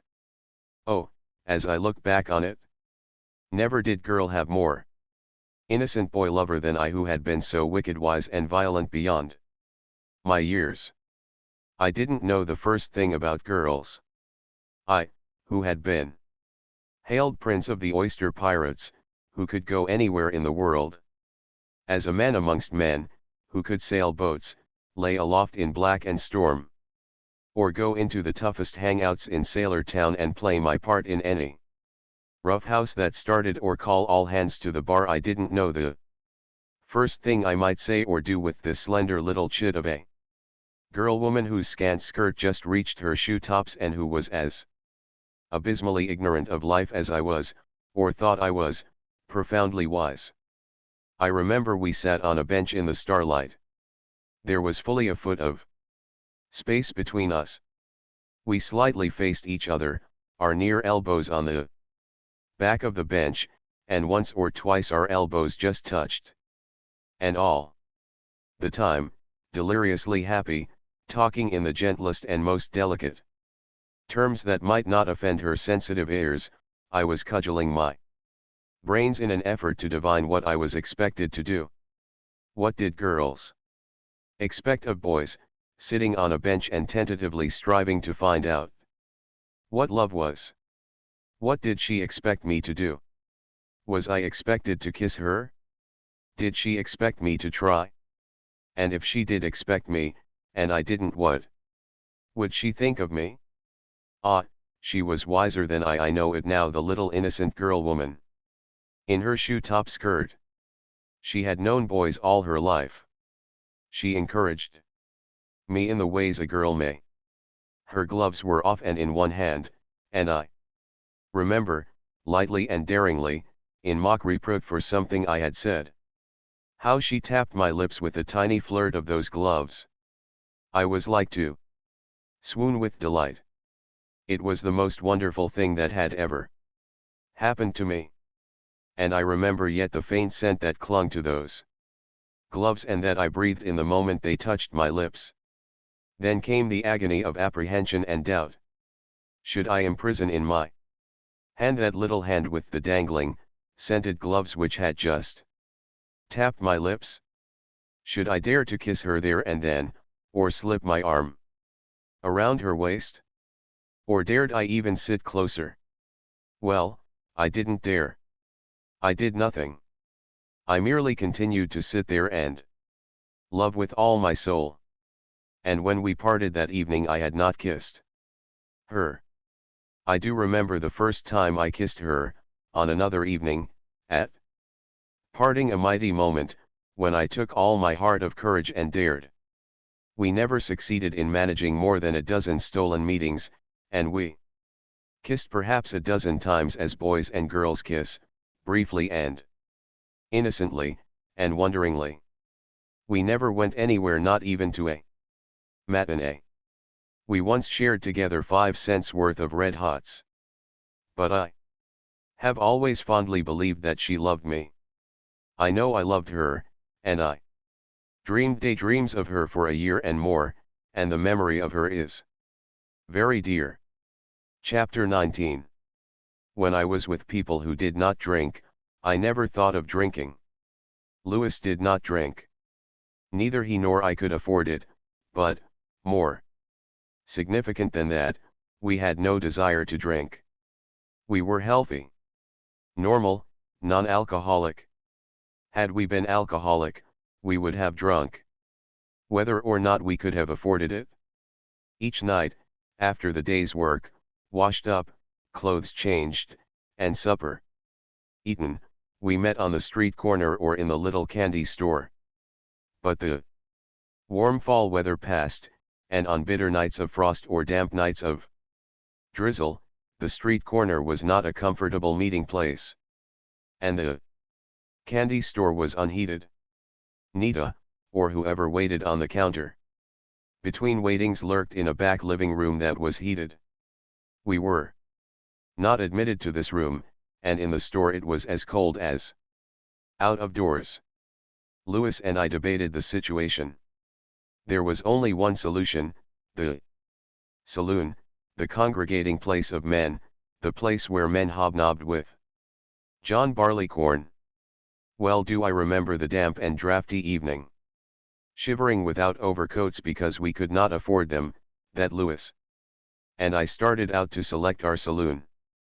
Saloons are always warm and comfortable. Now Louis and I did not go into the saloon because we wanted a drink. Yet we knew that saloons were not charitable institutions. A man could not make a lounging place of a saloon without occasionally buying something over the bar. Our dimes and nickels were few. We could ill spare any of them when they were so potent in paying car fare for oneself and a girl. We never paid car fare when by ourselves, being content to walk. So, in this saloon, we desired to make the most of our expenditure. We called for a deck of cards and sat down at a table and played euchre for an hour, in which time Louis treated once, and I treated once, to beer, the cheapest drink. 10 cents for two. Prodigal. How we grudged it! We studied the men who came into the place.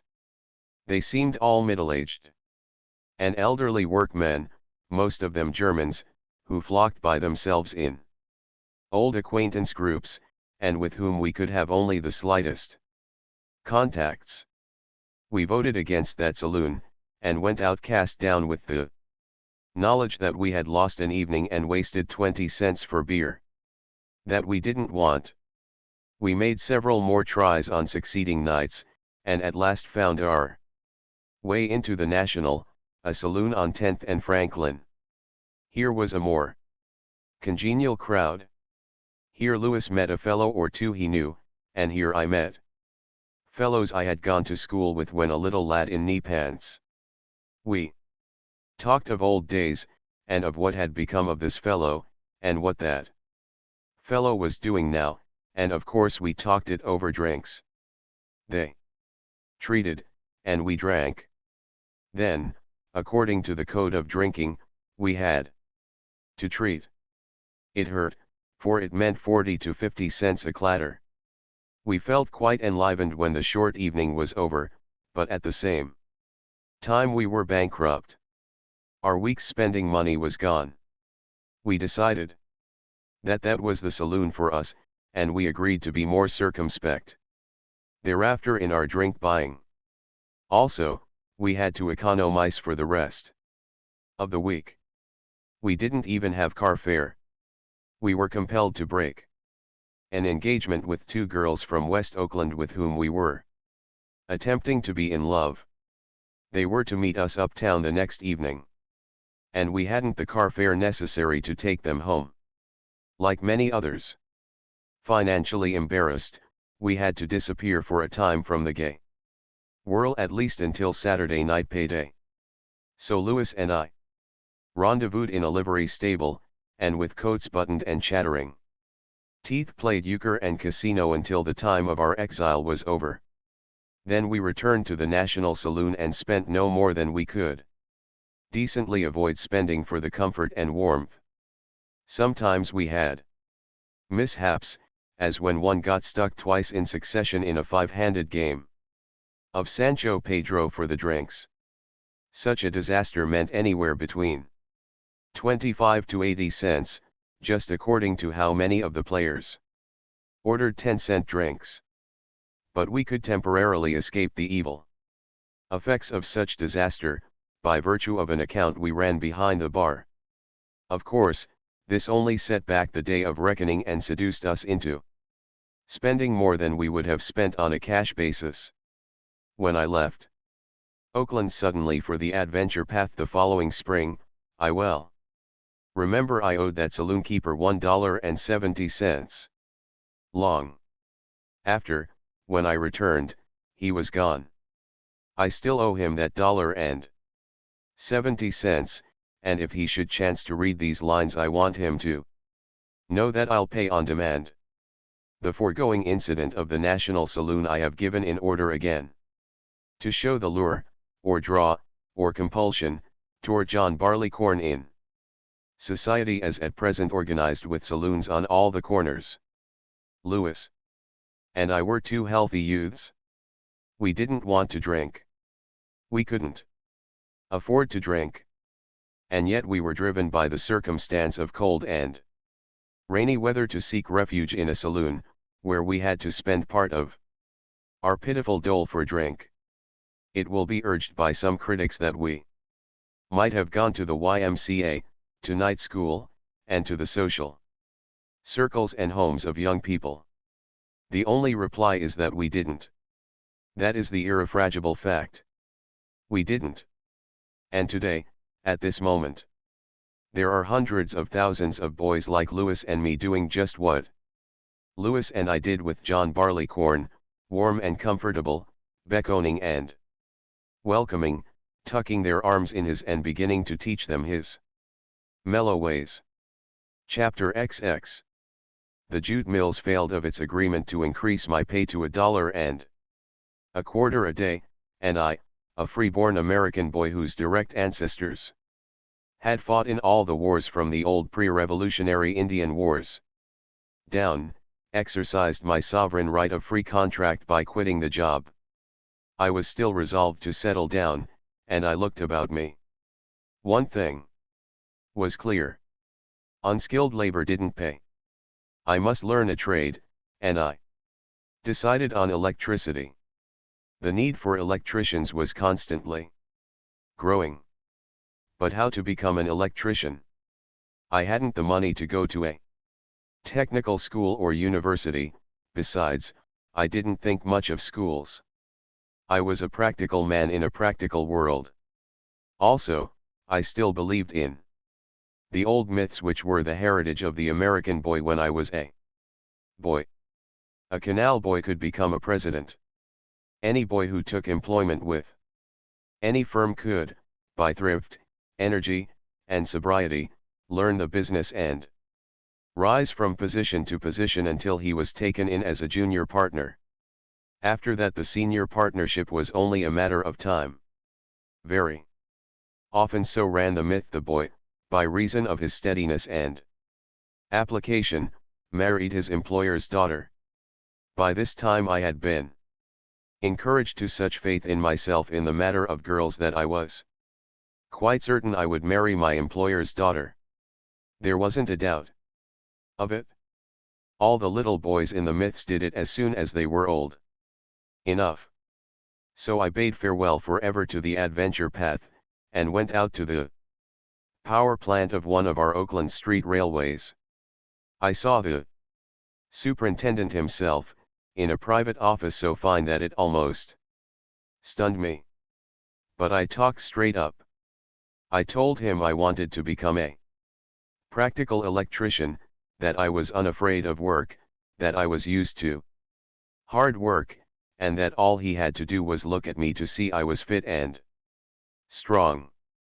I told him that I wanted to begin right at the bottom and work up, that I wanted to devote my life to this one occupation and this one employment. The superintendent beamed as he listened. He told me that I was the right stuff for success, and that he believed in encouraging American youth that wanted to rise.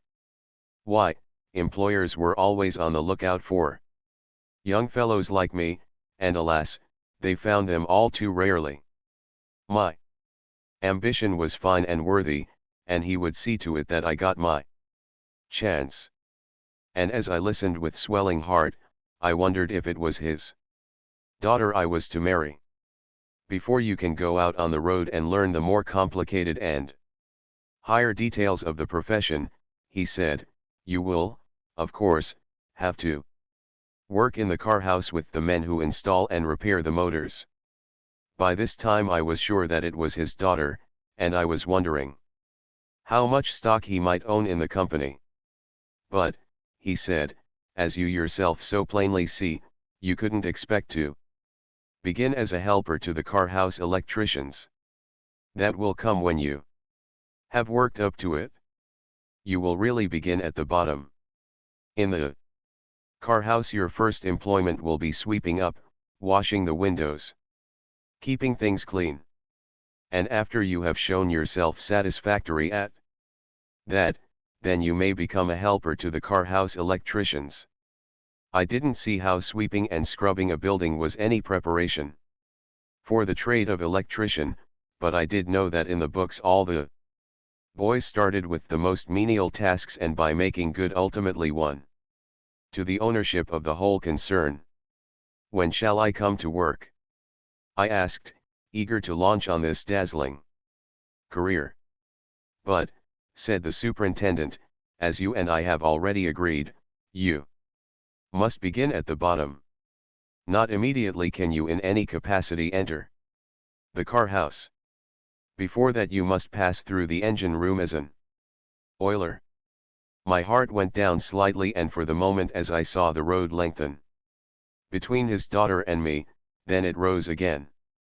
I would be a better electrician with knowledge of steam engines. As an oiler in the great engine room I was confident that few things concerning steam would escape me. Heavens! My career shone more dazzling than ever. When shall I come to work? I asked gratefully. But, said the superintendent, you could not expect to enter immediately into the engine room. There must be preparation for that. And through the fire room, of course. Come, you see the matter clearly. I know. And you will see that even the mere handling of coal is a scientific matter and not to be sneered at. Do you know that we weigh every pound of coal we burn? Thus, we learn the value of the coal we buy. We know to a T the last penny of cost of every item of production, and we learn which firemen are the most wasteful, which firemen, out of stupidity or carelessness, get the least out of the coal they fire. The superintendent beamed again. You see how very important the little matter of coal is, and by as much as you learn of this little matter you will become that much better a workman, more valuable to us, more valuable to yourself. Now, are you prepared to begin? Any time, I said valiantly. The sooner the better. Very well, he answered. You will come tomorrow morning at 7 o'clock. I was taken out and shown my duties. Also, I was told the terms of my employment: a 10-hour day, every day in the month including Sundays and holidays, with 1 day off each month, with a salary of $30 a month. It wasn't exciting. Years before, at the cannery, I had earned $1 a day for a 10-hour day. I consoled myself with the thought that the reason my earning capacity had not increased with my years and strength was because I had remained an unskilled laborer. But it was different now. I was beginning to work for skill, for a trade, for career and fortune, and the superintendent's daughter. And I was beginning in the right way right at the beginning. That was the thing. I was passing coal to the firemen, who shoveled it into the furnaces, where its energy was transformed into steam, which, in the engine room, was transformed into the electricity with which the electricians worked. This passing coal was surely the very beginning, unless the superintendent should take it into his head to send me to work in the mines from which the coal came, in order to get a completer understanding of the genesis of electricity for street railways. Work. I, who had worked with men, found that I didn't know the first thing about real work. A 10-hour day. I had to pass coal for the day and night shifts, and, despite working through the noon hour, I never finished my task before 8 at night. I was working a 12 to 13-hour day, and I wasn't being paid overtime as in the cannery. I might as well give the secret away right here. I was doing the work of 2 men. Before me, one mature able-bodied laborer had done the day shift, and another equally mature able-bodied laborer had done the night shift. They had received $40 a month each. The superintendent, bent on an economical administration, had persuaded me to do the work of both men for $30 a month. I thought he was making an electrician of me. In truth and fact, he was saving $50 a month operating expenses to the company. But I didn't know I was displacing 2 men. Nobody told me. On the contrary, the superintendent warned everybody not to tell me. How valiantly I went at it that first day. I worked at top speed, filling the iron wheelbarrow with coal, running it on the scales and weighing the load, then trundling it into the fire room and dumping it on the plates. Before the fires work, I did more than the 2 men whom I had displaced. They had merely wheeled in the coal and dumped it on the plates. But while I did this for the day coal, the night coal I had to pile against the wall of the fire room. Now the fire room was small. It had been planned for a night coal passer. So I had to pile the night coal higher and higher, buttressing up the heap with stout planks. Toward the top of the heap I had to handle the coal a second time, tossing it up with a shovel. I dripped with sweat, but I never ceased from my stride, though I could feel exhaustion coming on. By 10 o'clock in the morning, so much of my body's energy had I consumed, I felt hungry and snatched a thick double slice of bread and butter from my dinner pail. This I devoured. Standing, grimmed with coal dust, my knees trembling under me, By 11 o'clock, in this fashion I had consumed my whole lunch. But what of it? I realized that it would enable me to continue working through the noon hour. And I worked all the afternoon. Darkness came on, and I worked under the electric lights. The day fireman went off and the night fireman came on. I plugged away. At 8:30, famished, tottering, I washed up, changed my clothes, and dragged my weary body to the car. It was 3 miles to where I lived, and I had received a pass with the stipulation that I could sit down as long as there were no paying passengers in need of a seat. As I sank into a corner outside seat, I prayed that no passenger might require my seat. But the car filled up, and, halfway in, a woman came on board. And there was no seat for her. I started to get up, and to my astonishment found that I could not.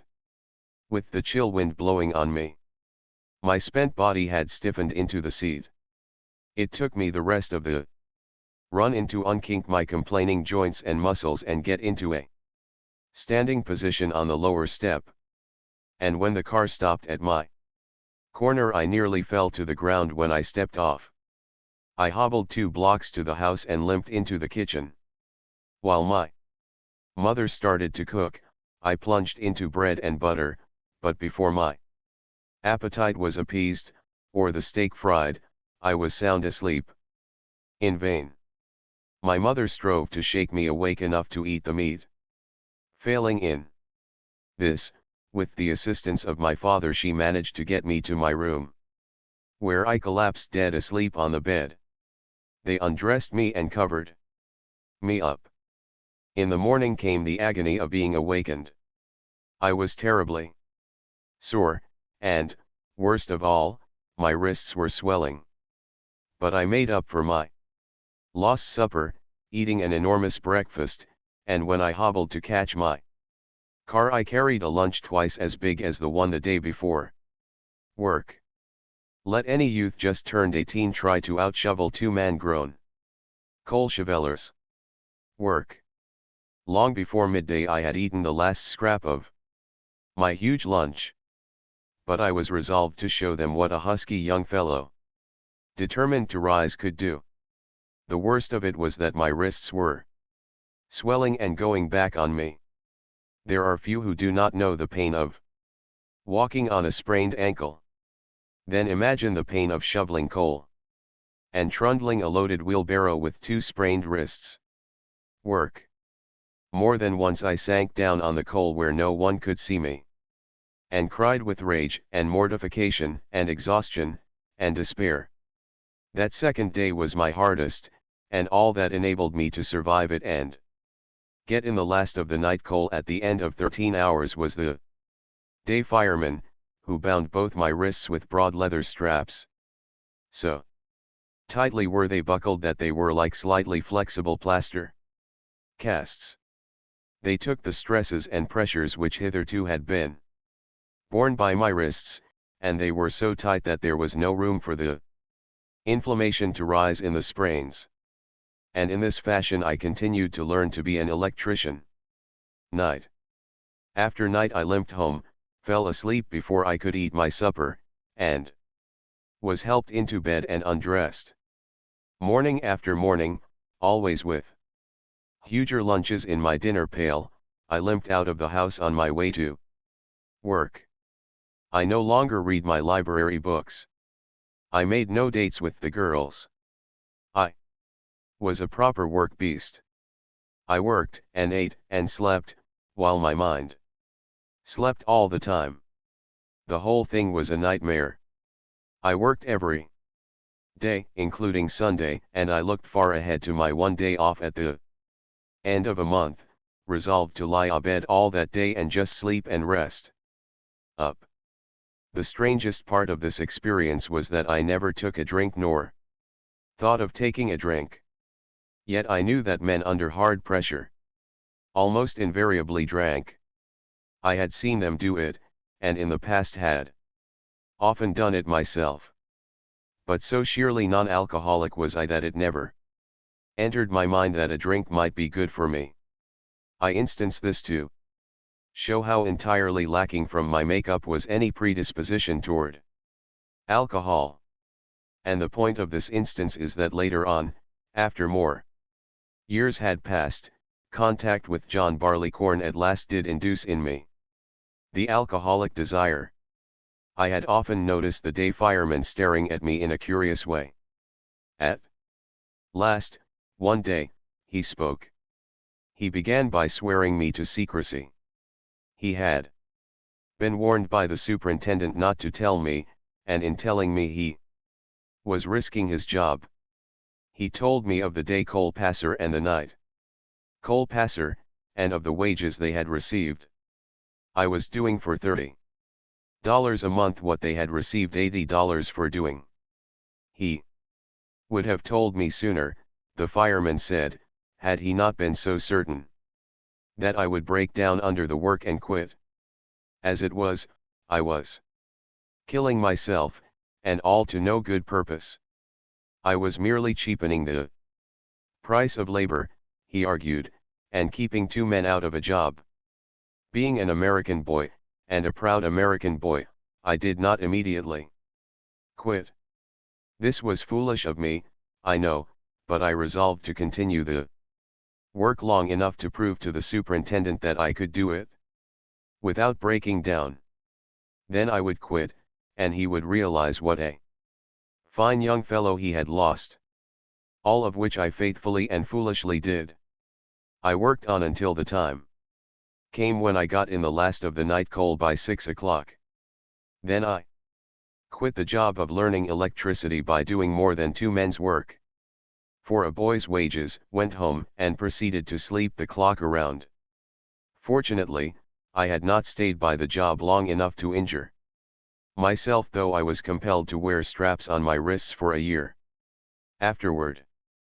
But the effect of this work orgy in which I had indulged was to sicken me with work. I just wouldn't work. The thought of work was repulsive. I didn't care if I never settled down. Learning a trade could go hang. It was a whole lot better to roister and frolic over the world in the way I had previously done. So I headed out on the adventure path again, starting to tramp east by beating my way on the railroads. Chapter XXI. But behold, as soon as I went out on the adventure path I met John Barleycorn again. I moved through a world of strangers, and the act of drinking together made one acquainted with men and opened the way to adventures. It might be in a saloon with jingled townsmen, or with a genial railroad man well lighted up and armed with pocket flasks, or with a bunch of alky stiffs in a hangout. Yes, and it might be in a prohibition state, such as Iowa was in 1894, when I wandered up the main street of Des Moines and was variously invited by strangers into various blind pigs I remember drinking in barber shops, plumbing establishments, and furniture stores. Always it was John Barleycorn. Even a tramp, in those halcyon days, could get most frequently drunk.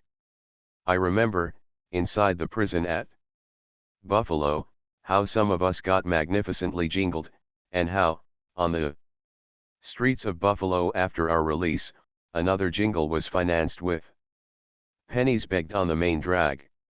I had no call for alcohol, but when I was with those who drank, I drank with them.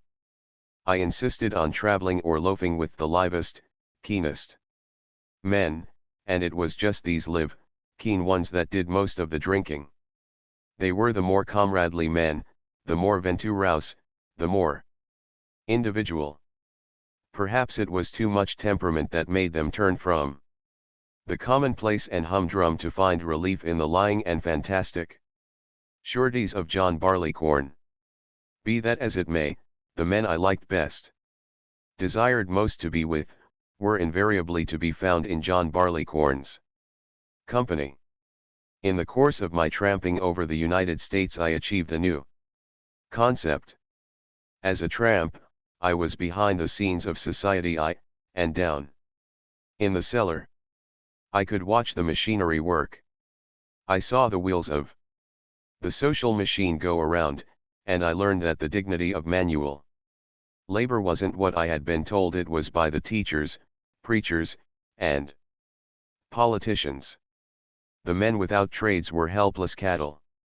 If one learned a trade, he was compelled to belong to a union in order to work at his trade. And his union was compelled to bully and slug the employers' unions in order to hold up wages or hold down hours. The employers' unions likewise bullied and slugged.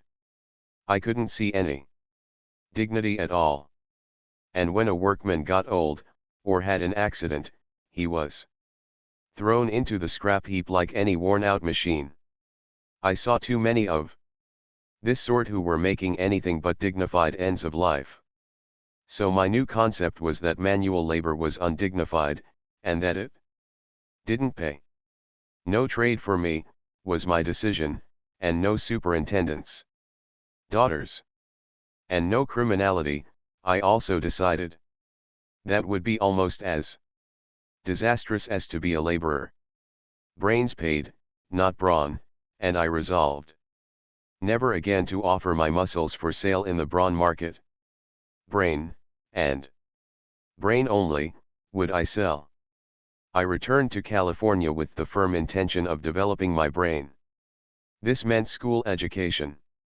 I had gone through the grammar school long ago, so I entered the Oakland High School. To pay my way I worked as a janitor. My sister helped me, too, and I was not above mowing anybody's lawn or taking up and beating carpets when I had half a day to spare. I was working to get away from work, and I buckled down to it with a grim realization of the paradox.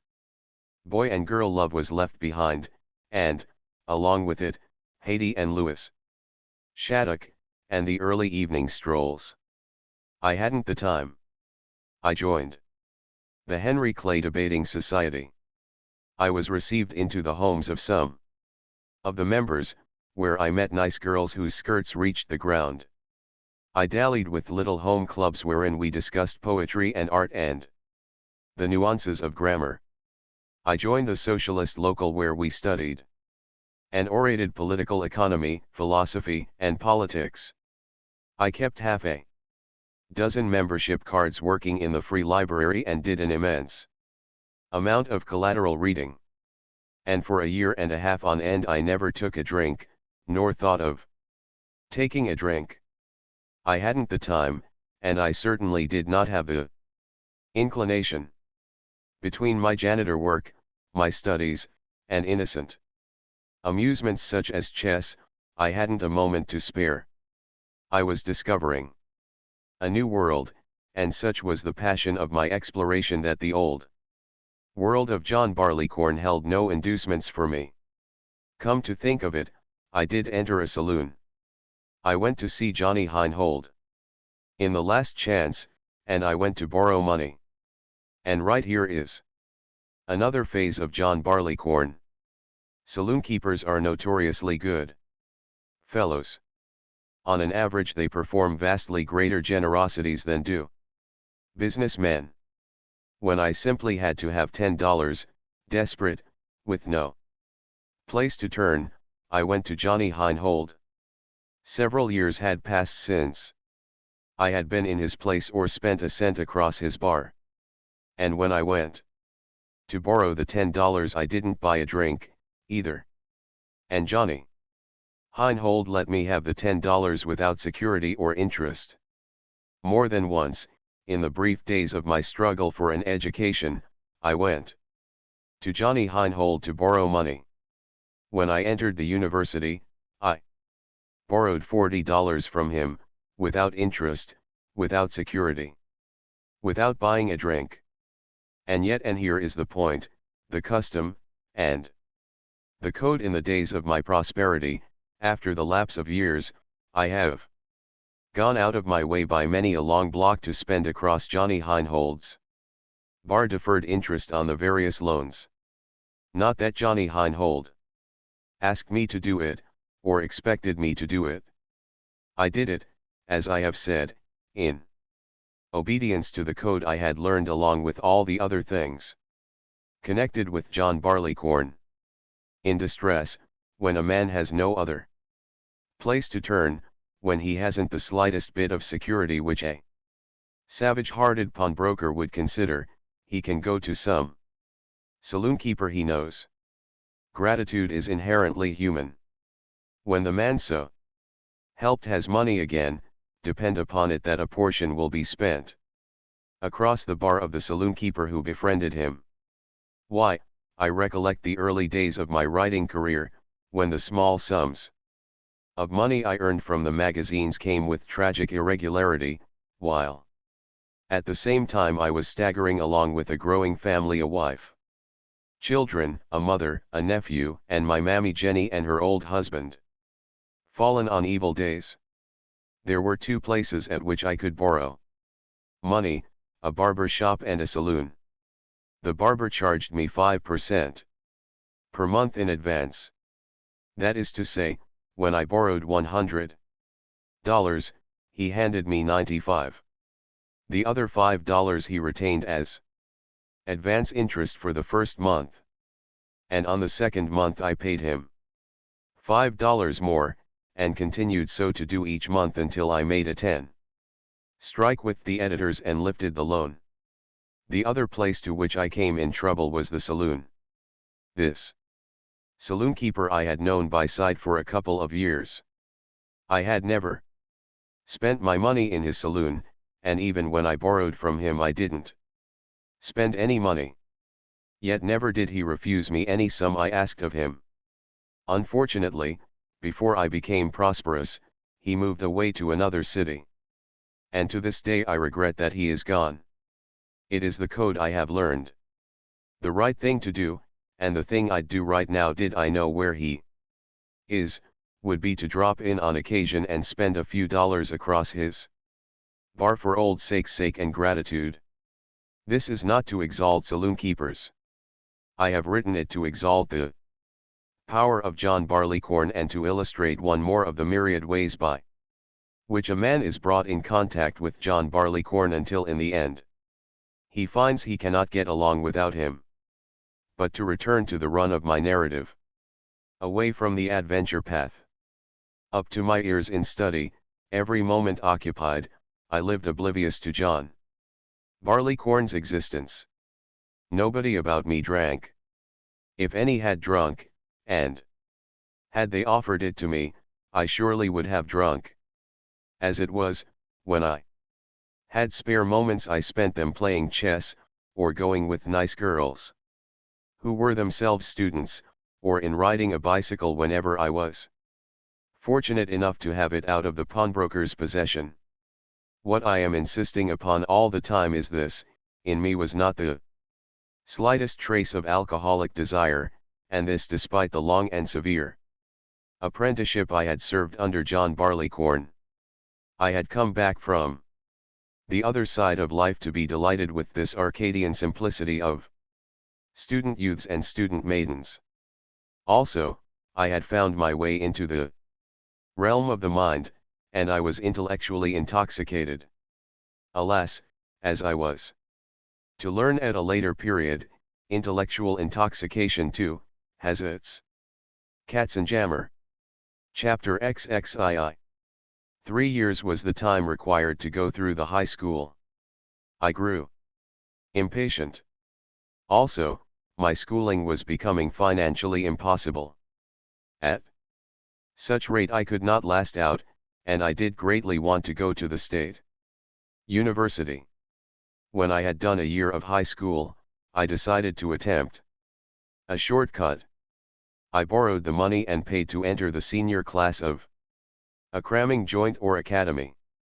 I was scheduled to graduate right into the university at the end of 4 months, thus saving 2 years. And how I did cram! I had 2 years new work to do in a third of a year. For 5 weeks I crammed, until simultaneous quadratic equations and Chemical formulas fairly oozed from my ears. And then the master of the academy took me aside. He was very sorry, but he was compelled to give me back my tuition fee and to ask me to leave the school. It wasn't a matter of scholarship. I stood well in my classes, and did he graduate me into the university, he was confident that in that institution I would continue to stand well. The trouble was that tongues were gossiping about my case. What? In 4 months accomplished 2 years' work. It would be a scandal, and the universities were becoming severer in their treatment of accredited prep schools. He couldn't afford such a scandal. Therefore I must gracefully depart. I did. And I paid back the borrowed money, and gritted my teeth, and started to cram by myself. There were 3 months yet before the university entrance examinations. Without laboratories, without coaching, sitting in my bedroom, I proceeded to compress that 2 years' work into 3 months and to keep reviewed on the previous year's work. 19 hours a day I studied. For 3 months I kept this pace, only breaking it on several occasions. My body grew weary, my mind grew weary, but I stayed with it. My eyes grew weary and began to twitch, but they did not break down. Perhaps, toward the last, I got a bit dotty. I know that at the time I was confident, I had discovered the formula for squaring the circle, but I resolutely deferred the working of it out until after the examinations. Then I would show them. Came the several days of the examinations, during which time I scarcely closed my eyes in sleep, devoting every moment to cramming and reviewing. And when I turned in my last examination paper I was in full possession of a splendid case of brain fag. I didn't want to see a book. I didn't want to think or to lay eyes on anybody who was liable to think. There was but one prescription for such a condition, and I gave it to myself: the adventure path. I didn't wait to learn the result of my examinations. I stowed a roll of blankets and some cold food into a borrowed Whitehall boat and set sail. Out of the Oakland estuary I drifted on the last of an early morning ebb, caught the first of the flood up bay, and raced along with a spanking breeze. San Pablo Bay was smoking, and the Carquinez Straits off the Selby smelter were smoking, as I picked up ahead and left astern the old landmarks I had first learned with Nelson in the Unreefer Reindeer. Benicia showed before me.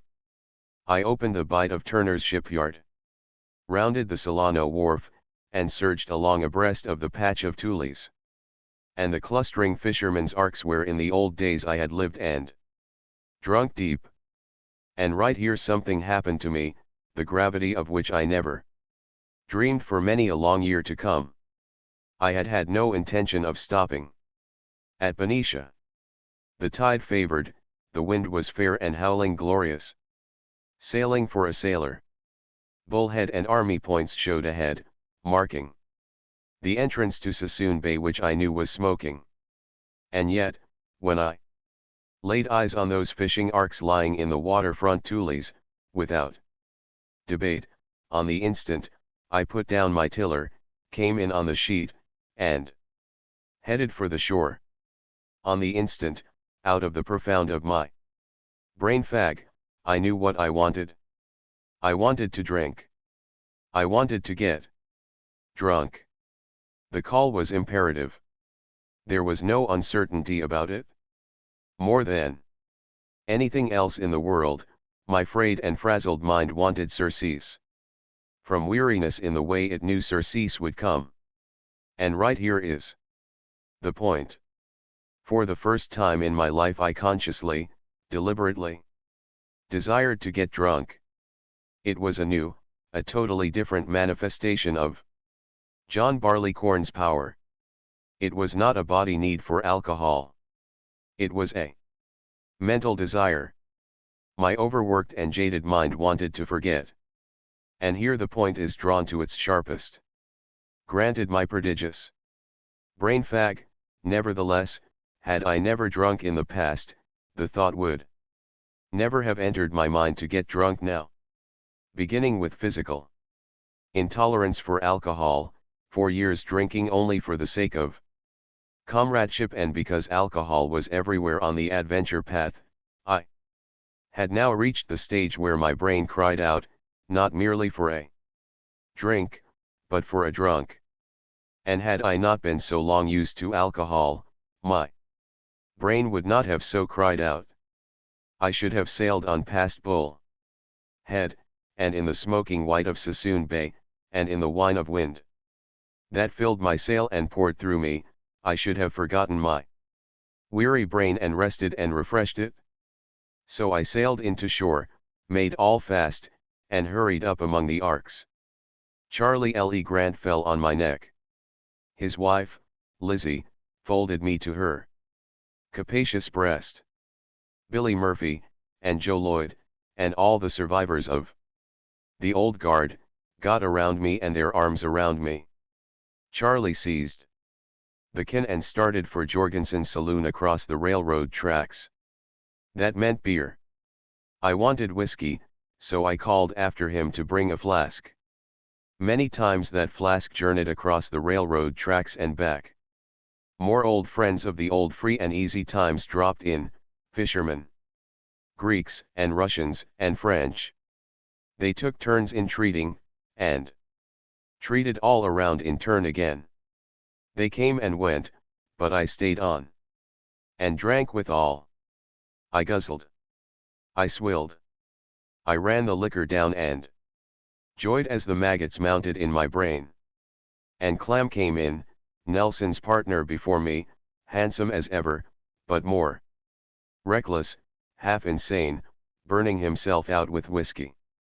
He had just had a quarrel with his partner on the sloop Gazelle, and knives had been drawn, and blows struck, and he was bent on maddening the fever of the memory with more whiskey. And while we downed it, we remembered Nelson. And that he had stretched out his great shoulders for the last long sleep in this very town of Benicia, and we wept over the memory of him, and remembered only the good things of him, and sent out the flask to be filled and drank again. They wanted me to stay over, but through the open door I could see the brave wind on the water, and my ears were filled with the roar of it. And while I forgot that I had plunged into the books 19 hours a day for 3 solid months, Charlie L. Grant shifted my outfit into a big Columbia River salmon boat. He added charcoal and a fisherman's brazier, a coffee pot and frying pan, and the coffee and the meat, and a black base fresh from the water that day. They had to help me down the rickety wharf and into the salmon boat. Likewise they stretched my boom and sprit until the sail set like a board. Some feared to set the sprit, but I insisted, and Charlie had no doubts. He knew me of old, and knew that I could sail as long as I could see. They cast off my painter. I put the tiller up, filled away before it, and with dizzy eyes checked and steadied the boat on her course and waved farewell. The tide had turned, and the fierce ebb, running in the teeth of a fiercer wind, kicked up a stiff, upstanding sea. Sassoon Bay was white with wrath and sea lump. But a salmon boat can sail, and I knew how to sail a salmon boat. So I drove her into it, and through it, and across, and maundered aloud and chanted my disdain for all the books and schools. Cresting seas filled me a foot or so with water, but I laughed at it, sloshing about my feet, and chanted my disdain for the wind and the water. I hailed myself a master of life, riding on the back of the unleashed elements, and John Barleycorn rode with me. Amid dissertations on mathematics and philosophy and spoutings and quotations, I sang all the old songs learned in the days when I went from the cannery to the oyster boats to be a pirate, such songs as, Black Lulu, Flying Cloud. Treat my daughter kindly, the Boston burglar, come all you rambling, gambling men, I wished I was a little bird, Shenandoah, and Ranzo, boys, Ranzo. Hours afterward, in the fires of sunset, where the Sacramento and the San Joaquin tumble their muddy floods together, I took the New York cut off. Schemed across the smooth landlocked water past Black Diamond, on into the San Joaquin, and on to Antioch, where, somewhat sobered and magnificently hungry, I laid alongside a big potato sloop that had a familiar rig. Here were old friends aboard, who fried my black base in olive oil. Then, too, there was a meaty fisherman's stew, delicious with garlic, and crusty Italian bread without butter, and all washed down with pint mugs of thick and heady claret. My salmon boat was a soak, but in the snug cabin of the sloop dry blankets and a dry bunk were mine, and we lay and smoked and yarned of old days, while overhead the wind screamed through the rigging and taut halyards drummed against the mast. Chapter XXIII. My cruise in the salmon boat lasted a week, and I returned ready to enter the university. During the week's cruise I did not drink again. To accomplish this I was compelled to avoid looking up old friends, for as ever the adventure path was beset with John Barleycorn. I had wanted the drink that first day, and in the days that followed I did not want it. My tired brain had recuperated. I had no moral scruples in the matter. I was not ashamed nor sorry because of that first day's orgy at Benicia. And I thought no more about it, returning gladly to my books and studies. Long years were to pass ere I looked back upon that day and realized its significance. At the time, and for a long time afterward, I was to think of it only as a frolic. But still later, in the slough of brain fag and intellectual weariness, I was to remember and know the craving for the anodyne that resides in alcohol. In the meantime, after this one relapse at Benicia, I went on with my abstemiousness, primarily because I didn't want to drink. And next, I was abstemious because my way led among books and students where no drinking was. Had I been out on the adventure path, I should as a matter of course have been drinking. For that is the pity of the adventure path, which is one of John Barleycorn's favorite stamping grounds. I completed the first half of my freshman year, and in January of 1897, took up my courses for the second half. But the pressure from lack of money, plus a conviction that the university was not giving me all that I wanted in the time I could spare for it, forced me to leave. I was not very disappointed. For 2 years I had studied, and in those 2 years, what was far more valuable, I had done a prodigious amount of reading. Then, too, my grammar had improved. It is true, I had not yet learned that I must say it is I, but I no longer was guilty of a double negative in writing, though still prone to that error in excited speech. I decided immediately to embark on my career. I had 4 preferences. First, music; second, poetry; third, the writing of philosophic, economic, and political essays; and, fourth, and last, and least, fiction writing. I resolutely cut out music as impossible, settled down in my bedroom, and tackled my second, third, and fourth choices simultaneously. Heavens, how I wrote! Never was there a creative fever such as mine from which the patient escaped fatal results. The way I worked was enough to soften my brain and send me to a madhouse. I wrote everything: ponderous essays, scientific and sociological short stories, humorous verse of all sorts from triolets and sonnets to blank verse tragedy and elephantine epics in Spenserian stanzas. On occasion I composed steadily, day after day, for 15 hours a day. At times I forgot to eat, or refused to tear myself away from my passionate outpouring in order to eat. And then there was the matter of typewriting. My brother-in-law owned a machine which he used in the daytime. In the night I was free to use it. That machine was a wonder. I could weep now as I recollect my wrestlings with it. It must have been a first model in the year 1 of the typewriter era. Its alphabet was all capitals. It was informed with an evil spirit. It obeyed no known laws of physics, and overthrew the hoary axiom that like things perform to like things produce like results. I'll swear that machine never did the same thing in the same way twice. Again and again it demonstrated that unlike actions produce like results. How my back used to ache with it. Prior to that experience, my back had been good for every violent strain put upon it in a none too gentle career. But that typewriter proved to me that I had a pipe stem for a back. Also, it made me doubt my shoulders. They ached as with rheumatism after every bout. The keys of that machine had to be hit so hard that to one outside the house it sounded like distant thunder or someone breaking up the furniture.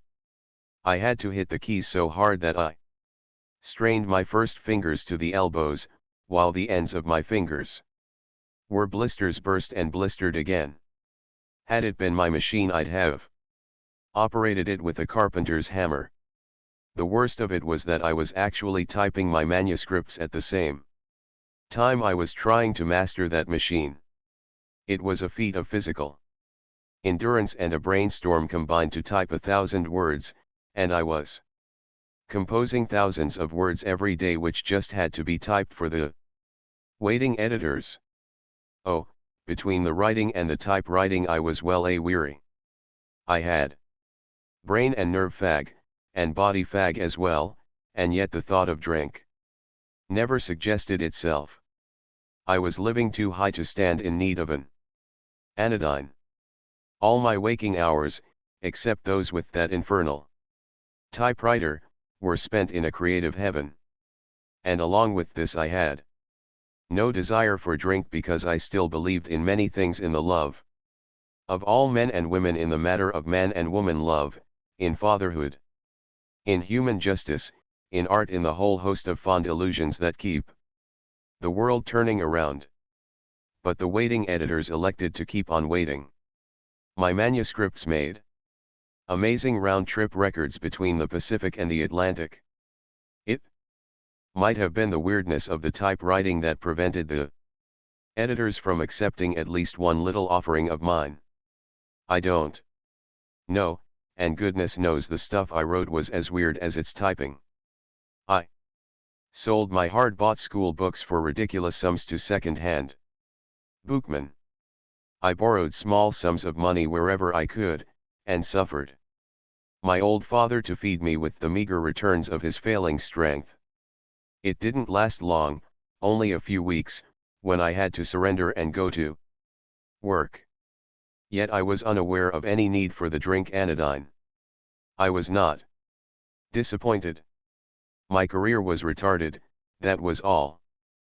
Perhaps I did need further preparation. I had learned enough from the books to realize that I had only touched the hem of knowledge's garment. I still lived on the heights. My waking hours, and most of the hours I should have used for sleep, were spent with the books. Chapter XXIV. Out in the country, at the Belmont Academy, I went to work in a small, perfectly appointed steam laundry. Another fellow and myself did all the work, from sorting and washing to ironing the white shirts, collars and cuffs, and the fancy starch of the wives of the professors. We worked like tigers, especially as summer came on and the academy boys took to the wearing of duck trousers. It consumes a dreadful lot of time to iron. One pair of duck trousers. And there were so many pairs of them. We sweated our way through long sizzling weeks at a task that was never done, and many a night, while the students snored in bed, my partner and I toiled on under the electric light at steam mangle or ironing board. The hours were long, the work was arduous, despite the fact that we became past masters in the art of eliminating waste motion. And I was receiving $30 a month and board, a slight increase over my coal shoveling and cannery days, at least to the extent of board, which cost my employer little. We ate in the kitchen, but which was to me the equivalent of $20 a month. My robuster strength of added years, my increased skill, and all I had learned from the books, were responsible for this increase of $20. Judging by my rate of development, I might hope before I died to be a night watchman for $60 a month, or a policeman actually receiving $100 with pickings. So relentlessly did my partner and I spring into our work throughout the week that by Saturday night we were frazzled wrecks. I found myself in the old familiar work beast condition, toiling longer hours than the horses toiled, thinking scarcely more frequent thoughts than horses think. The books were closed to me. I had brought a trunkful to the laundry, but found myself unable to read them. I fell asleep the moment I tried to read, and if I did manage to keep my eyes open for several pages, I could not remember the contents of those pages. I gave over attempts on heavy study, such as jurisprudence, political economy, and biology, and tried lighter stuff, such as history. I fell asleep. I tried literature, and fell asleep. And finally, when I fell asleep over lively novels, I gave up. I never succeeded in reading one book in all the time I spent in the laundry. And when Saturday night came, and the week's work was over until Monday morning, I knew only one desire besides the desire to sleep, and that was to get drunk. This was the second time in my life that I had heard the unmistakable call of John Barleycorn. The first time it had been because of brain fag. But I had no overworked brain now. On the contrary, all I knew was the dull numbness of a brain that was not worked at all. That was the trouble. My brain had become so alert and eager, so quickened by the wonder of the new world the books had discovered to it, that it now suffered all the misery of stagnancy and inaction. And I, the long-time intimate of John Barleycorn, knew just what he promised me: maggots of fancy, dreams of power, forgetfulness, anything and everything save whirling washers, revolving mangles, humming centrifugal ringers, and fancy starch and interminable processions of duck trousers moving in steam under my flying iron. And that's it. John Barleycorn makes his appeal to weakness and failure, to weariness and exhaustion. He is the easy way out. And he is lying all the time. He offers false strength to the body, false elevation to the spirit, making things seem what they are not and vastly fairer than what they are. But it must not be forgotten that John Barleycorn is protean. As well as to weakness and exhaustion, does he appeal to too much strength, to superabundant vitality, to the ennui of idleness. He can tuck in his arm, the arm of any man in any mood. He can throw the net of his lure over all men. He exchanges new lamps for old, the spangles of illusion for the drabs of reality, and in the end cheats all who traffic with him. I didn't get drunk, however, for the simple reason that it was a mile and a half to the nearest saloon. And this, in turn, was because the call to get drunk was not very loud in my ears. Had it been loud, I would have traveled 10 times the distance to win to the saloon. On the other hand, had the saloon been just around the corner, I should have got drunk. As it was, I would sprawl out in the shade on my one day of rest and dally with the Sunday papers. But I was too weary even for their froth. The comic supplement might bring a pallid smile to my face, and then I would fall asleep. Although I did not yield to John Barleycorn while working in the laundry, a certain definite result was produced. I had heard the call, felt the gnaw of desire, yearned for the anodyne. I was being prepared for the stronger desire of later years. And the point is that this development of desire was entirely in my brain. My body did not cry out for alcohol. As always, alcohol was repulsive to my body. When I was bodily weary from shoveling coal, the thought of taking a drink had never flickered into my consciousness. When I was brain wearied after taking the entrance examinations to the university, I promptly got drunk. At the laundry I was suffering physical exhaustion again, and physical exhaustion that was not nearly so profound as that of the coal shoveling. But there was a difference. When I went coal shoveling, my mind had not yet awakened. Between that time and the laundry, my mind had found the kingdom of the mind. While shoveling coal, my mind was somnolent. While toiling in the laundry, my mind, informed and eager to do and be, was crucified. And whether I yielded to drink, as at Benicia, or whether I refrained, as at the laundry, in my brain the seeds of desire for alcohol were germinating. Chapter XXV. After the laundry, my sister and her husband grub-staked me into the Klondike. It was the first gold rush into that region, the early fall rush of 1897. I was 21 years old, and in splendid physical condition. I remember, at the end of the 28-mile portage across Chilkoot from Dia Beach to Lake Linderman, I was packing up with the Indians and outpacking many an Indian.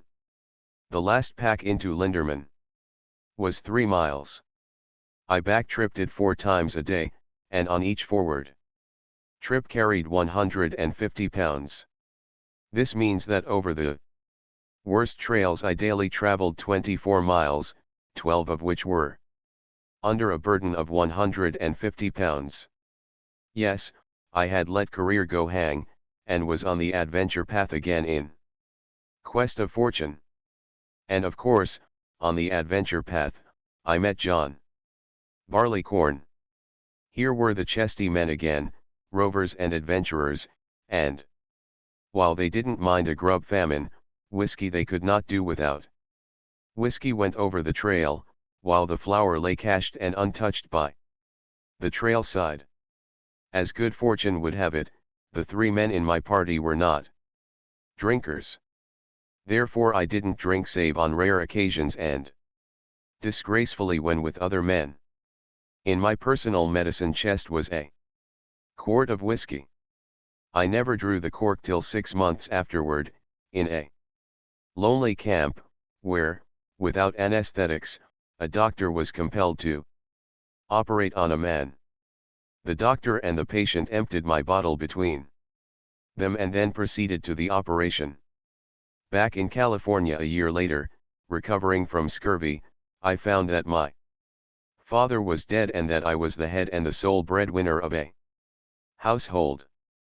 When I state that I had passed coal on a steamship from Bering Sea to British Columbia, and traveled in the steerage from there to San Francisco, it will be understood that I brought nothing back from the Klondike but my scurvy. Times were hard. Work of any sort was difficult to get.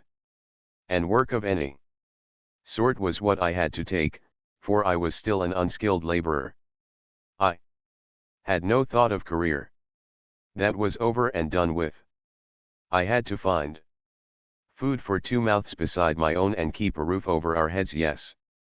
and buy a winter suit, my one suit being decidedly summery. I had to get some sort of work immediately. After that, when I had caught my breath, I might think about my future. Unskilled labor is the first to feel the slackness of hard times, and I had no trades save those of sailor and laundryman. With my new responsibilities I didn't dare go to sea, and I failed to find a job at laundrying. I failed to find a job at anything. I had my name down in 5 employment bureaus. I advertised in 3 newspapers. I sought out the few friends I knew who might be able to get me work, but they were either uninterested or unable to find anything for me. The situation was desperate. I pawned my watch, my bicycle, and a Macintosh of which my father had been very proud and which he had left to me. It was and is my sole legacy in this world. It had cost $15, and the pawnbroker let me have $2 on it. And yes, a waterfront comrade of earlier years drifted along one day with a dress suit wrapped in newspapers. He could give no adequate explanation of how he had come to possess it, nor did I press for an explanation. I wanted the suit myself. No, not to wear. I traded him a lot of rubbish, which, being unpawnable, was useless to me. He peddled the rubbish for several dollars, while I pledged the dress suit with my pawnbroker for $5. And for all I know the pawnbroker still has the suit. I had never intended to redeem it. But I couldn't get any work. Yet I was a bargain in the labor market. I was 22 years old, weighed 165 pounds. Stripped, every pound of which was excellent for toil, and the last traces of my scurvy were vanishing before a treatment of potatoes chewed raw. I tackled every opening for employment. I tried to become a studio model, but there were too many fine-bodied young fellows out of jobs. I answered advertisements of elderly invalids in need of companions. And I almost became a sewing machine agent, on commission, without salary. But poor people don't buy sewing machines in hard times, so I was forced to forego that employment. Of course, it must be remembered that along with such frivolous occupations I was trying to get work as wop, lumper and roustabout. But winter was coming on, and the surplus labor army was pouring into the cities. Also I, who had romped along carelessly through the countries of the world and the kingdom of the mind, was not a member of any union. I sought odd jobs. I worked days, and half days, at anything I could get. I mowed lawns, trimmed hedges, took up carpets, beat them, and laid them again. Further, I took the civil service examinations for mail carrier and passed first. But alas, there was no vacancy, and I must wait. And while I waited, and in between the odd jobs I managed to procure, I started to earn $10 by writing a newspaper account of a voyage I had made, in an open boat down the Yukon, of 1900 miles in 19 days. I didn't know the first thing about the newspaper game, but I was confident I'd get $10 for my article. But I didn't. The first San Francisco newspaper to which I mailed it never acknowledged receipt of the manuscript, but held onto it. The longer it held onto it, the more certain I was that the thing was accepted. And here is the funny thing. Some are born to fortune, and some have fortune thrust upon them. But in my case I was clubbed into fortune, and bitter necessity wielded the club. I had long since abandoned all thought of writing as a career. My honest intention in writing that article was to earn $10. And that was the limit of my intention. It would help to tide me along until I got steady employment. Had a vacancy occurred in the post office at that time, I should have jumped at it. But the vacancy did not occur, nor did a steady job, and I employed the time between odd jobs with writing a 21,000-word serial for The Youth's Companion. I turned it out and typed it in 7 days. I fancy that was what was the matter with it, for it came back. It took some time for it to go and come, and in the meantime I tried my hand at short stories. I sold one to the Overland Monthly for $5. The Black Cat gave me $40 for another. The Overland Monthly offered me $7.50, pay on publication, for all the stories I should deliver. I got my bicycle, my watch, and my father's Macintosh out of pawn and rented a typewriter. Also, I paid up the bills I owed to the several groceries that allowed me a small credit.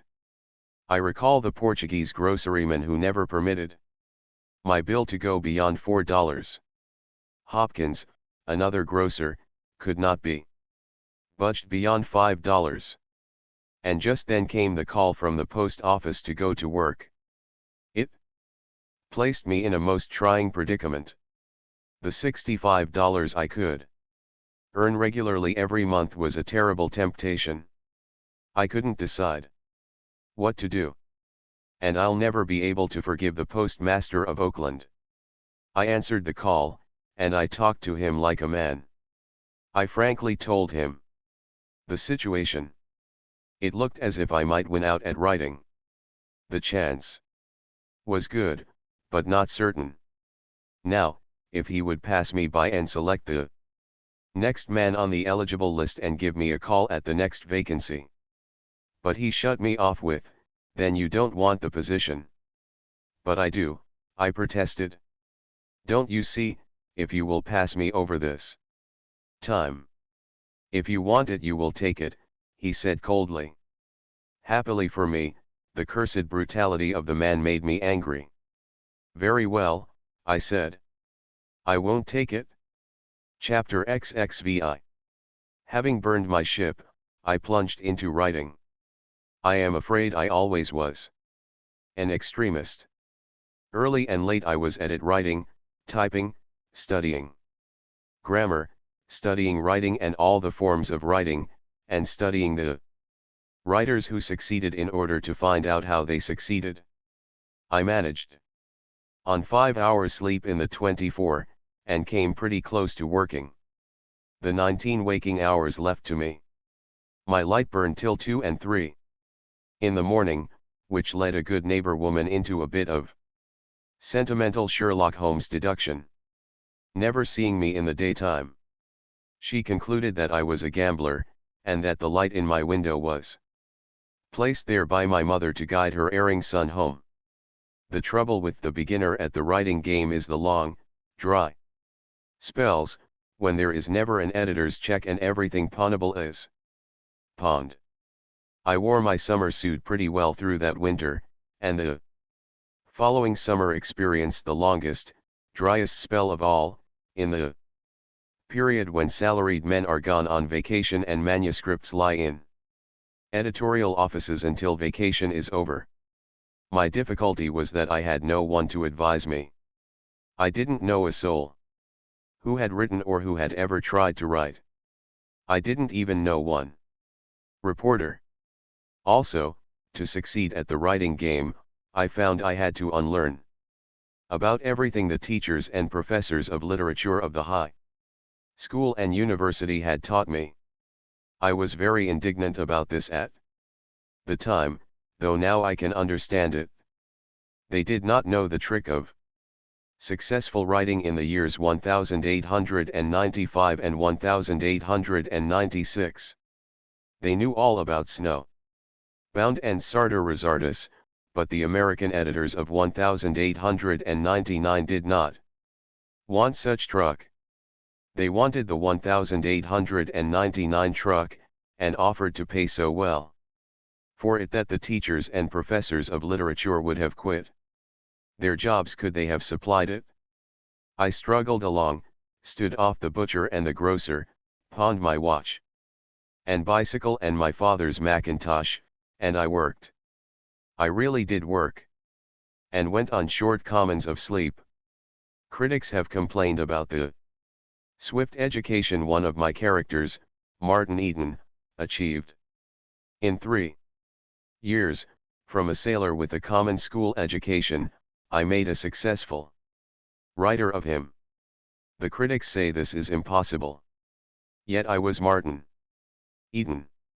At the end of 3 working years, 2 of which were spent in high school and the university and 1 spent at writing, and all 3 in studying immensely and intensely, I was publishing stories in magazines such as the Atlantic Monthly, was correcting proofs of my first book. Issued by Houghton, Mifflin Co., was selling sociological articles to Cosmopolitan and McClure's, had declined an associate editorship. Proffered me by telegraph from New York City, and was getting ready to marry. Now the foregoing means work, especially the last year of it, when I was learning my trade as a writer. And in that year, running short on sleep, and tasking my brain to its limit, I neither drank nor cared to drink. So far as I was concerned, alcohol did not exist. I did suffer from brain fag on occasion, but alcohol never suggested itself as an ameliorative. Heavens! Editorial acceptances and checks were all the amelioratives I needed. A thin envelope from an editor in the mornings. Mail was more stimulating than half a dozen cocktails. And if a check of decent amount came out of the envelope, such incident in itself was a whole drunk. Furthermore, at that time in my life I did not know what a cocktail was. I remember, when my first book was published, several Alaskans, who were members of the Bohemian Club, entertained me one evening at the club in San Francisco. We sat in most wonderful leather chairs, and drinks were ordered. Never had I heard such an ordering of liqueurs and of highballs.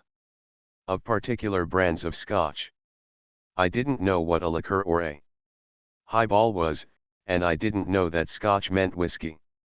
I knew only poor men's drinks, the drinks of the frontier and of sailor town, cheap beer and cheaper whiskey that was just called whiskey and nothing else. I was embarrassed to make a choice, and the steward nearly collapsed when I ordered claret as an after-dinner drink. Chapter XXVII. As I succeeded with my writing, my standard of living rose and my horizon broadened. I confined myself to writing and typing 1,000 words a day, including Sundays and holidays, and I still studied hard, but not so hard as formerly. I allowed myself 5½ hours of actual sleep. I added this half hour because I was compelled. Financial success permitted me more time for exercise. I rode my wheel more, chiefly because it was permanently out of pawn, and I boxed and fenced. Walked on my hands, jumped high and broad, put the shot and tossed the cobber, and went swimming. And I learned that more sleep is required for physical exercise than for mental exercise. There were tired nights, bodily, when I slept 6 hours, and on occasion of very severe exercise I actually slept 7 hours. But such sleep orgies were not frequent. There was so much to learn, so much to be done, that I felt wicked when I slept 7 hours. And I blessed the man who invented alarm clocks. And still no desire to drink. I possessed too many fine faiths, was living at too keen a pitch. I was a socialist, intent on saving the world, and alcohol could not give me the ferve hours that were mine from my ideas and ideals. My voice, on account of my successful writing, had added weight, or so I thought. At any rate, my reputation as a writer drew me audiences that my reputation as a speaker never could have drawn. I was invited before clubs and organizations of all sorts to deliver my message. I fought the good fight, and went on studying and writing, and was very busy. Up to this time I had had a very restricted circle of friends. But now I began to go about. I was invited out, especially to dinner, and I made many friends and acquaintances whose economic lives were easier than mine had been. And many of them drank. In their own houses they drank and offered me drink. They were not drunkards, any of them. They just drank temperately, and I drank temperately with them as an act of comradeship and accepted hospitality. I did not care for it, neither wanted it nor did not want it, and so small was the impression made by it that I do not remember my first cocktail nor my first Scotch highball. Well, I had a house. When one is asked into other houses, he naturally asks others into his house. Behold the rising standard of living. Having been given drink in other houses, I could expect nothing else of myself than to give drink in my own house. So I laid in a supply of beer and whiskey and table claret. Never since that has my house not been well supplied. And still, through all this period, I did not care in the slightest for John Barleycorn. I drank when others drank, and with them, as a social act. And I had so little choice in the matter that I drank whatever they drank. If they elected whiskey, then whiskey it was for me. If they drank root beer or sarsaparilla, I drank root beer or sarsaparilla with them. And when there were no friends in the house, why, I didn't drink anything. Whiskey decanters were always in the room where I wrote, and for months and years I never knew what it was, when by myself, to take a drink. When out at dinner I noticed the kindly, genial glow of the preliminary cocktail. It seemed a very fitting and gracious thing. Yet so little did I stand in need of it, with my own high intensity and vitality, that I never thought it worth while to have a cocktail before my own meal when I ate alone.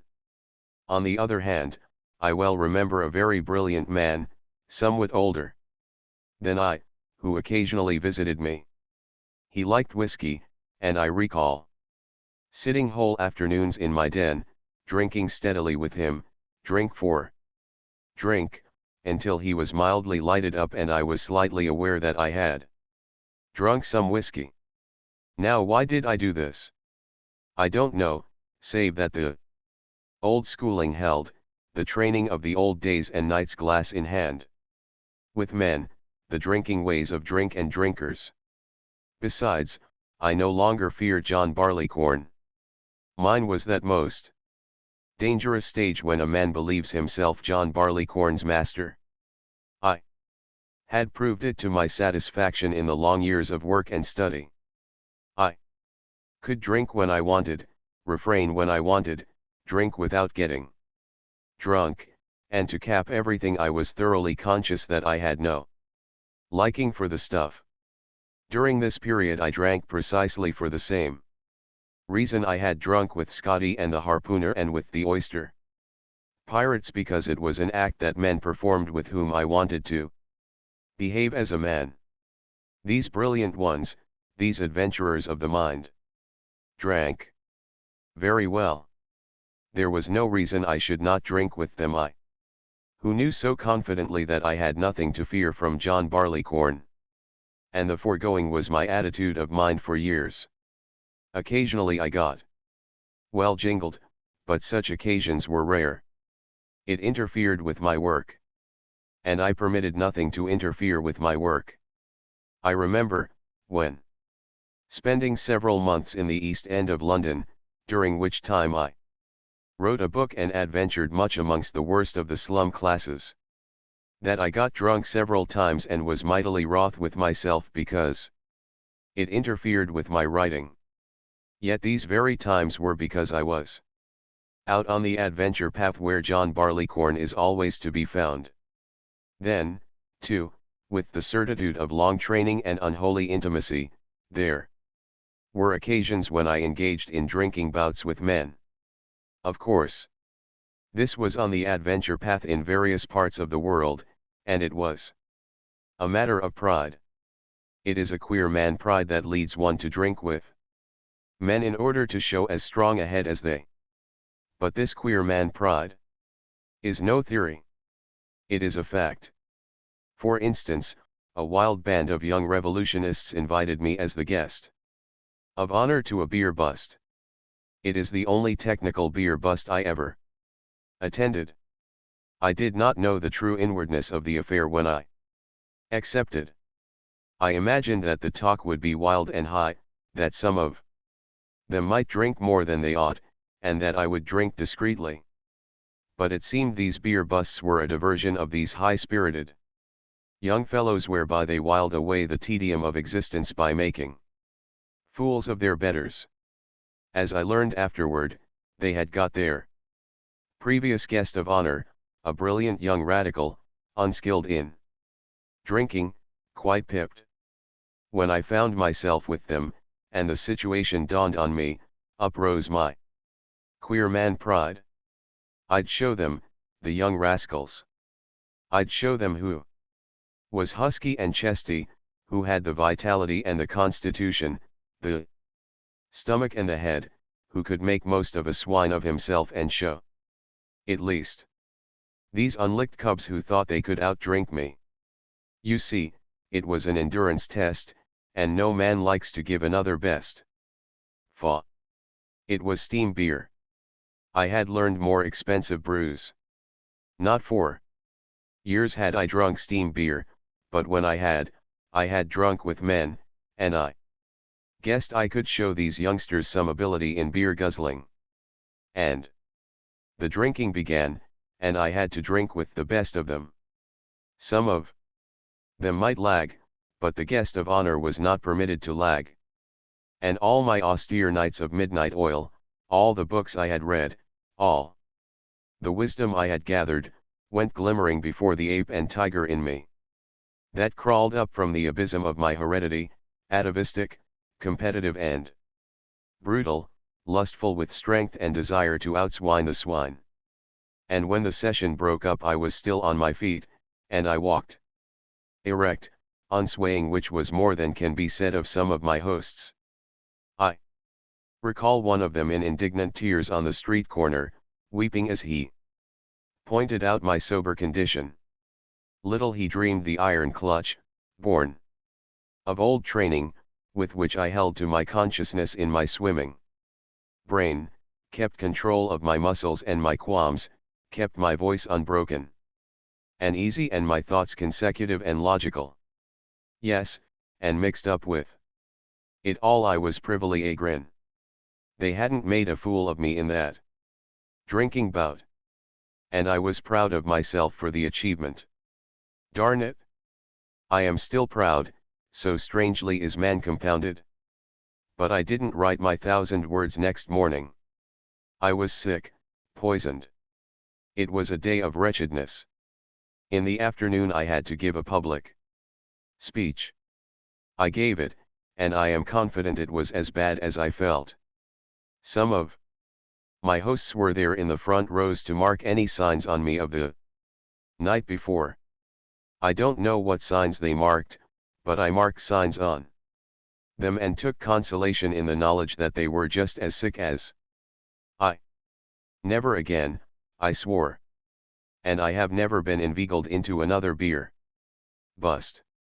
For that matter, that was my last drinking bout of any sort. Oh, I have drunk ever since, but with more wisdom, more discretion, and never in a competitive spirit. It is thus that the seasoned drinker grows seasoned. To show that at this period in my life drinking was wholly a matter of companionship, I remember crossing the Atlantic in the old Teutonic. It chanced, at the start, that I chummed with an English cable operator and a younger member of a Spanish shipping firm.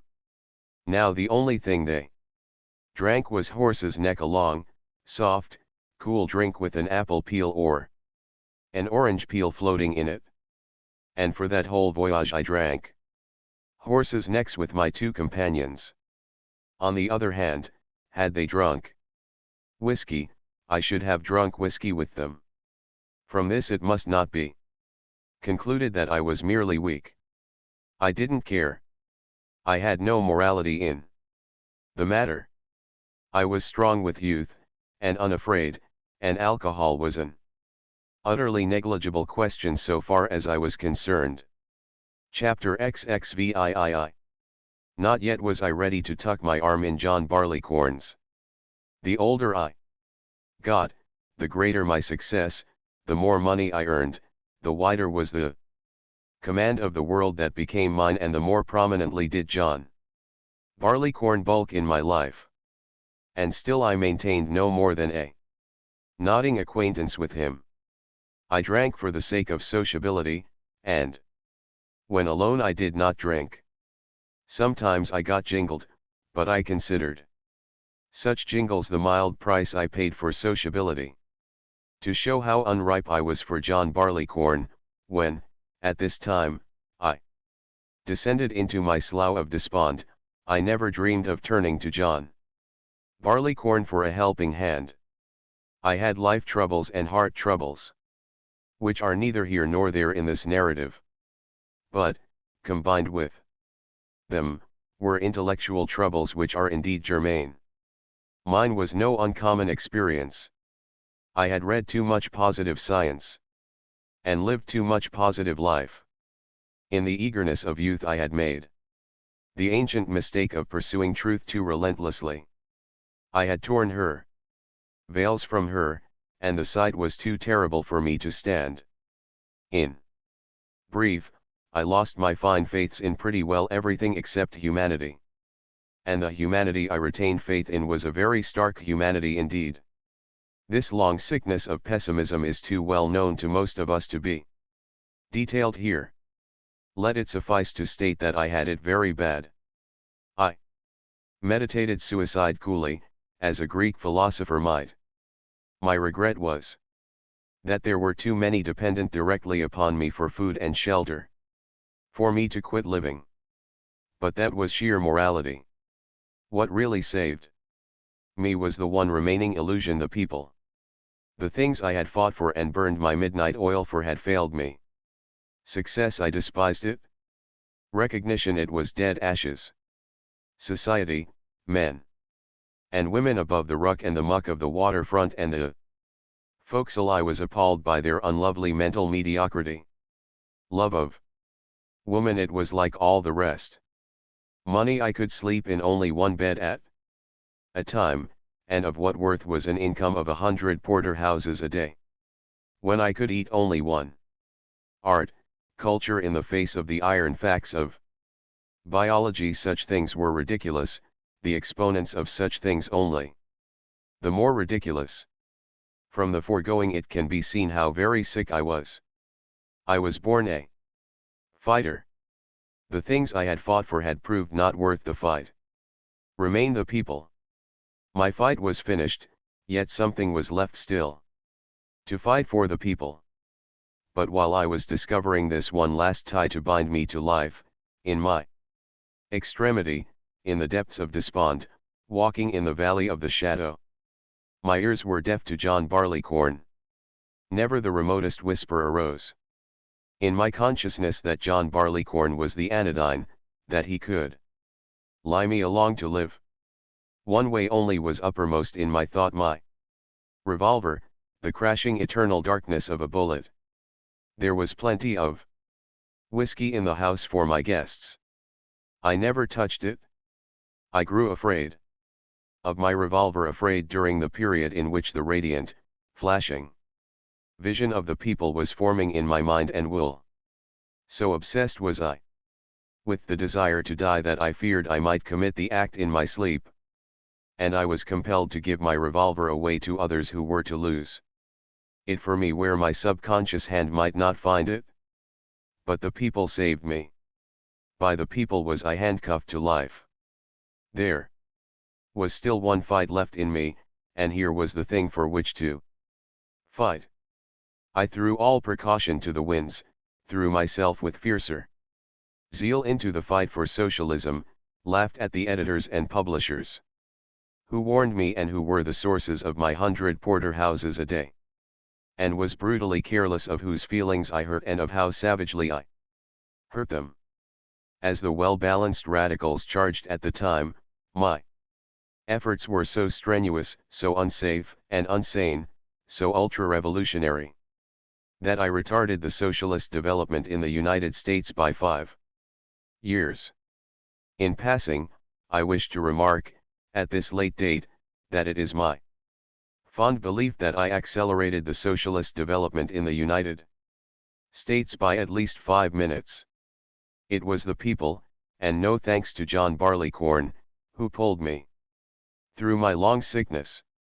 And when I was convalescent came the love of woman to complete the cure and lull my pessimism asleep for many a long day, until John Barleycorn again awoke it. But in the meantime, I pursued truth less relentlessly, refraining from tearing her last veils aside even when I clutched them in my hand. I no longer cared to look upon truth naked. I refused to permit myself to see a second time what I had once seen. And the memory of what I had that time seen I resolutely blotted from my mind. And I was very happy. Life went well with me, I took delight in little things. The big things I declined to take too seriously.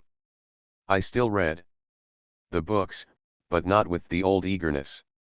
I still read the books today, but never again shall I read them with that old glory of youthful passion when I hark to the call from over and beyond that whispered me on to win to the mystery at the back of life and behind the stars.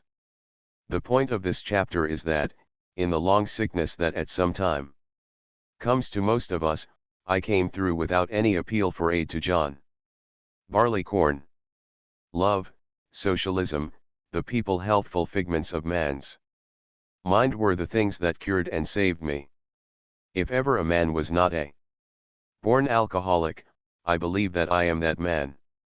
And yet well, let the succeeding chapters tell their tale, for in them will be shown how I paid for my previous quarter of a century of contact with ever-accessible John Barleycorn. Chapter XXIX.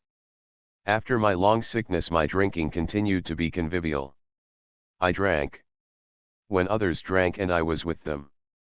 But, imperceptibly, my need for alcohol took form and began to grow. It was not a body need. I boxed, swam, sailed, rode horses, lived in the open and errantly healthful life, and passed life insurance examinations with flying colors. In its inception, now that I look back upon it, this need for alcohol was a mental need, a nerve need, a good spirits need. How can I explain? It was something like this. Physiologically, from the standpoint of palate and stomach, alcohol was, as it had always been, repulsive. It tasted no better than beer did when I was 5, than bitter claret did when I was 7. When I was alone, writing or studying, I had no need for it.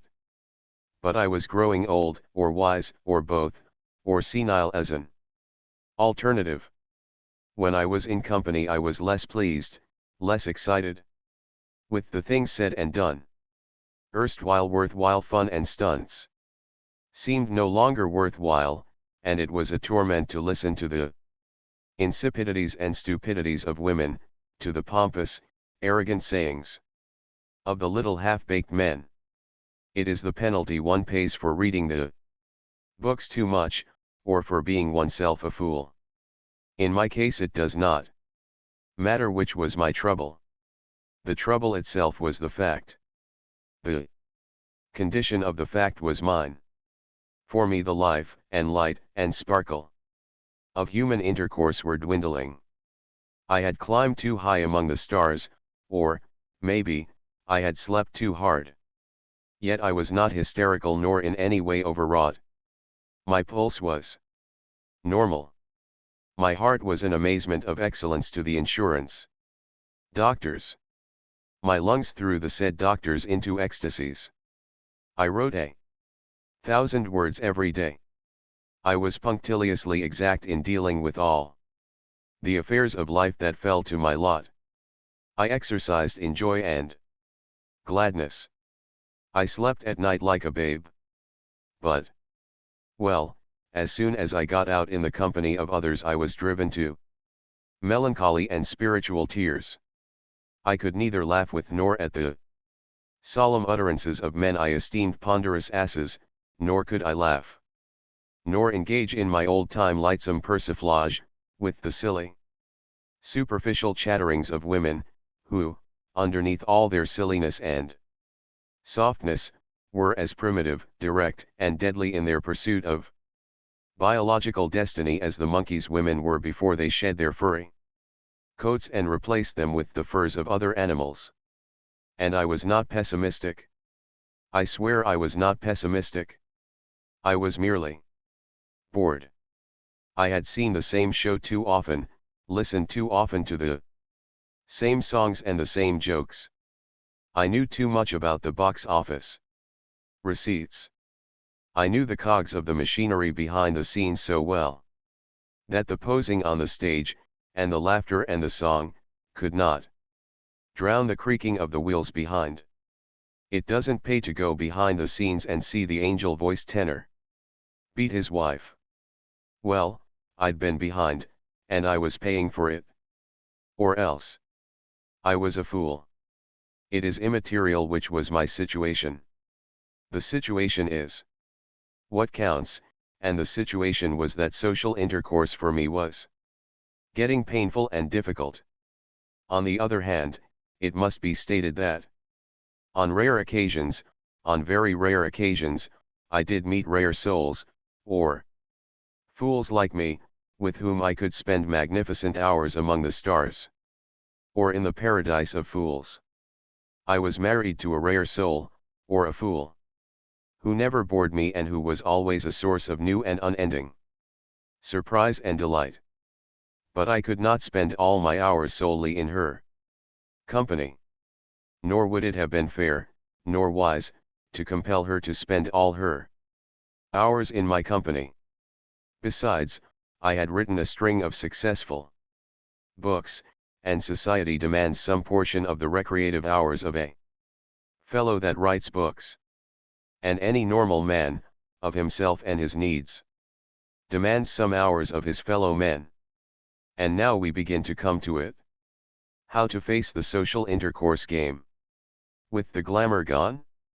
John Barleycorn, the ever-patient one, had waited a quarter of a century and more for me to reach my hand out in need of him.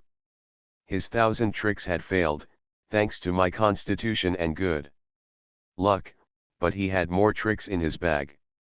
A cocktail or two, or several, I found, cheered me up for the foolishness of foolish people. A cocktail, or several, before dinner, enabled me to laugh wholeheartedly at things which had long since ceased being laughable.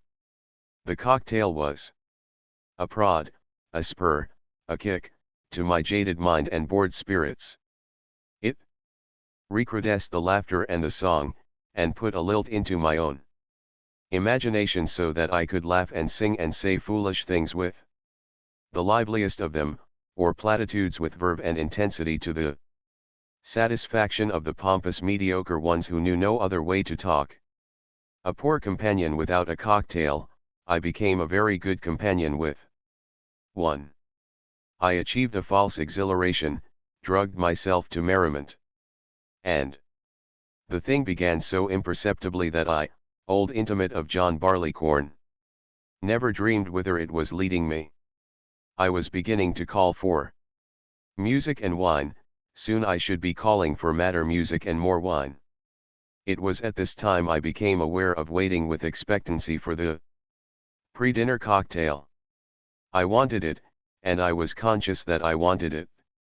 I remember, while war corresponding in the Far East, of being irresistibly attracted to a certain home. Besides accepting all invitations to dinner, I made a point of dropping in almost every afternoon. Now, the hostess was a charming woman, but it was not for her sake that I was under her roof so frequently. It happened that she made by far the finest cocktail procurable in that large city, where drink mixing on the part of the foreign population was indeed an art. Up at the club, down at the hotels, and in other private houses, no such cocktails were created. Her cocktails were subtle. They were masterpieces. They were the least repulsive to the palate and carried the most kick. And yet, I desired her cocktails only for sociability's sake, to key myself to sociable moods. When I rode away from that city, across hundreds of miles of rice fields and mountains, and through months of campaigning, and on with the victorious Japanese into Manchuria, I did not drink. Several bottles of whiskey were always to be found on the backs of my pack horses. Yet I never broached a bottle for myself, never took a drink by myself, and never knew a desire to take such a drink. Oh, if a white man came into my camp, I opened a bottle and we drank together according to the way of men, just as he would open a bottle and drink with me if I came into his camp. I carried that whiskey for social purposes, and I so charged it up in my expense account to the newspaper for which I worked. Only in retrospect can I mark the almost imperceptible growth of my desire. There were little hints then that I did not take, little straws in the wind that I did not see, little incidents the gravity of which I did not realize. For instance, for some years it had been my practice each winter to cruise for 6 or 8 weeks on San Francisco Bay. My stout sloop yacht, the Spray, had a comfortable cabin and a coal stove. A Korean boy did the cooking, and I usually took a friend or so along to share the joys of the cruise.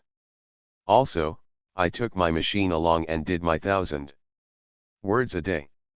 On the particular trip I have in mind, Cloud Esley and Toddy came along.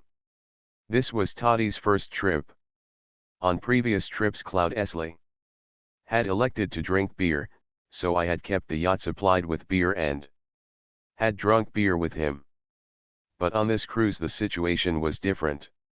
Toddy was so nicknamed because of his diabolical cleverness in concocting toddies.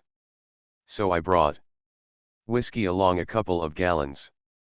Alas, many another gallon I bought for Cloud Esley, and I got into the habit of drinking a certain hot toddy that actually tasted delicious going down and that carried the most exhilarating kick imaginable. I liked those toddies.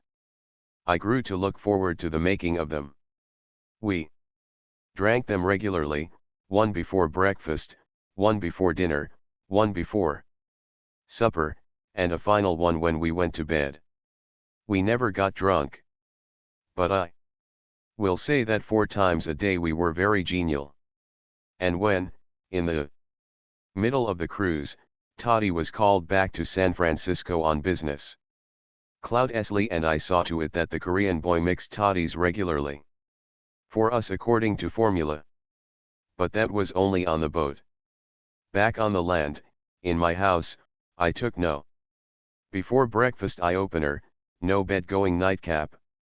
And I haven't drunk hot toddies since, and that was many a year ago. But the point is, I liked those toddies. The geniality of which they were provocative was marvelous. They were eloquent prose leaders for John Barleycorn in their own small insidious way. They were tickles of the something destined to grow into daily and deadly desire. And I didn't know, never dreamed I, who had lived with John Barleycorn for so many years and laughed at all his unavailing attempts to win me. Chapter XXX. Part of the process of recovering from my long sickness was to find Delight in little things, in things unconnected with books and problems. In play, in games of tag in the swimming pool, in flying kites, in fooling with horses, in working out mechanical puzzles. As a result, I grew tired of the city. On the ranch, in the Valley of the Moon, I found my paradise. I gave up living in cities. All the cities held for me were music, the theater, and Turkish baths. And all went well with me. I worked hard, played hard, and was very happy. I read more fiction and less fact. I did not study a tithe as much as I had studied in the past. I still took an interest in the fundamental problems of existence, but it was a very cautious interest. For I had burned my fingers that time I clutched at the veils of truth and wrested them from her. There was a bit of lie in this attitude of mine, a bit of hypocrisy, but the lie and the hypocrisy were those of a man desiring to live. I deliberately blinded myself to what I took to be the savage interpretation of biological fact. After all, I was merely forswearing a bad habit, foregoing a bad frame of mind. And I repeat, I was very happy. And I add, that in all my days, measuring them with cold, considerative judgment, this was, far and away beyond all other periods, the happiest period of my life. But the time was at hand, rhymeless and reasonless so far as I can see, when I was to begin to pay for my score of years of dallying with John Barleycorn. Occasionally guests journeyed to the ranch and remained a few days. Some did not drink. But to those who did drink, the absence of all alcohol on the ranch was a hardship.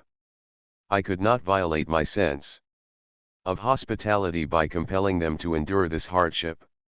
I ordered in a stock for my guests. I was never interested enough in cocktails to know how they were made. So I got a barkeeper in Oakland to make them in bulk and ship them to me. When I had no guests I didn't drink. But I began to notice, when I finished my morning's work, that I was glad if there were a guest, for then I could drink a cocktail with him. Now I was so clean of alcohol that even a single cocktail was provocative. A pitch. A single cocktail would glow the mind and tickle a laugh for the few minutes prior to sitting down to table and starting the delightful process of eating. On the other hand, such was the strength of my stomach, of my alcoholic resistance, that the single cocktail was only the glimmer of a glow, the faintest tickle of a laugh. One day, a friend frankly and shamelessly suggested a second cocktail. I drank the second one with him. The glow was appreciably longer and warmer, the laughter deeper and more resonant. One does not forget such experiences. Sometimes I almost think that it was because I was so very happy that I started on my real drinking. I remember one day Charmian and I took a long ride over the mountains on our horses. The servants had been dismissed for the day, and we returned late at night to a jolly chafing dish supper.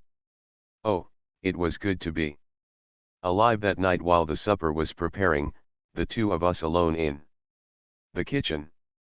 I, personally, was at the top of life.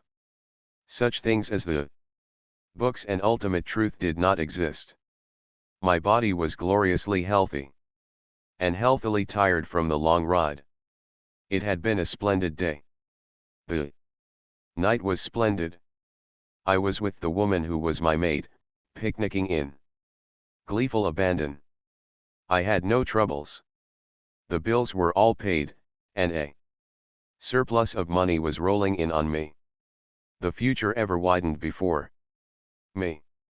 And right there, in the kitchen, delicious things bubbled in the chafing dish, our laughter bubbled, and my stomach was keen with a most delicious edge of appetite. I felt so good, that somehow, somewhere, in me arose an insatiable greed to feel better. I was so happy that I wanted to pitch my happiness even higher. And I knew the way. 10,000 contacts with John Barleycorn had taught me. Several times I wandered out of the kitchen to the cocktail bottle, and each time I left it diminished by one man's size. Cocktail. The result was splendid. I wasn't jingled, I wasn't lighted up, but I was warmed, I glowed, my happiness was pyramid. Munificent. As life was to me, I added to that munificence. It was a great hour, one of my greatest. But I paid for it, long afterwards, as you will see. One does not forget such experiences, and, in human stupidity, cannot be brought to realize that there is no immutable law which decrees that same things shall produce same results. For they don't, else would the thousandth pipe of opium be provocative of similar delights to the first. Else would one cocktail, instead of several, produce an equivalent glow. After a year of cocktails. One day, just before I ate midday dinner, after my morning's writing was done, when I had no guest, I took a cocktail by myself. Thereafter, when there were no guests, I took this daily pre-dinner cocktail. And right there John Barleycorn had me. I was beginning to drink regularly. I was beginning to drink alone. And I was beginning to drink, not for hospitality's sake, not for the sake of the taste, but for the effect of the drink. I wanted that daily pre-dinner cocktail. And it never crossed my mind that there was any reason I should not have it. I paid for it. I could pay for 1,000 cocktails each day if I wanted. And what was a cocktail? One cocktail to me who on so many occasions for so many years had drunk inordinate quantities of stiffer stuff and been unharmed. The program of my ranch life was as follows: each morning, at 8:30, having been reading or correcting proofs in bed since 4 or 5, I went to my desk. Odds and ends of correspondence and notes occupied me till 9, and at 9 sharp, invariably, I began my writing. By 11, sometimes a few minutes earlier or later, my 1,000 words were finished. Another half hour at cleaning up my desk, and my day's work was done, so that at 11:30 I got into a hammock under the trees with my mailbag and the morning newspaper. At 12:30 I ate dinner, and in the afternoon I swam and rode. One morning, at 11:30, before I got into the hammock, I took a cocktail. I repeated this on subsequent mornings, of course, taking another cocktail just before I ate at 12:30. Soon I found myself seated at my desk in the midst of my 1,000 words, looking forward to that 11:30 cocktail. At last, now, I was thoroughly conscious that I desired alcohol. But what of it? I wasn't afraid of John Barleycorn. I had associated with him too long. I was wise in the matter of drink. I was discreet. Never again would I drink to excess. I knew the dangers and the pitfalls of John Barleycorn, the various ways by which he had tried to kill me in the past. But all that was past, long past. Never again would I drink myself to stupefaction. Never again would I get drunk.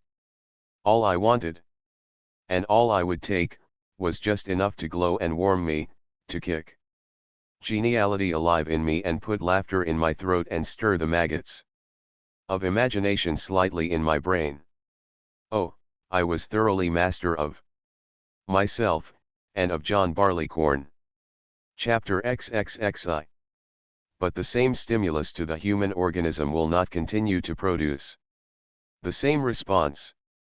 By and by I discovered there was no kick at all in one cocktail.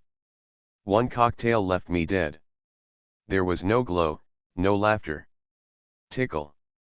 2 or 3 cocktails were required to produce the original effect of one. And I wanted that effect.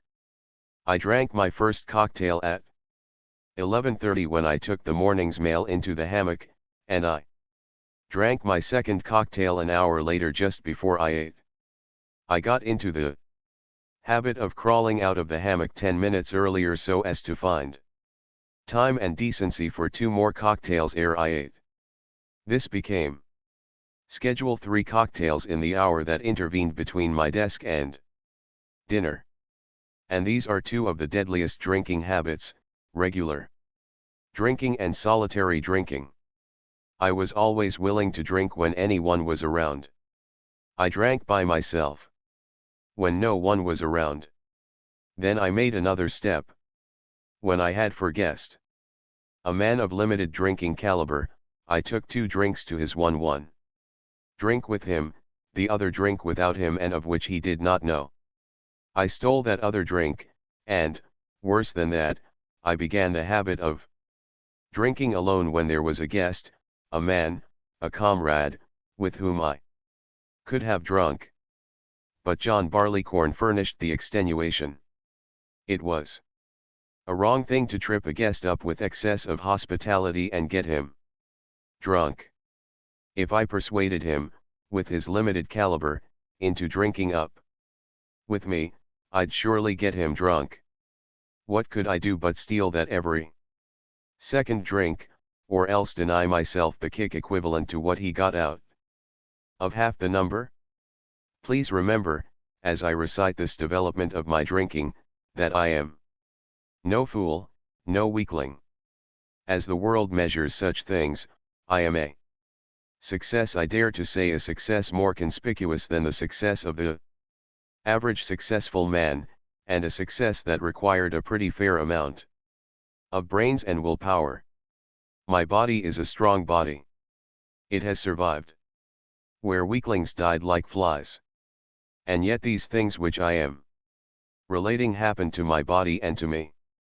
I am a fact. My drinking is a fact.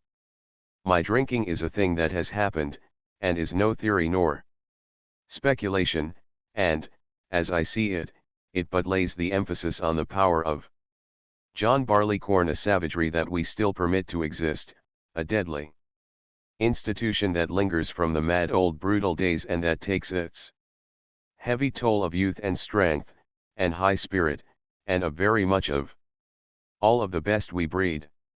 To return.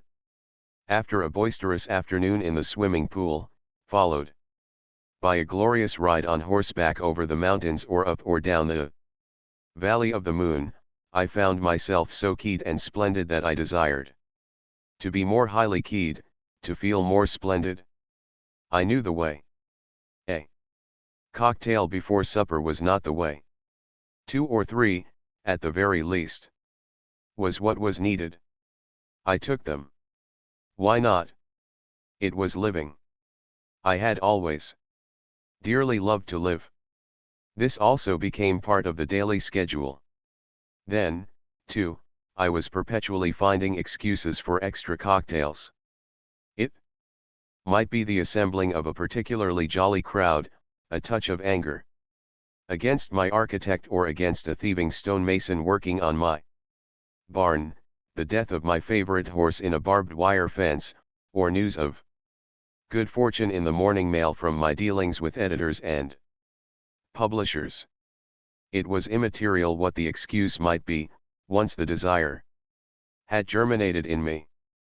The thing was, I wanted alcohol. At last, after a score and more of years of dallying and of not wanting, now I wanted it. And my strength was my weakness. I required 2, 3, or 4 drinks to get an effect commensurate with the effect the average man got out of 1 drink. One rule I observed. I never took a drink until my day's work of writing 1,000 words was done. And, when done, the cocktails reared a wall of inhibition in my brain between the day's work done and the rest of the day of fun to come. My work ceased from my consciousness. No thought of. It flickered in my brain till next morning at 9 o'clock when I sat at my desk and began my next 1,000 words. This was a desirable condition of mine to achieve. I conserved my energy by means of this alcoholic inhibition. John Barleycorn was not so black as he was painted. He did a fellow many a good turn, and this was one of them. And I turned out work that was healthful and wholesome and sincere. It was never pessimistic. The way to life I had learned in my long sickness. I knew the illusions were right, and I exalted the illusions. Oh, I still turn out the same sort of work, stuff that is clean, alive, optimistic, and that makes toward life. And I am always assured by the critics of my superabundant and abounding vitality, and of how thoroughly I am deluded by these very illusions I exploit. And while on this digression, let me repeat the question I have repeated to myself 10,000 times. Why did I drink? What need was there for it? I was happy. Was it because I was too happy? I was strong. Was it because I was too strong? Did I possess too much vitality? I don't know why I drank. I cannot answer, though I can voice the suspicion that ever grows in me. I had been in too familiar contact with John Barleycorn through too many years. A left-handed man, by long practice, can become a right-handed man.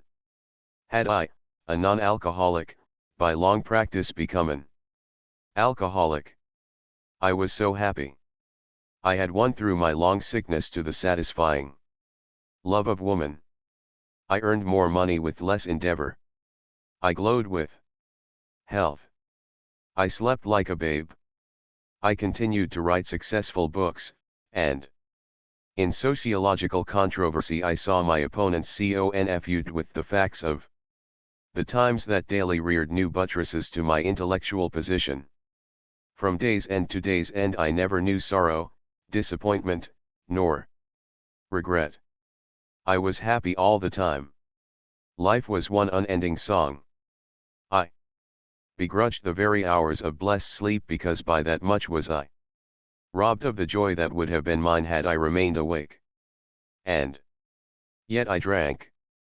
And John Barleycorn, all unguised by me, was setting the stage for a sickness all his own. The more I drank the more I was required to drink to get an equivalent effect. When I left the Valley of the Moon, and went to the city, and dined out, a cocktail served at table was a wan and worthless thing. There was no pre-dinner kick in it. On my way to dinner I was compelled to accumulate the kick 2 cocktails, 3, and, if I met some fellows, 4 or 5, or 6, it didn't matter within several. Once, I was in a rush. I had no time decently to accumulate the several drinks. A brilliant idea came to me. I told the barkeeper to mix me a double cocktail. Thereafter, whenever I was in a hurry, I ordered double cocktails. It saved time. One result of this regular heavy drinking was to jade me. My mind grew so accustomed to spring and liven by artificial means that without artificial means it refused to spring and liven. Alcohol became more and more imperative in order to meet people, in order to become sociably fit. I had to get the kick and the hit of the stuff, the crawl of the maggots, the genial brain glow, the laughter tickle, the touch of devilishness and sting, the smile over the face of things, ere I could join my fellows and make one with them. Another result was that John Barleycorn was beginning to trip me up.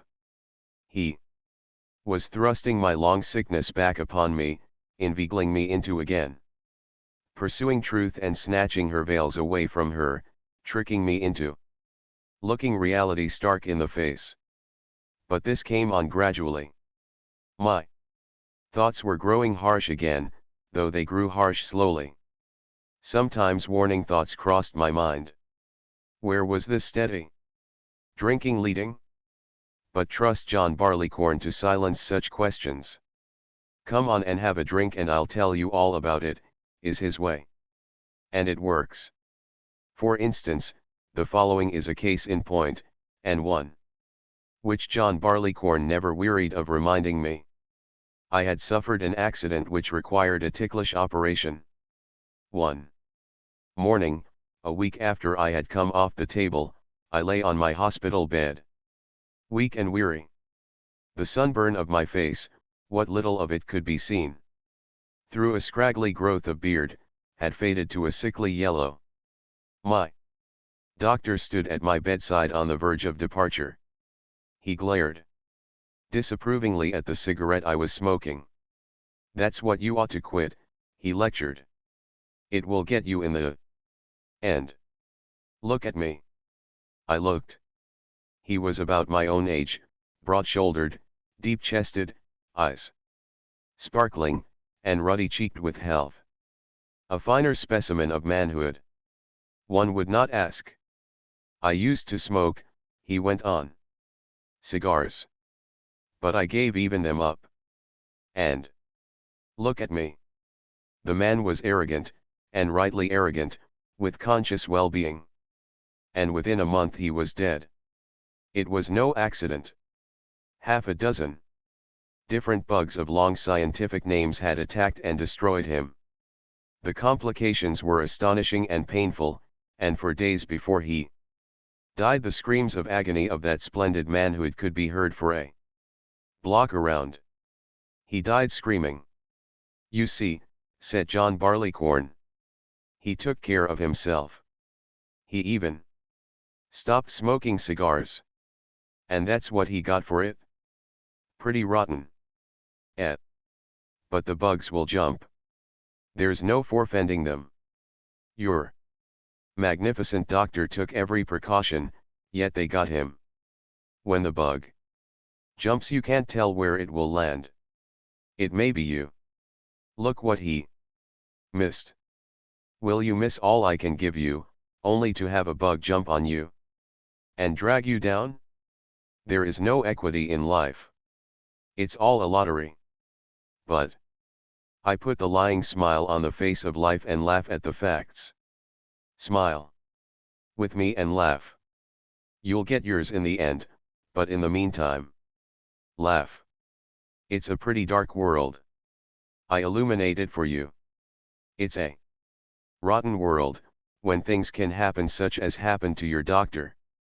There's only one thing to do, take another drink and forget it. And, of course, I took another drink for the inhibition that accompanied it. I took another drink every time John Barleycorn reminded me of what had happened. Yet I drank rationally, intelligently. I saw to it that the quality of the stuff was of the best. I sought the kick and the inhibition, and avoided the penalties of poor quality and of drunkenness. It is to be remarked, in passing, that when a man begins to drink rationally and intelligently, that he betrays a grave symptom of how far along the road he has traveled. But I continued to observe my rule of never taking my first drink of the day until the last word of my 1,000 words was written. On occasion, however, I took a day's vacation from my writing. At such times, since it was no violation of my rule, I didn't mind how early in the day I took that first drink. And persons who have never been through the drinking game wonder how the drinking habit grows. Chapter XXXII. When the Snark sailed on her long cruise from San Francisco, there was nothing to drink on board. Or, rather, we were all of us unaware that there was anything to drink, nor did we discover it for many a month. This sailing with a dry boat was malice aforethought on my part. I had played John Barleycorn a trick. And it showed that I was listening ever so slightly to the faint warnings that were beginning to arise in my consciousness.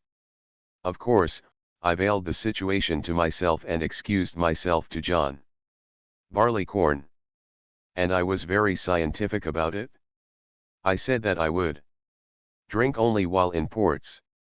During the dry sea stretches my system would be cleansed of the alcohol that soaked it, so that when I reached a port, I should be in shape to enjoy John Barleycorn more thoroughly. His bite would be sharper, his kick keener and more delicious. We were 27 days on the traverse between San Francisco and Honolulu. After the first day out, the thought of a drink never troubled me.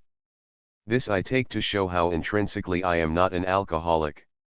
Sometimes, during the traverse, looking ahead and anticipating the delightful lanai luncheons and dinners of Hawaii, I had been there a couple of times before, I thought, naturally, of the drinks that would precede those meals. I did not think of those drinks with any yearning, with any irk at the length of the voyage. I merely thought they would be nice and jolly, part of the atmosphere of a proper meal. Thus, once again I proved to my complete satisfaction that I was John Barleycorn's master. I could drink when I wanted, refrain when I wanted. Therefore I would continue to drink when I wanted. Some 5 months were spent in the various islands of the Hawaiian group. Being ashore, I drank. I even drank a bit more than I had been accustomed to drink in California prior to the voyage. The people in Hawaii seemed to drink a bit more, on the average, than the people in more temperate latitudes. I do not intend the pun, and can awkwardly revise the statement to latitudes more remote from the equator. Yet, Hawaii is only subtropical. The deeper I got into the tropics, the deeper I found men drank, the deeper I drank myself. From Hawaii we sailed for the Marquesas. The traverse occupied 60 days. For 60 days we never raised land, a sail, nor a steamer smoke. But early in those 60 days the cook, giving an overhauling to the galley, made a find. Down in the bottom of a deep locker he found a dozen bottles of Angelica and Muscatel. These had come down from the kitchen cellar of the ranch along with the home-preserved fruits and jellies. 6 months in the galley heat had effected some sort of a change in the thick sweet wine, branded it, I imagine. I took a taste. Delicious. And thereafter, once each day, at 12 o'clock, after our observations were worked up and the Snark's position charted, I drank half a tumbler of the stuff. It had a rare kick to it. It warmed the cockles of my geniality and put a fairer face on the truly fair face of the sea. Each morning, below, sweating out my 1,000 words, I found myself looking forward to that 12 o'clock event of the day. The trouble was I had to share the stuff, and the length of the traverse was doubtful. I regretted that there were not more than a dozen bottles. And when they were gone I even regretted that I had shared any of it. I was thirsty for the alcohol, and eager to arrive in the Marquesas. So it was that I reached the Marquesas the possessor of a real man's size thirst. And in the Marquesas were several white men, a lot of sickly natives, much magnificent scenery, plenty of trade rum, an immense quantity of absinthe, but neither whiskey nor gin. The trade rum scorched the skin off one's mouth. I know, because I tried it. But I had ever been plastic, and I accepted the absinthe. The trouble with the stuff was that I had to take such inordinate quantities in order to feel the slightest effect. From the Marquesas I sailed with sufficient absinthe in ballast to last me to Tahiti, where I outfitted with Scotch and American whiskey, and thereafter there were no dry stretches between ports.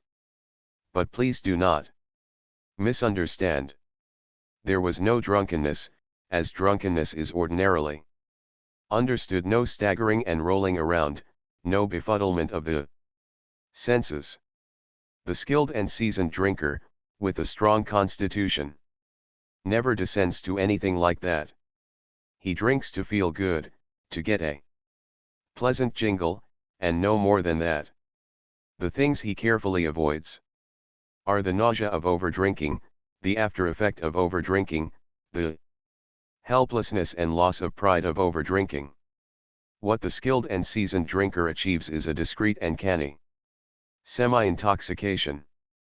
And he does it by the 12-month around without any apparent penalty.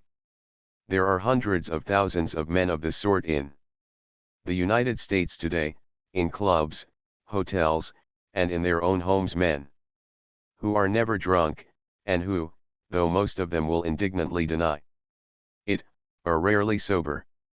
And all of them fondly believe, as I fondly believed, that they are beating the game. On the sea stretches I was fairly abstemious, but ashore I drank more. I seemed to need more, anyway, in the tropics. This is a common experience, for the excessive consumption of alcohol in the tropics by white men is a notorious fact.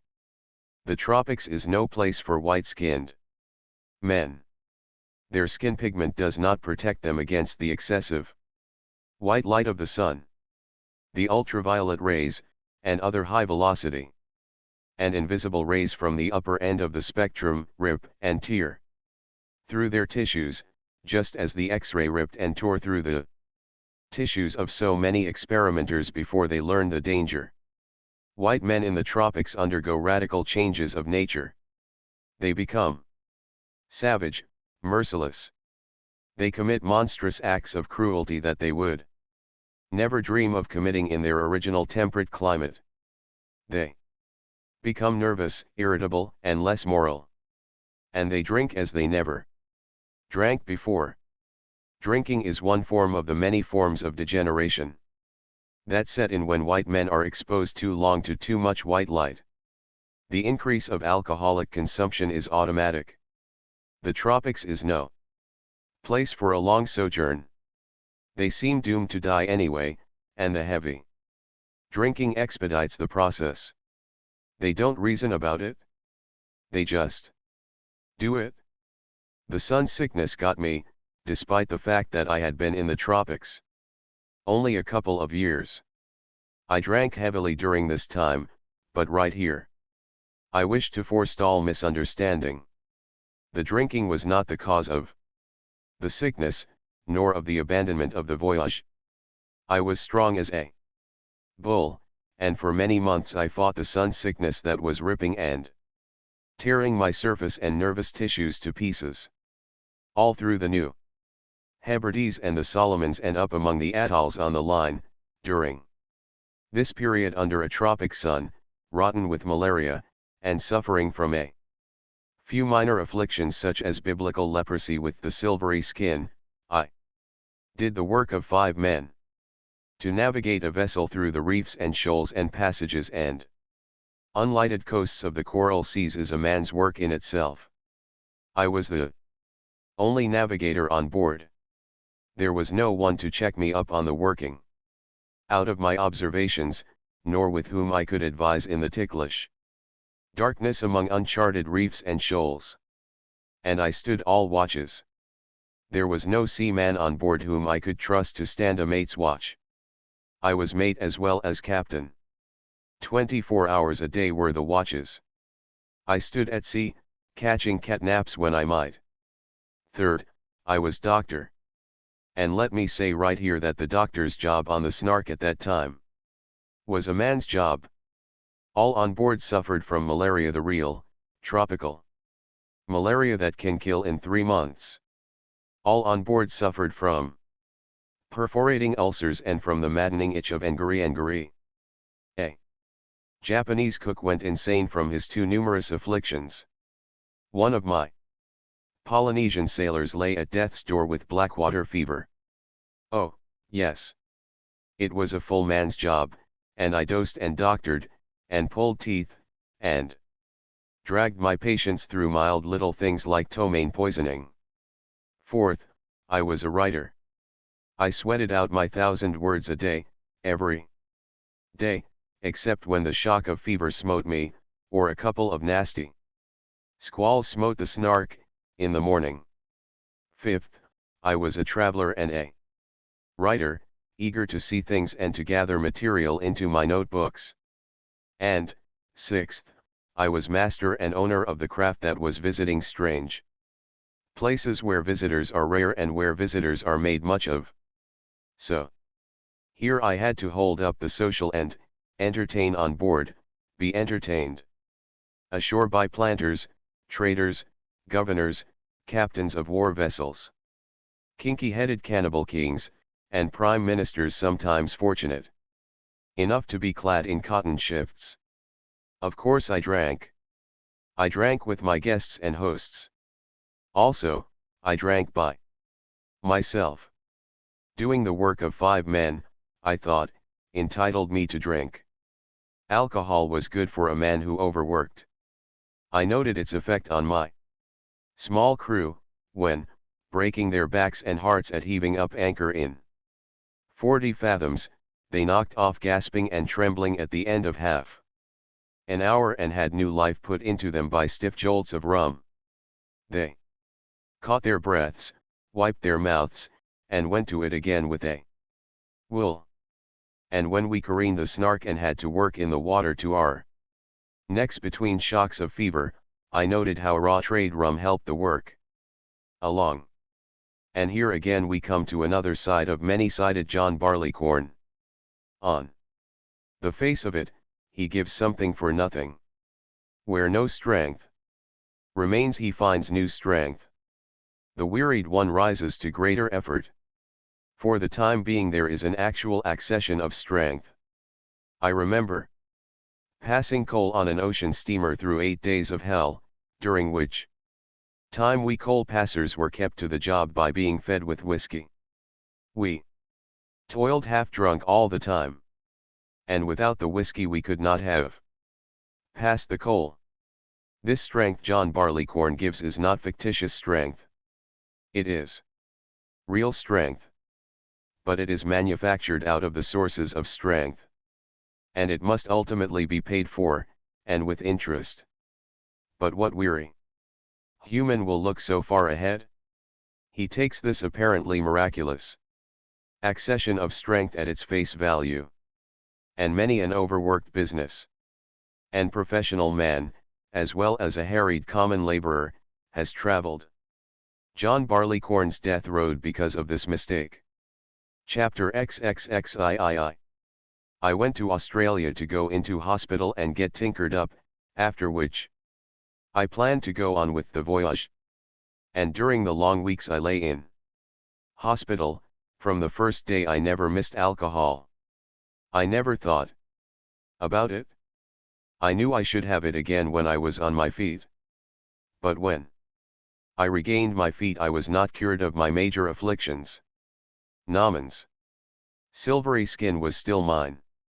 The mysterious sun sickness, which the experts of Australia could not fathom, still ripped and tore my tissues.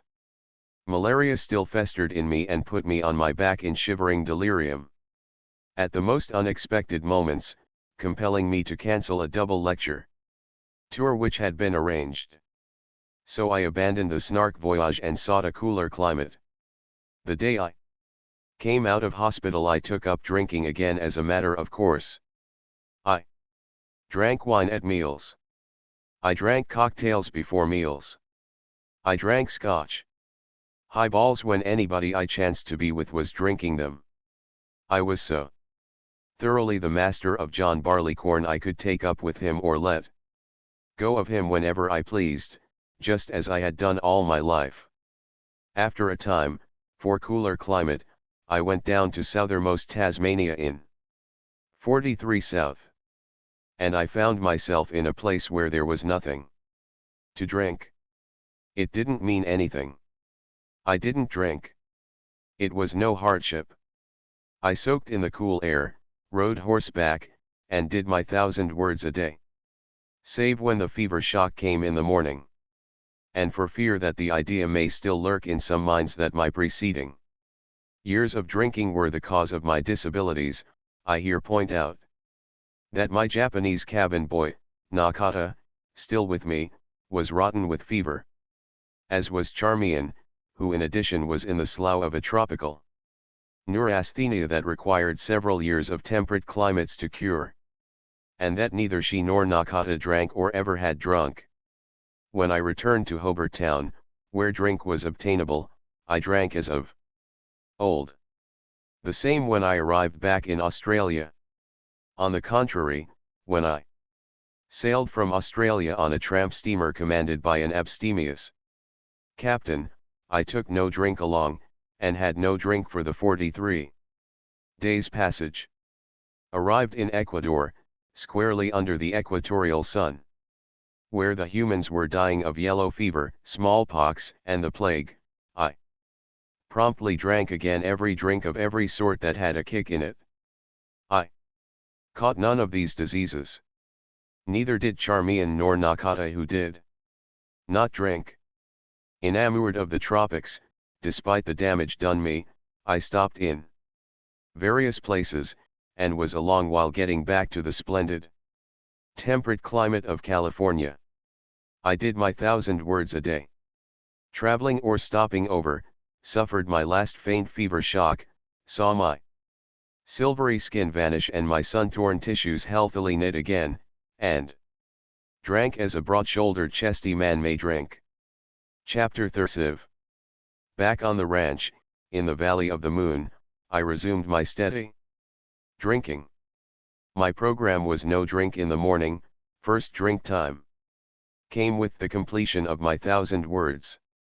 Then, between that and the midday meal, were drinks numerous enough to develop a pleasant jingle.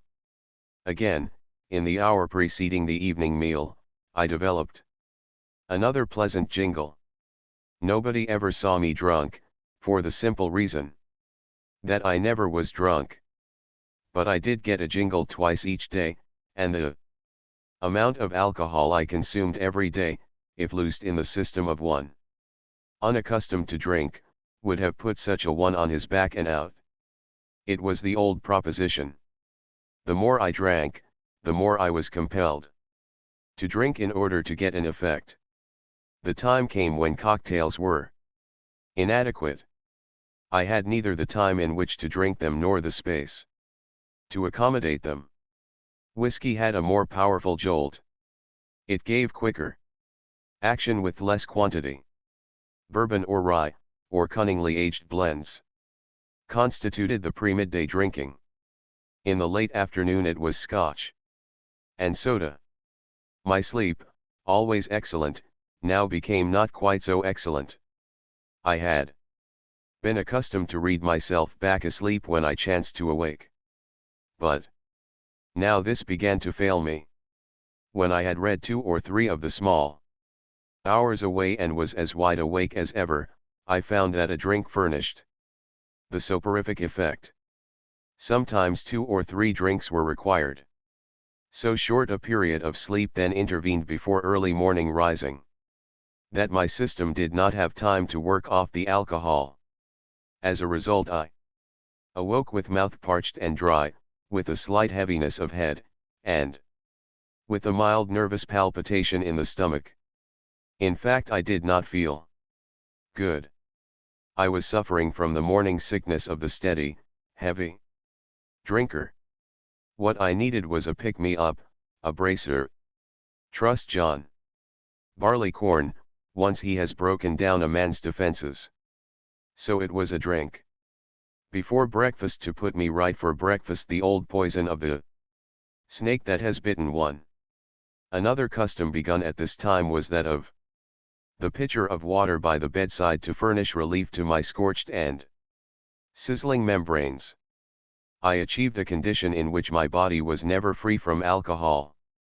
Nor did I permit myself to be away from alcohol.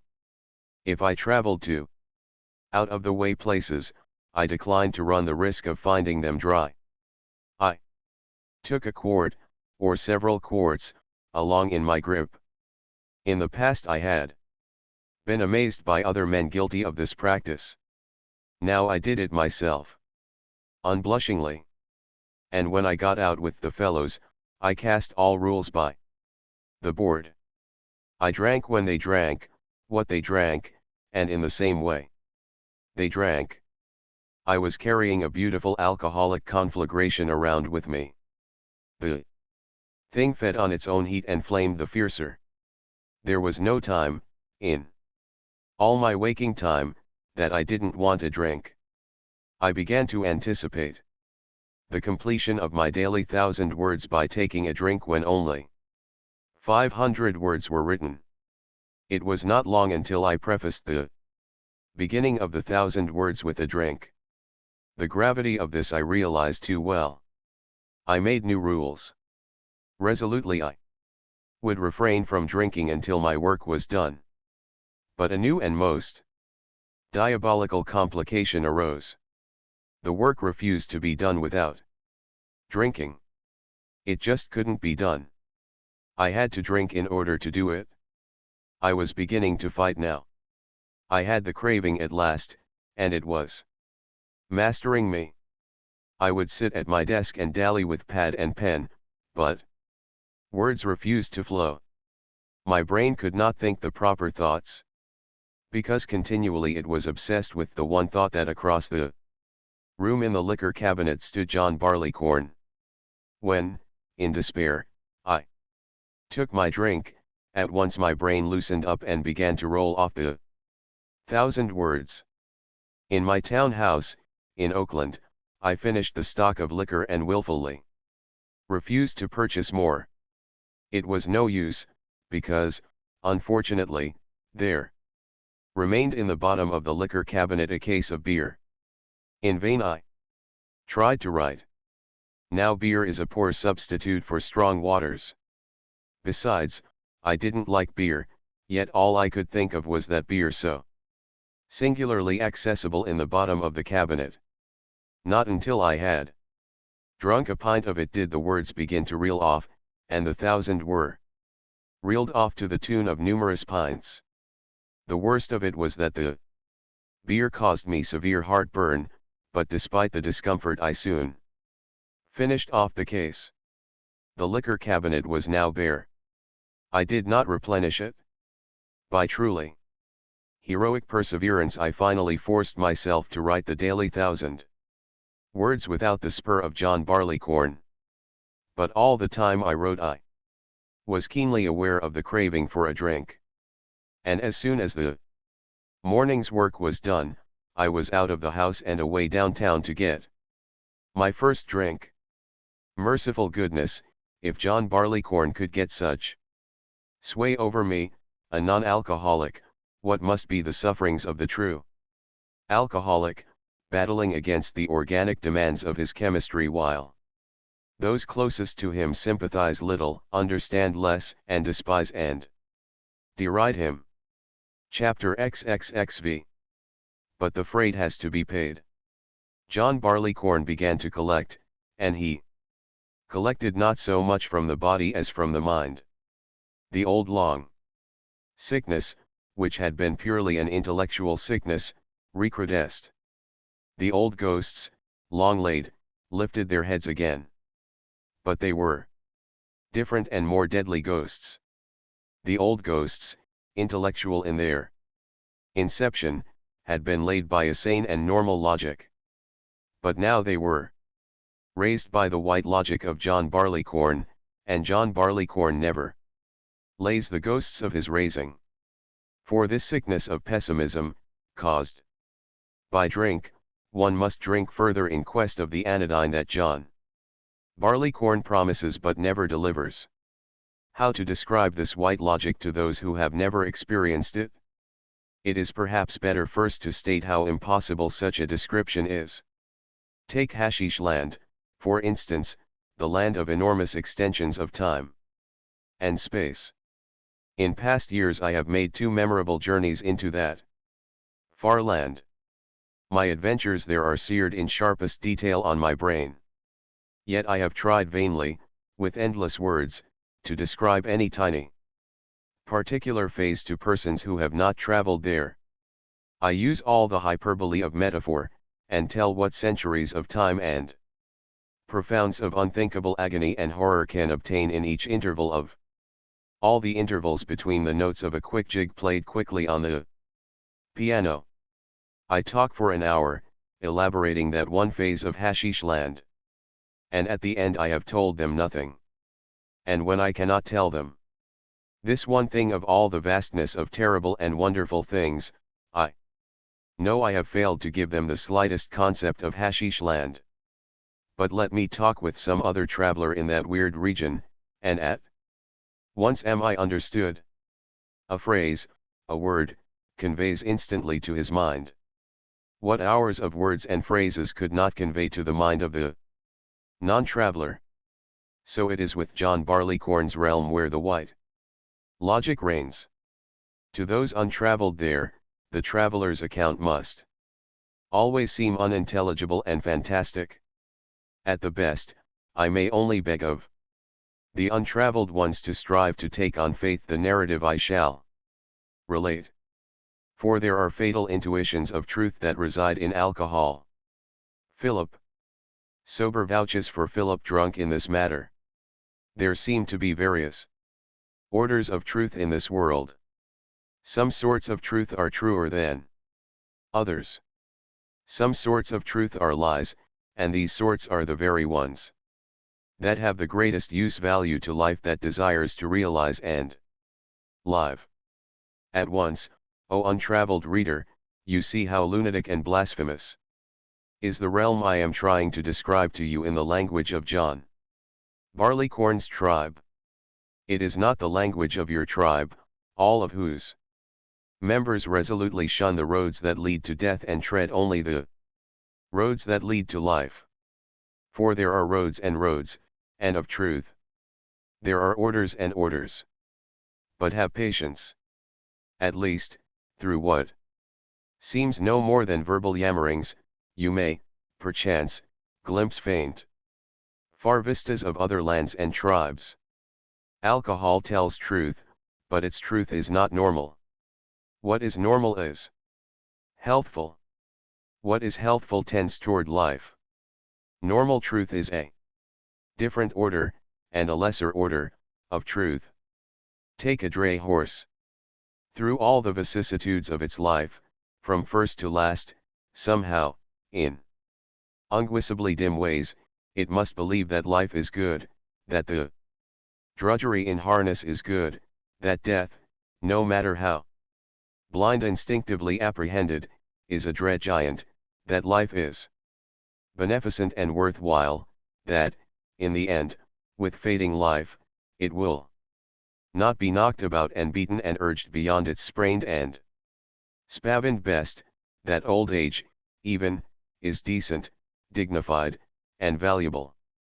Though old age means a ribby scarecrow in a hawker's cart, stumbling a step to every blow, stumbling dizzily on through merciless servitude and slow disintegration to the end, the apportionment of its parts, of its subtle flesh, its pink and springy bone, its juices and ferments, and all the sensateness that informed it, to the chicken farm, the hide house, the glue rendering works, and the bone meal fertilizer factory. To the last stumble of its stumbling end the stray horse must abide by the mandates of the lesser truth that is the truth of life and that makes life possible to persist. This stray horse, like all other horses, like all other animals, including man, is life blinded and sense struck. It will live, no matter what the price. The game of life is good, though all of life may be hurt, and though all lives lose the game in the end. This is the order of truth that obtains, not for the universe, but for the live things in it if they for a little space will endure ere they pass. This order of truth, no matter how erroneous it may be, is the sane and normal order of truth. The rational order of truth that life must believe in order to live. To man, alone among the animals, has been given the awful privilege of reason. Man, with his brain, can penetrate the intoxicating show of things and look upon the universe brazen with indifference toward him and his dreams. He can do this, but it is not well for him to do it. 2. Live, and live abundantly, to sting with life, to be alive, which is to be what he is. It is good that man be life-blinded and sense-struck. What is good is true. And this is the order of truth, lesser though it be, that man must know and guide his actions by with unswerving certitude. That it is absolute truth, and that in the universe no other order of truth can obtain. It is good that man should accept at face value the cheats of sense and snares of flesh, and through the fogs of sentience pursue the lures and lies of passion. It is good that he shall see neither shadows nor futilities, nor be appalled by his lusts and rapacities. And man does this. Countless men have glimpsed that other and truer order of truth and recoiled from it. Countless men have passed through the long sickness and lived to tell of it and deliberately to forget it. To the end of their days, they lived. They realized life, for life is what they were. They did right. And now comes John Barleycorn with the curse he lays upon the imaginative man who is lusty with life and desire to live. John Barleycorn sends his white logic, the argent messenger of truth beyond truth, the antithesis of life, cruel and bleak as interstellar space, pulseless and frozen as absolute zero, dazzling with the frost of irrefragable logic and unforgettable fact. John Barleycorn will not let the dreamer dream, the liver live. He destroys birth and death, and dissipates to miss the paradox of being, until his victim cries out, as in the city of dreadful night, our life's a cheat, our death a black abyss. And the feet of the victim of such dreadful intimacy take hold of the way of death. Chapter 30. Back to personal experiences and the effects in the past of John Barleycorn's white logic on me.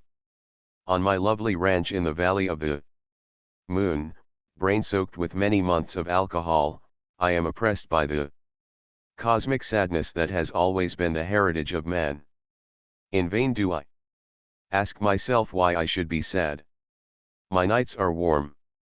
My roof does not leak. I have food galore for all the caprices of appetite. Every creature comfort is mine. In my body are no aches nor pains. The good old flesh machine is running smoothly on. Neither brain nor muscle is overworked. I have land, money, power, recognition from the world, a consciousness that I do my meed of good in serving others, a mate whom I love, children that are of my own fond flesh. I have done, and am doing, what a good citizen of the world should do. I have built houses, many houses, and tilled many 100 acres. And as for trees, have I not planted 100,000? Everywhere, from any window of my house, I can gaze forth upon these trees of my planting, standing valiantly erect and aspiring toward the sun. My life has indeed fallen in pleasant places. Not 100 men in a million have been so lucky as I. Yet, with all this vast good fortune, am I sad? And I am sad because John Barleycorn is with me. And John Barleycorn is with me because I was born in what future ages will call the dark ages before the ages of rational civilization.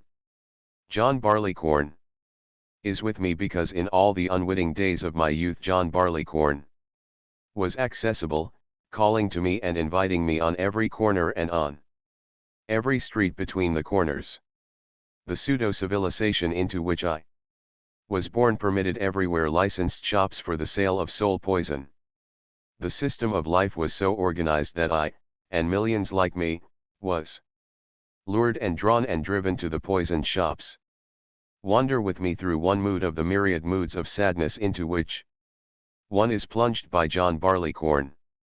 I ride out over my beautiful ranch. Between my legs is a beautiful horse. The air is wine.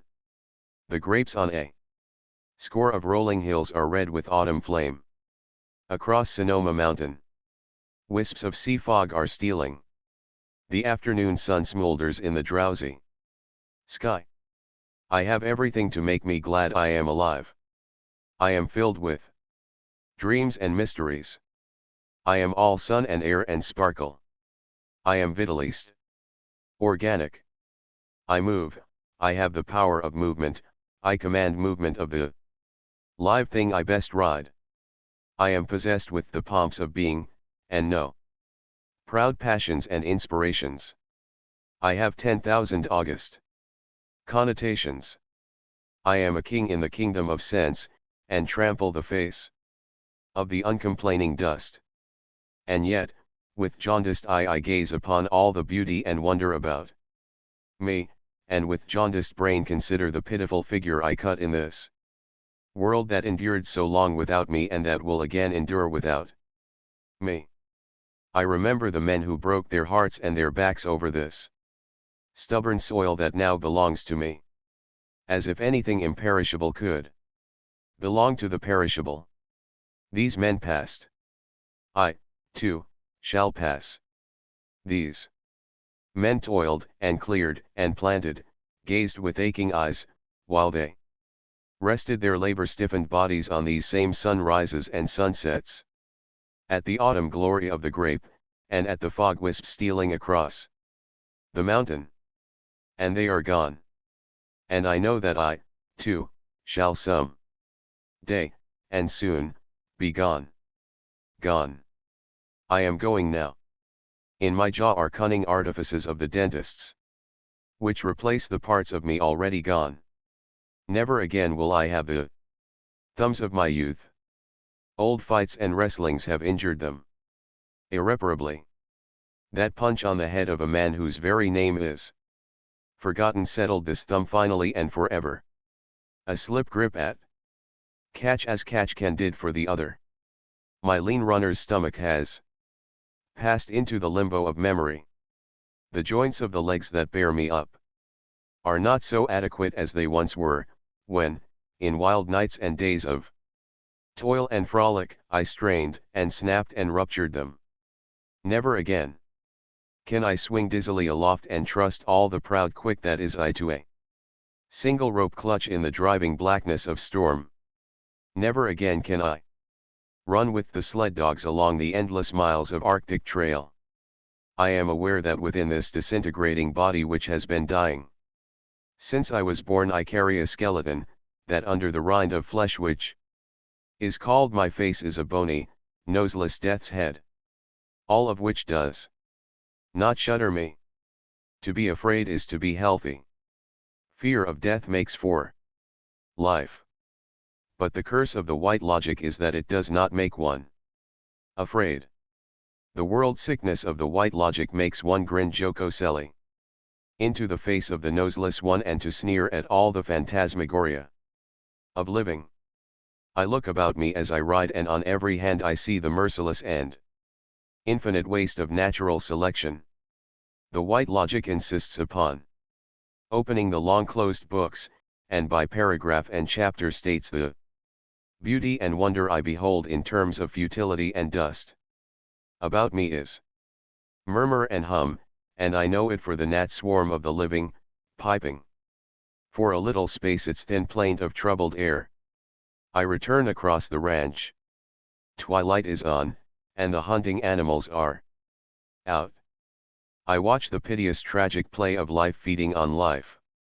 Here is no morality. Only in man is morality, and man created it a code of action that makes toward living and that is of the lesser order of truth. Yet all this I knew before, in the weary days of my long sickness. These were the greater truths that I so successfully schooled myself to forget. The truths that were so serious that I refused to take them seriously. And played with gently, oh, so gently, as sleeping dogs at the back of consciousness which I did not care to waken. I did but stir them, and let them lie. I was too wise, too wicked wise, to wake them. But now White logic willy-nilly wakes them for me, for white logic, most valiant, is unafraid of all the monsters of the earthly dream. Let the doctors of all the schools condemn me, white logic whispers as I ride along. What of it? I am truth. You know it? You cannot combat me. They say I make for death. What of it? It is truth. Life lies in order to live. Life is a perpetual lie-telling process. Life is a mad dance in the domain of flux, wherein appearances in mighty tides ebb and flow, chained to the wheels of moons beyond our ken. Appearances are ghosts. Life is ghostland, where appearances change, transfuse, permeate each the other and all the others, that are not, that always flicker, fade, and pass, only to come again as new appearances, as other appearances. You are such an appearance, composed of countless appearances out of the past. All an appearance can know is mirage. You know mirages of desire. These very mirages are the unthinkable and incalculable congeries of appearances that crowd in upon you and form you out of the past, and that sweep you on into dissemination into other unthinkable and incalculable congeries of appearances to people the ghost land of the future. Life is apparitional, and passes. You are an apparition. Through all the apparitions that preceded you and that compose the parts of you, you rose gibbering from the evolutionary mire. And gibbering you will pass on, interfusing, permeating the procession of apparitions that will succeed you. And of course it is all unanswerable, and as I ride along through the evening shadows I sneer at that great fetish which Kant called the world. And I remember what another pessimist of sentiency has uttered. Transient are all.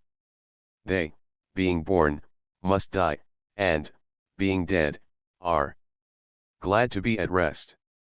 But here through the dusk comes one who is not glad to be at rest. He is a workman on the ranch, an old man, an immigrant Italian. He takes his hat off to me in all servility, because, forsooth, I am to him a lord of life. I am food to him, and shelter, and existence. He has toiled like a beast all his days, and lived less comfortably than my horses in their deep strawed stalls. He is labor crippled. He shambles as he walks. One shoulder is twisted higher than the other. His hands are gnarled. Claws, repulsive, horrible. As an apparition he is a pretty miserable specimen. His brain is as stupid as his body is ugly. His brain is so stupid that he does not know he is an apparition.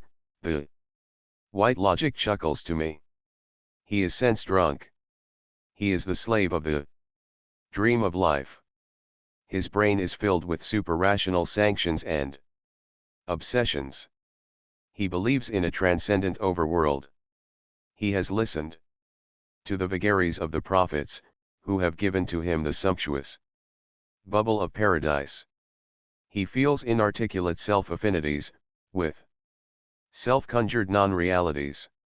He sees penumbral visions of himself, titubating fantastically through days and nights of space and stars. Beyond a shadow of any doubt he is convinced that the universe was made for him, and that it is his destiny to live forever in the immaterial and supersensuous realms he and his kind have builded of the stuff of semblance and deception. But you, who have opened the books and who share my awful confidence, you know him for what he is, brother to you and the dust, a cosmic joke, a sport of chemistry, a garmented beast that arose out of the ruck of screaming beastliness by virtue and accident of two opposable great toes. He is brother as well to the gorilla and the chimpanzee. He thumps his chest in anger, and roars and quivers with cataleptic ferocity. He knows monstrous, atavistic promptings, and he is composed of all manner of shreds of abysmal and forgotten instincts. Yet he dreams he is immortal, I argue feebly. It is vastly wonderful. For so stupid a clod to best ride the shoulders of time and ride the eternities. Pah, is the retort. Would you then shut the books and exchange places with this thing that is only an appetite and a desire, a marionette of the belly and the loins? To be stupid is to be happy, I contend. Then your ideal of happiness is a jelly-like organism floating in a tideless, tepid twilight sea, oh, the victim cannot combat John Barleycorn. One step removed from the annihilating bliss of Buddha's nirvana, the white logic adds. Oh well, here's the house. Cheer up and take a drink. We know, we illuminated, you and I, all the folly and the farce. And in my book-walled den, the mausoleum of the thoughts of men, I take my drink, and other drinks, and roust out the sleeping dogs from the recesses of my brain and hallow them on over the walls of prejudice and law and through all the cunning labyrinths of superstition and belief. Drink, says the white logic. The Greeks believed that the gods gave them wine so that they might forget the miserableness of existence. And remember what Heine said. Well do I remember that flaming Jews with the last breath all is done. Joy, love, sorrow, macaroni, the theater, lime trees, raspberry drops. The power of human relations, gossip, the barking of dogs, champagne. Your clear white light is sickness, I tell the white logic. You lie. By telling too strong a truth, he quips back. Alas, yes, so topsy-turvy is existence, I acknowledge sadly. Ah, well, Lu Ling was wiser than you, the white logic girds. You remember him? I nod my head. Lu Ling, a hard drinker, one of the group of bibulous poets who called themselves the seven sages of the bamboo grove and who lived in China many an ancient century ago. It was Lu Ling, prompts the white logic, who declared that to a drunken man the affairs of this world appear but as so much duckweed on a river. Very well. Have another scotch, and let semblance and deception become duckweed on a river.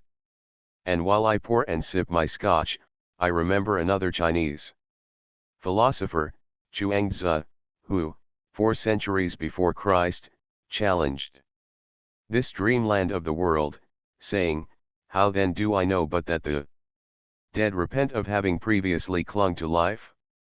Those who dream of the banquet, wake to lamentation and sorrow.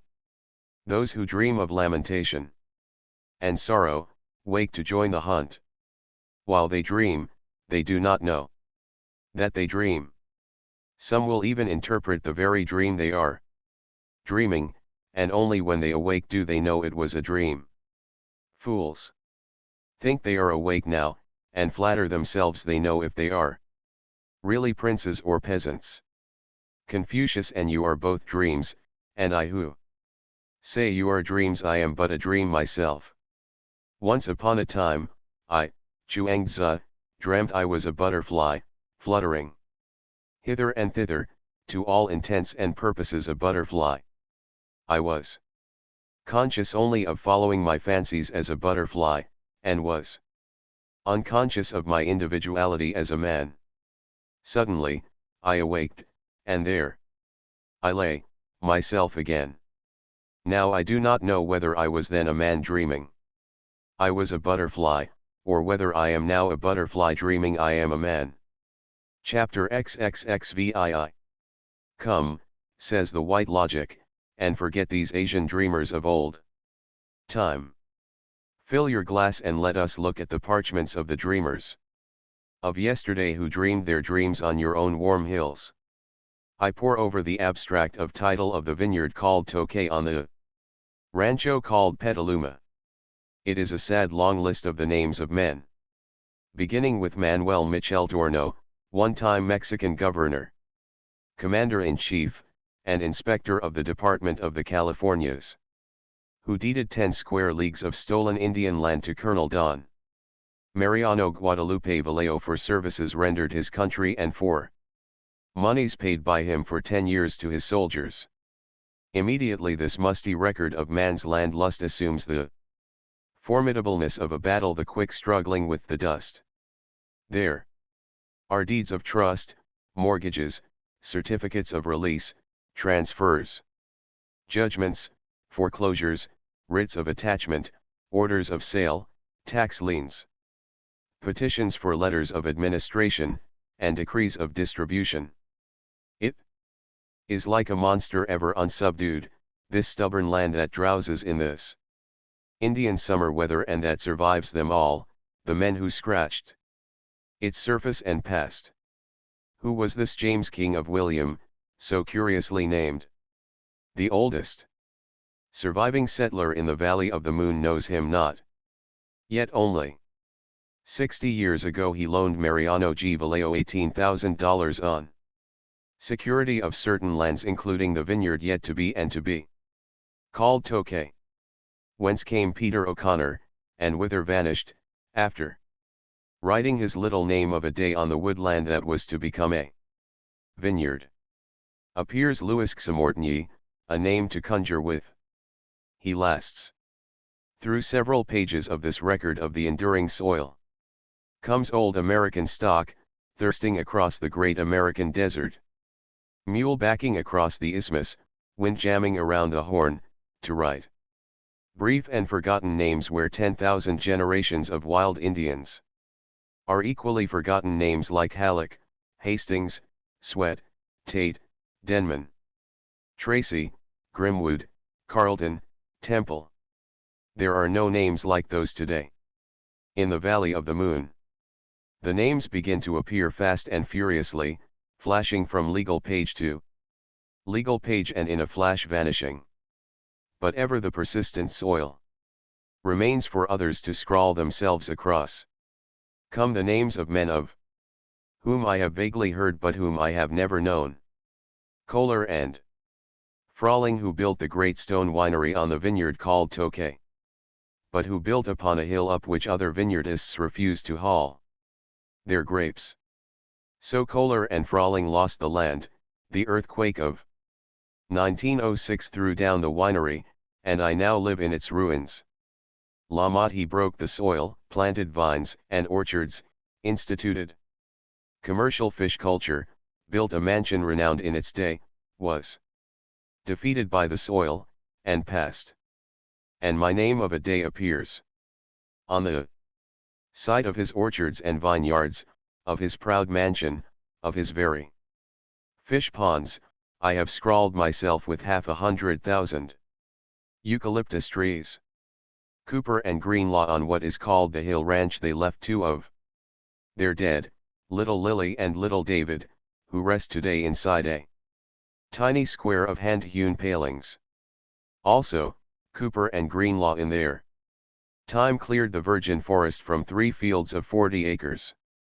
Today, I have those 3 fields sown with Canada peas, and in the spring they shall be plowed under for green manure. Haska, a dim legendary figure of a generation ago, who went back up the mountain and cleared 6 acres of brush in the tiny valley that took his name. He broke the soil, reared stone walls and a house, and planted apple trees. And already the site of the house is undiscoverable. The location of the stone walls may be deduced from the configuration of the landscape, and I am renewing the battle, putting in Angora goats to browse away the brush that has overrun Haska's clearing and choked Haska's apple trees to death. So I, too, scratch the land with my brief endeavor and flash my name across a page of legal script ere I pass, and the page grows musty. Dreamers and ghosts, the white logic chuckles. But surely the striving was not altogether vain, I contend. It was based on illusion and is a lie. A vital lie, I retort. And pray what is a vital lie but a lie? The white logic challenges. Come.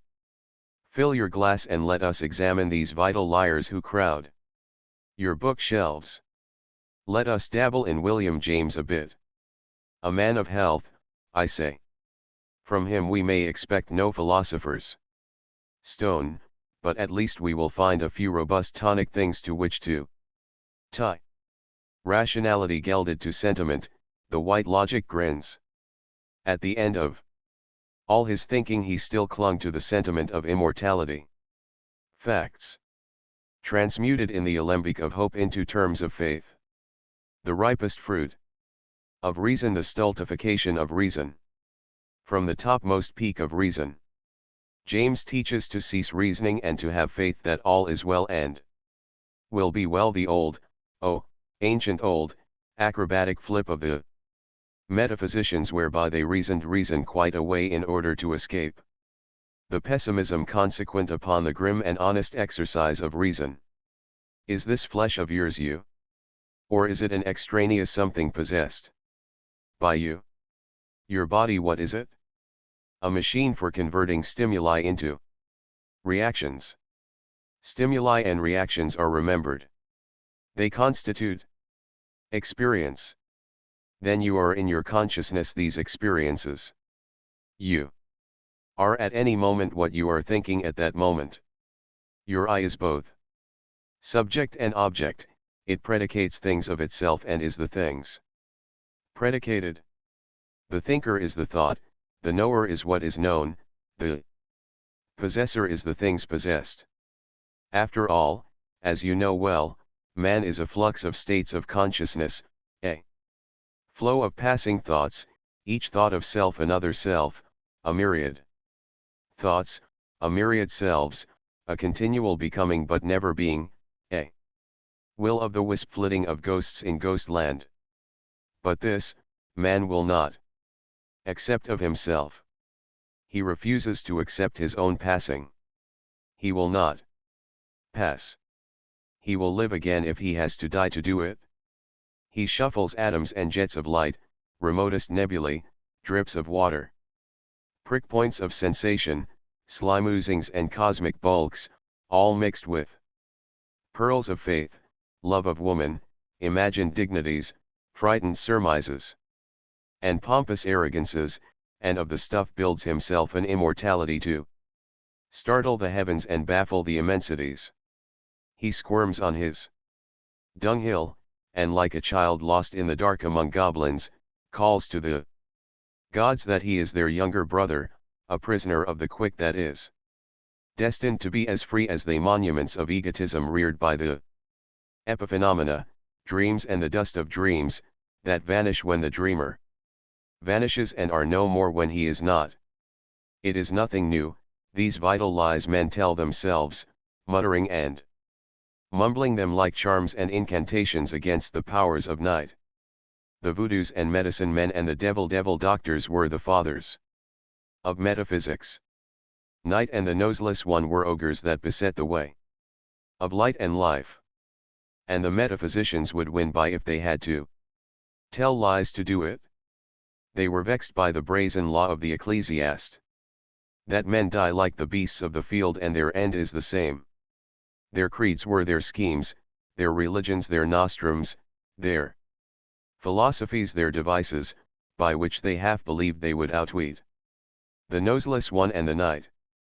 Bog lights, vapors of mysticism, psychic overtones, soul orgies, wailings among the shadows, weird Gnosticisms, veils and tissues of words, gibbering subjectivisms, gropings and maunderings, ontological fantasies, panpsychic hallucinations. This is the stuff, the phantasms of hope, that fills your bookshelves. Look at them, all the sad wraiths of sad madmen and passionate rebels, your Schopenhauers, your Strindbergs, your Tolstoys and Nietzsches. Come. Your glass is empty. Fill and forget. I obey, for my brain is now well a-crawl with the maggots of alcohol, and as I drink to the sad thinkers on my shelves I quote Richard Hovey. Abstain not. Life and love like night and day offer themselves to us on their own terms, not ours. Accept their bounty while ye may. before we be accepted by the worms. I will cap you, cries the white logic. No, I answer, while the maggots madden me. I know you for what you are, and I am unafraid. Under your mask of hedonism you are yourself the noseless one, and your way leads to the night. Hedonism has no meaning. It, too, is a lie, at best the coward's smug compromise. Now will I cap you, the white logic breaks in. But if you would not this poor life fulfill, lo, you are free to end it when you will, without the fear of waking after death. And I laugh my defiance, for now, and for the moment, I know the white logic to be the arch impostor of them all, whispering his whispers of death. And he is guilty of his own unmasking, with his own genial chemistry turning the tables on himself, with his own maggots biting alive the old illusions, resurrecting and making to sound again the old voice from beyond of my youth, telling me again that still are mine the possibilities and powers which life and the books had taught me did not exist. And the dinner gong sounds to the reversed bottom of my glass. Jeering at the white logic, I go out to join my guests at table, and with assumed seriousness to discuss the current magazines and the silly doings of the world's day, whipping every trick and ruse of controversy through all the paces of paradox and persiflage. And, when the whim changes, it is most easy and delightfully disconcerting to play with the respectable and cowardly bourgeois fetishes and to laugh an epigram at the flitting god ghosts and the debaucheries and follies of wisdom. The clown's the thing. The clown. If one must be a philosopher, let him be Aristophanes. And no one at the table thinks I am jingled. I am in fine fettle, that is all. I tire of the labor of thinking, and, when the table is finished, start practical jokes and set all playing at games, which we carry on with bucolic boisterousness.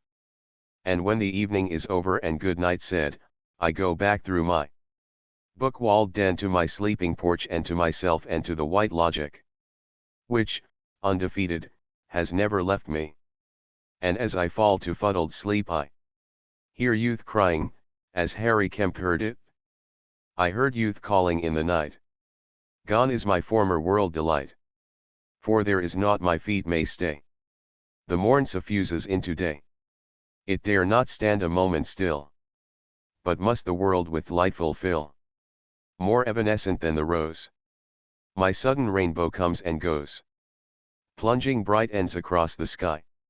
Yeah, I am youth because I die. Chapter 38. The foregoing is a sample roaming with the white logic through the dusk of my soul. To the best of my power I have striven to give the reader a glimpse of a man's secret dwelling when it is shared with John Barleycorn. And the reader must remember that this mood, which he has read in a quarter of an hour, is but one mood of the myriad moods of John Barleycorn, and that the procession of such moods may well last the clock around through many a day and week and month. My alcoholic reminiscences draw to a close. I can say, as any strong, chesty drinker can say, that all that leaves me alive today on the planet is my unmerite luck, the luck of chest, and shoulders, and constitution. I dare to say that a not large percentage of youths, in the formative stage of 15 to 17, could have survived the stress of heavy drinking that I survived between my 15th and 17th years, that a not large percentage of men could have punished the alcohol I have punished in my manhood years and lived to tell the tale. I survived, through no personal virtue, but because I did not have the chemistry of a dipsomaniac and because I possessed an organism unusually resistant to the ravages of John Barleycorn. And, surviving, I have watched the others die, not so lucky, down all the long sad road. It was my unmitigated and absolute good fortune, good luck, chance, call It what you will, that brought me through the fires of John Barleycorn. My life, my career, my joy in living, have not been destroyed. They have been scorched, it is true, like the survivors of forlorn hopes, they have by unthinkably miraculous ways come through the fight to marvel at the tally of the slain. And like such a survivor of old red war who cries out, let there be no more war, so I cry out, let there be no more poison fighting by our youths. The way to stop war is to stop it. The way to stop drinking is to stop it. The way China stopped the general use of opium was by stopping the cultivation and importation of opium.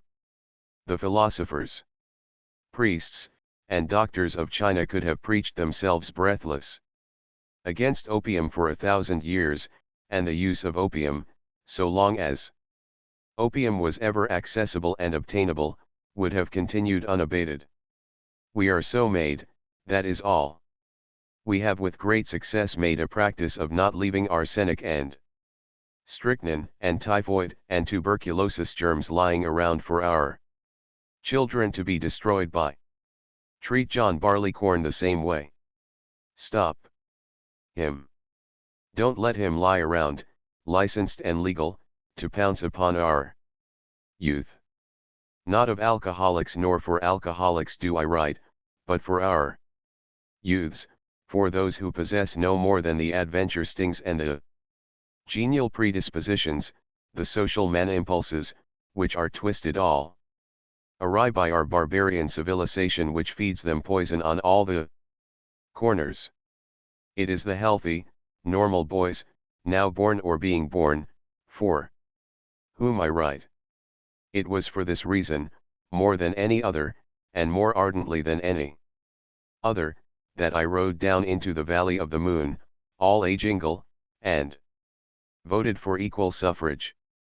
I voted that women might vote, because I knew that they, the wives and mothers of the race, would vote John Barleycorn out of existence and back into the historical limbo of our vanished customs of savagery. If I thus seem to cry out as one hurt, please remember that I have been sorely bruised and that I do dislike the thought that any son or daughter of mine or yours should be similarly bruised. The women are the true conservators of the race. The men are the wastrels, the adventure lovers and gamblers, and in the end it is by their women that they are saved. About man's first experiment in chemistry was the making of alcohol, and down all the generations to this day man has continued to manufacture and drink it. And there has never been a day when the women have not resented man's use of alcohol, though they have never had the power to give weight to their resentment. The moment women get the vote in any community, the first thing they proceed to do is to close the saloons. In 1,000 generations to come men of themselves will not close the saloons. As well expect the morphine victims to legislate the sale of morphine out of existence. The women know. They have paid an incalculable price of sweat and tears for man's use of alcohol. Ever jealous for the race, they will legislate for the babes of boys yet to be born, and for the babes of girls, too. For they must be the mothers, wives, and sisters of these boys. And it will be easy. The only ones that will be hurt will be the topers and seasoned drinkers of a single generation. I am one of these, and I make solemn assurance, based upon long traffic with John Barleycorn, that it won't hurt me very much to stop drinking when no one else drinks and when no drink is obtainable. On the other hand, the overwhelming proportion of young men are so normally non-alcoholic, that, never having had access to alcohol, they will never miss it. They will know of the saloon only in the pages of history, and they will think of the saloon as a quaint old custom similar to bull baiting and the burning of witches. Chapter 36. Of course, no personal tale is complete without bringing the narrative of the person down to the last moment. but mine is no tale of a reformed drunkard. I was never a drunkard, and I have not reformed. It chanced, some time ago, that I made a voyage of 148 days in a windjammer around the Horn. I took no private supply of alcohol along, and, though there was no day of those 148 days that I could not have got a drink from the captain, I did not take a drink. I did not take a drink because I did not desire a drink. No one else drank on board. The atmosphere for drinking was not present, and in my system there was no organic need for alcohol. My chemistry did not demand alcohol. So there arose before me a problem, a clear and simple problem. This is so easy, why not keep it up when you get back on land? I weighed this problem carefully. I weighed it for 5 months, in a state of absolute non-contact with alcohol. And out of the data of past experience, I reached certain conclusions. In the first place, I am convinced that not one man in 10,000 or in 100,000 is a genuine, chemical dipsomaniac. Drinking, as I deem it, is practically entirely a habit of mind. It is unlike tobacco, or cocaine, or morphine, or all the rest of the long list of drugs. The desire for alcohol is quite peculiarly mental in its origin. It is a matter of mental training and growth, and it is cultivated in social soil. Not one drinker in a million began drinking alone. All drinkers begin socially, and this drinking is accompanied by 1,000 social connotations such as I have described out of my own experience in the first part of this narrative. These social connotations are the stuff of which the drink habit is largely composed. The part that alcohol itself plays is inconsiderable when compared with the part played by the social atmosphere in which it is drunk. The human is rarely born these days who, without long training in the social associations of drinking, feels the irresistible chemical propulsion of his system toward alcohol. I do assume that such rare individuals are born, but I have never encountered one. On this long, 5 months voyage, I found that among all my bodily needs, not the slightest shred of a bodily need for alcohol existed. But this I did find, my need was mental and social. When I thought of alcohol, the connotation was fellowship. When I thought of fellowship, the connotation was alcohol. Fellowship and alcohol were Siamese twins. They always occurred linked together. Thus, when reading in my deck chair or when talking with others, practically any mention of any part of the world I knew instantly aroused the connotation of drinking and good fellows. Big nights and days and moments, all purple passages and freedoms, thronged my memory. Venice stares at me from the printed page, and I remember the cafe tables on the sidewalks. The Battle of Santiago, someone says, and I answer, yes. I've been over the ground. But I do not see the ground, nor Kettle Hill, nor the Peace Tree. What I see is the Café Venus, on the plaza of Santiago, where one hot night I drank and talked with a dying consumptive. The East End of London, I read, or someone says, and first of all, under my eyelids, leap the visions of the shining pubs, and in my ears echo the calls for 2 of bitter and 3 of Scotch. The Latin Quarter at once I am in the student cabarets, bright faces and keen spirits around me, sipping cool, well-dripped absinthe while our voices mount and soar in Latin fashion as we settle God and art and democracy and the rest of the simple problems of existence.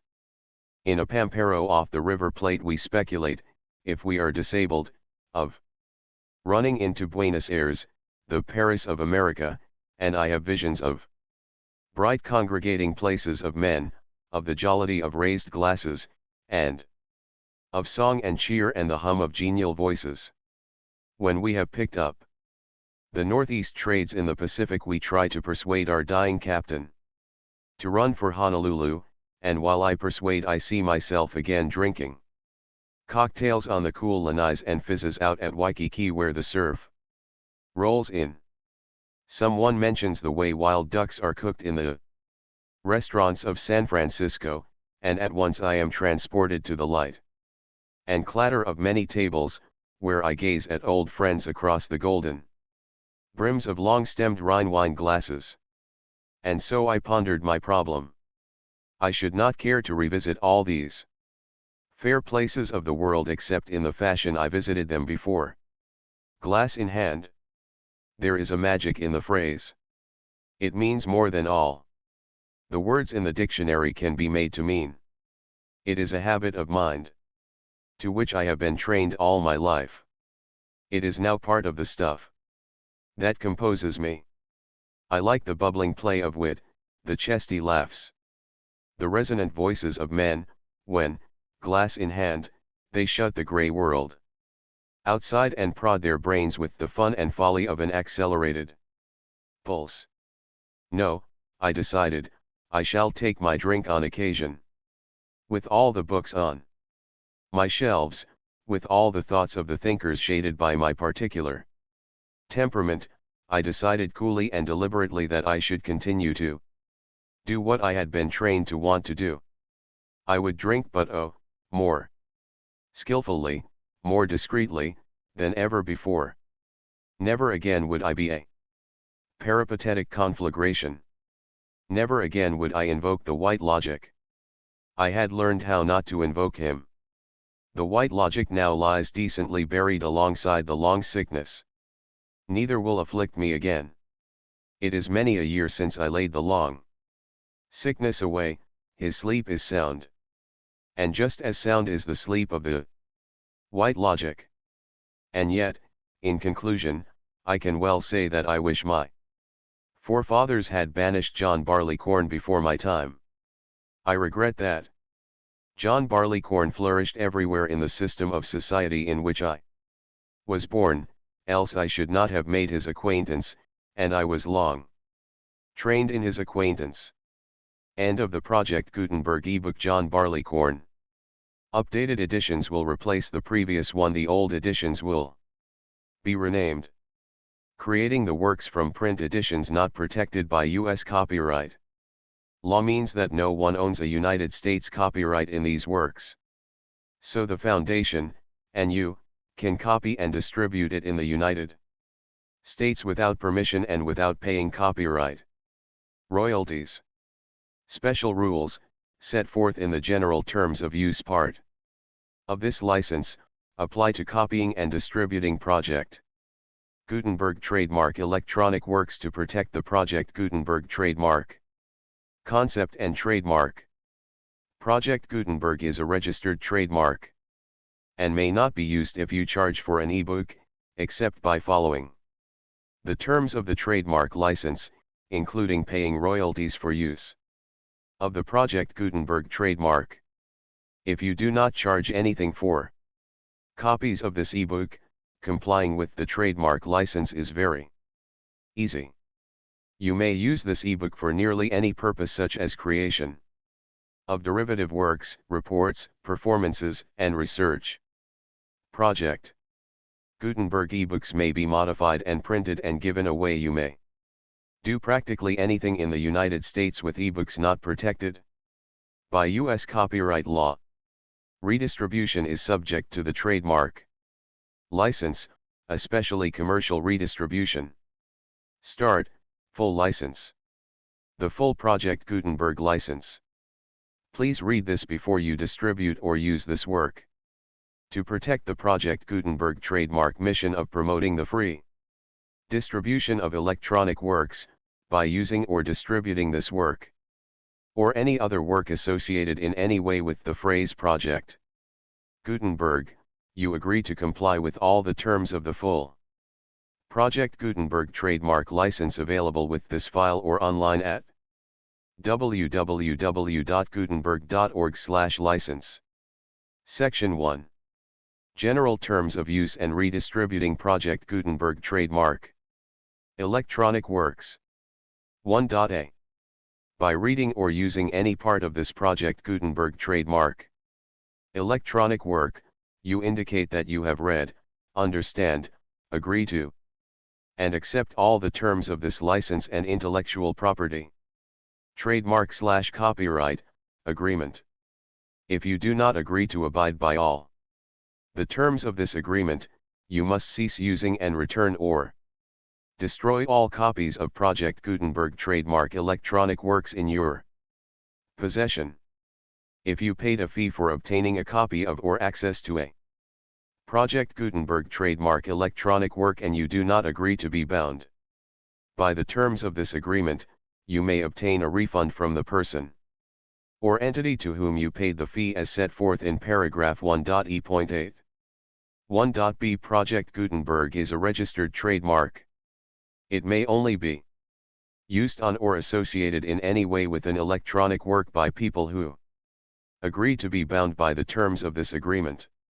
There are a few things that you can do with most Project Gutenberg trademark electronic works, even without complying with the full terms of this agreement. See paragraph 1.c below. There are a lot of things you can do with Project Gutenberg trademark electronic works if you follow the terms of this agreement and help preserve free future access to Project Gutenberg trademark electronic works. See paragraph 1.e below. 1.c. The Project Gutenberg Literary Archive Foundation, the Foundation Orpglof, owns a compilation copyright in the collection of Project Gutenberg trademark electronic works. Nearly all the individual works in the collection are in the public domain in the United States. If an individual work is unprotected by copyright law in the United States and you are located in the United States, we do not claim a right to prevent you from copying, distributing, performing, displaying or creating derivative works based on the work as long as all references to Project Gutenberg are removed. Of course, we hope that you will support the Project Gutenberg trademark mission of promoting free access to electronic works by freely sharing Project Gutenberg trademark works in compliance with the terms of this agreement for keeping the Project Gutenberg trademark name associated with the work. You can easily comply with the terms of this agreement by keeping this work in the same format with its attached full Project Gutenberg trademark license when you share it without charge with others. 1.d. The copyright laws of the place where you are located also govern what you can do with this work. Copyright laws in most countries are in a constant state of change. If you are outside the United States, check the laws of your country in addition to the terms of this agreement before downloading, copying, displaying, performing, distributing or creating derivative works based on this work or any other Project Gutenberg trademark work. The Foundation makes no representations concerning the copyright status of any work in any country other than the United States. 1.e. Unless you have removed all references to Project Gutenberg. 1.e.1. The following sentence, with active links to, or other immediate access to, the full Project Gutenberg trademark license must appear prominently whenever any copy of a Project Gutenberg trademark work, any work on which the phrase Project Gutenberg appears, or with which the phrase Project Gutenberg is associated, is accessed, displayed, performed, viewed, copied, or distributed. This ebook is for the use of anyone anywhere in the United States and most other parts of the world at no cost and with almost no restrictions whatsoever. You may copy it, give it away or reuse it under the terms of the Project Gutenberg license included with this ebook or online at www.gutenberg.org. If you are not located in the United States, you will have to check the laws of the country where you are located before using this ebook. 1.e.2. If an individual Project Gutenberg trademark electronic work is derived from texts not protected by U.S. copyright law, does not contain a notice indicating that it is posted with permission of the copyright holder, the work can be copied and distributed to anyone in the United States without paying any fees or charges. If you are redistributing or providing access to a work with the phrase Project Gutenberg associated with or appearing on the work, you must comply either with the requirements of paragraphs 1.e.1 through 1.e.7 or obtain permission for the use of the work and the Project Gutenberg trademark. Trademark as set forth in paragraphs 1.e.8 or 1.e.9. 1.e.3. If an individual Project Gutenberg trademark electronic work is posted with the permission of the copyright holder, your use and distribution must comply with both paragraphs 1.e.1 through 1.e.7 and any additional terms imposed by the copyright holder. Additional terms will be linked to the Project Gutenberg trademark license for all works posted with the permission of the copyright holder found at the beginning of this work. 1.e.4. Do not unlink or detach or remove the full Project Gutenberg trademark license terms from this work, or any files containing a part of this work or any other work associated with Project Gutenberg trademark. 1.e.5. Do not copy, display, perform, distribute or redistribute this electronic work, or any part of this electronic work, without prominently displaying the sentence set forth in paragraph 1.e.1 with active links or immediate access to the full terms of the Project Gutenberg trademark license. 1.e.6. You may convert to and distribute this work in any binary, compressed, marked up, non-proprietary or proprietary form, including any word processing or hypertext form. However, if you provide access to or distribute copies of a Project Gutenberg trademark work in a format other than plain vanilla ASCII or other format used in the official version posted on the official Project Gutenberg trademark website, www.gutenberg.org, you must, at no additional cost, fee, or expense to the user, provide a copy, a means of exporting a copy, or a means of obtaining a copy upon request, of the work in its original plain vanilla ASCII or other form. Any alternate format must include the full Project Gutenberg trademark license as specified in paragraph 1.e.1. 1.e.7. Do not charge a fee for access to, viewing, displaying, performing, copying, or distributing any Project Gutenberg trademark works, unless you comply with paragraph 1.e.8 or 1.e.9. 1.e.8.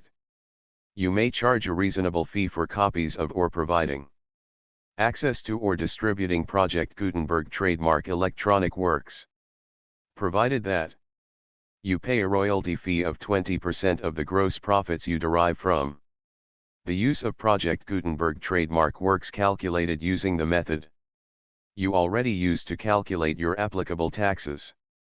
The fee is owed to the owner of the Project Gutenberg trademark, but he has agreed to donate royalties under this paragraph to the Project Gutenberg Literary Archive Foundation.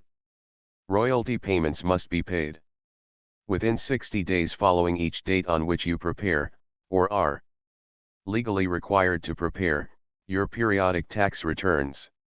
Royalty payments should be clearly marked as such and sent to the Project Gutenberg Literary Archive Foundation at the address specified in Section 4, Information about donations to the Project Gutenberg Literary Archive Foundation. You provide a full refund of any money paid by a user who notifies you in writing, or by email, within 30 days of receipt that S/he does not agree to the terms of the full Project Gutenberg trademark license. You must require such a user to return or destroy all copies of the works possessed in a physical medium and discontinue all use of and all access to other copies of Project Gutenberg trademark works. You provide, in accordance with paragraph 1.f.3, a full refund of any money paid for a work or a replacement copy, if a defect in the electronic work is discovered and reported to you within 90 days of receipt of the work. You comply with all other terms of this agreement for free distribution of Project Gutenberg trademark works. 1.e.9. If you wish to charge a fee or distribute a Project Gutenberg trademark electronic work or group of works on different terms than are set forth in this agreement, you must obtain permission in writing from the Project Gutenberg Literary Archive Foundation, the manager of the Project Gutenberg trademark. Contact the foundation as set forth in section 3 below. 1.f. 1.f.1. Project Gutenberg volunteers and employees expend considerable effort to identify, do copyright research on, transcribe and proofread works not protected by U.S. copyright law in creating the Project Gutenberg trademark collection. Despite these efforts, Project Gutenberg trademark electronic works, and the medium on which they may be stored, may contain defects, such as, but not limited to, incomplete, inaccurate, or corrupt data, transcription errors, a copyright or other intellectual property infringement, a defective or damaged disk or other medium, a computer virus, or computer codes that damage or cannot be read by your equipment. 1.f.2. Limited warranty, disclaimer of damages, except for the right of replacement or refund described in paragraph 1.f.3, the Project Gutenberg Literary Archive Foundation, the owner of the Project Gutenberg trademark, and any other party distributing a Project Gutenberg trademark electronic work under this agreement, disclaim all liability to you for damages, costs, and expenses, including legal fees. You agree that you have no remedies for negligence, strict liability, breach of warranty or breach of contract except those provided in paragraph 1.f.3. You agree that the foundation, the trademark owner, and any distributor under this agreement will not be liable to you for actual, direct, indirect, consequential, punitive or incidental damages even if you give notice of the possibility of such damage. 1.f.3. Limited right of replacement or refund, if you discover a defect in this electronic work within 90 days of receiving it, you can receive a refund of the money, if any, you paid for it by sending a written explanation to the person you received the work from. If you received the work on a physical medium, you must return the medium with your written explanation. The person or entity that provided you with the defective work may elect to provide a replacement copy in lieu of a refund. If you received the work electronically, the person or entity providing it to you may choose to give you a second opportunity to receive the work electronically in lieu of a refund. If the second copy is also defective, you may demand a refund in writing, without further opportunities to fix the problem. 1.f.4. Except for the limited right of replacement or refund set forth in paragraph 1.f.3, this work is provided to you as is, with no other warranties of any kind, express or implied, including but not limited to warranties of merchantability or fitness for any purpose. 1.f.5. Some states do not allow disclaimers of certain implied warranties or the exclusion or limitation of certain types of damages. If any disclaimer or limitation set forth in this agreement violates the law of the state applicable to this agreement, the agreement shall be interpreted to make the maximum disclaimer or limitation permitted by the applicable state law. The invalidity or unenforceability of any provision of this agreement shall not void the remaining provisions. 1.f.6 Indemnity. You agree to indemnify and hold the foundation, the trademark owner, any agent or employee of the foundation, anyone providing copies of Project Gutenberg trademark electronic works in accordance with this agreement, and any volunteers associated with the production, promotion, and distribution of Project Gutenberg trademark electronic works, harmless from all liability, costs, and expenses, including legal fees, that arise directly or indirectly from any of the following which you do or cause to occur: a. Distribution of this or any Project Gutenberg trademark work, b. Alteration, modification, or additions or deletions to any Project Gutenberg trademark work, and c. Any defect you cause. Section 2. Information about the mission of Project Gutenberg trademark. Project Gutenberg trademark is synonymous with the free distribution of electronic works in formats readable by the widest variety of computers, including obsolete, old, middle-aged, and new computers. It exists because of the efforts of hundreds of volunteers and donations from people in all walks of life. Volunteers and financial support to provide volunteers with the assistance they need are critical to reaching Project Gutenberg trademark's goals and ensuring that the Project Gutenberg trademark collection will remain freely available for generations to come. In 2001, the Project Gutenberg Literary Archive Foundation was created to provide a secure and permanent future for Project Gutenberg trademark and future generations. To learn more about the Project Gutenberg Literary Archive Foundation and how your efforts and donations can help, see Sections 3 and 4 and the Foundation information page at www.gutenberg.org. Section 3. Information about the Project Gutenberg Literary Archive Foundation. The Project Gutenberg Literary Archive Foundation is a non-profit 501(c)(3) educational corporation organized under the laws of the state of Mississippi and granted tax-exempt status by the Internal Revenue Service. The foundation's IN or federal tax identification number is 64-6221541. Contributions to the Project Gutenberg Literary Archive Foundation are tax-deductible to the full extent permitted by U.S. federal laws and your state's laws. The Foundation's business office is located at 809 North 1500 West, Salt Lake City, Utah 841-16801-596-1887. Email contact links and up-to-date contact information can be found at the Foundation's website and official page at www.gutenberg.org/contact. Section 4. Information about donations to the Project Gutenberg Literary Archive Foundation.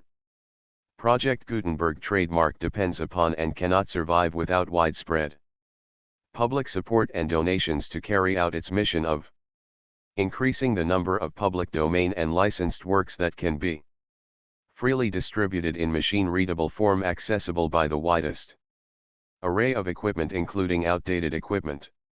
Many small donations, $1 to $5,000, are particularly important to maintaining tax-exempt status with the IRS. The Foundation is committed to complying with the laws regulating charities and charitable donations in all 50 states of the United States. Compliance requirements are not uniform and it takes a considerable effort, much paperwork, and many fees to meet and keep up with these requirements. We do not solicit donations in locations where we have not received written confirmation of compliance. To send donations or determine the status of compliance for any particular state, visit www.gutenberg.org/donate. While we cannot and do not solicit contributions from states where we have not met the solicitation requirements, we know of no prohibition against accepting unsolicited donations from donors in such states who approach us with offers to donate. International donations are gratefully accepted, but we cannot make any statements concerning tax treatment of donations received from outside the United States.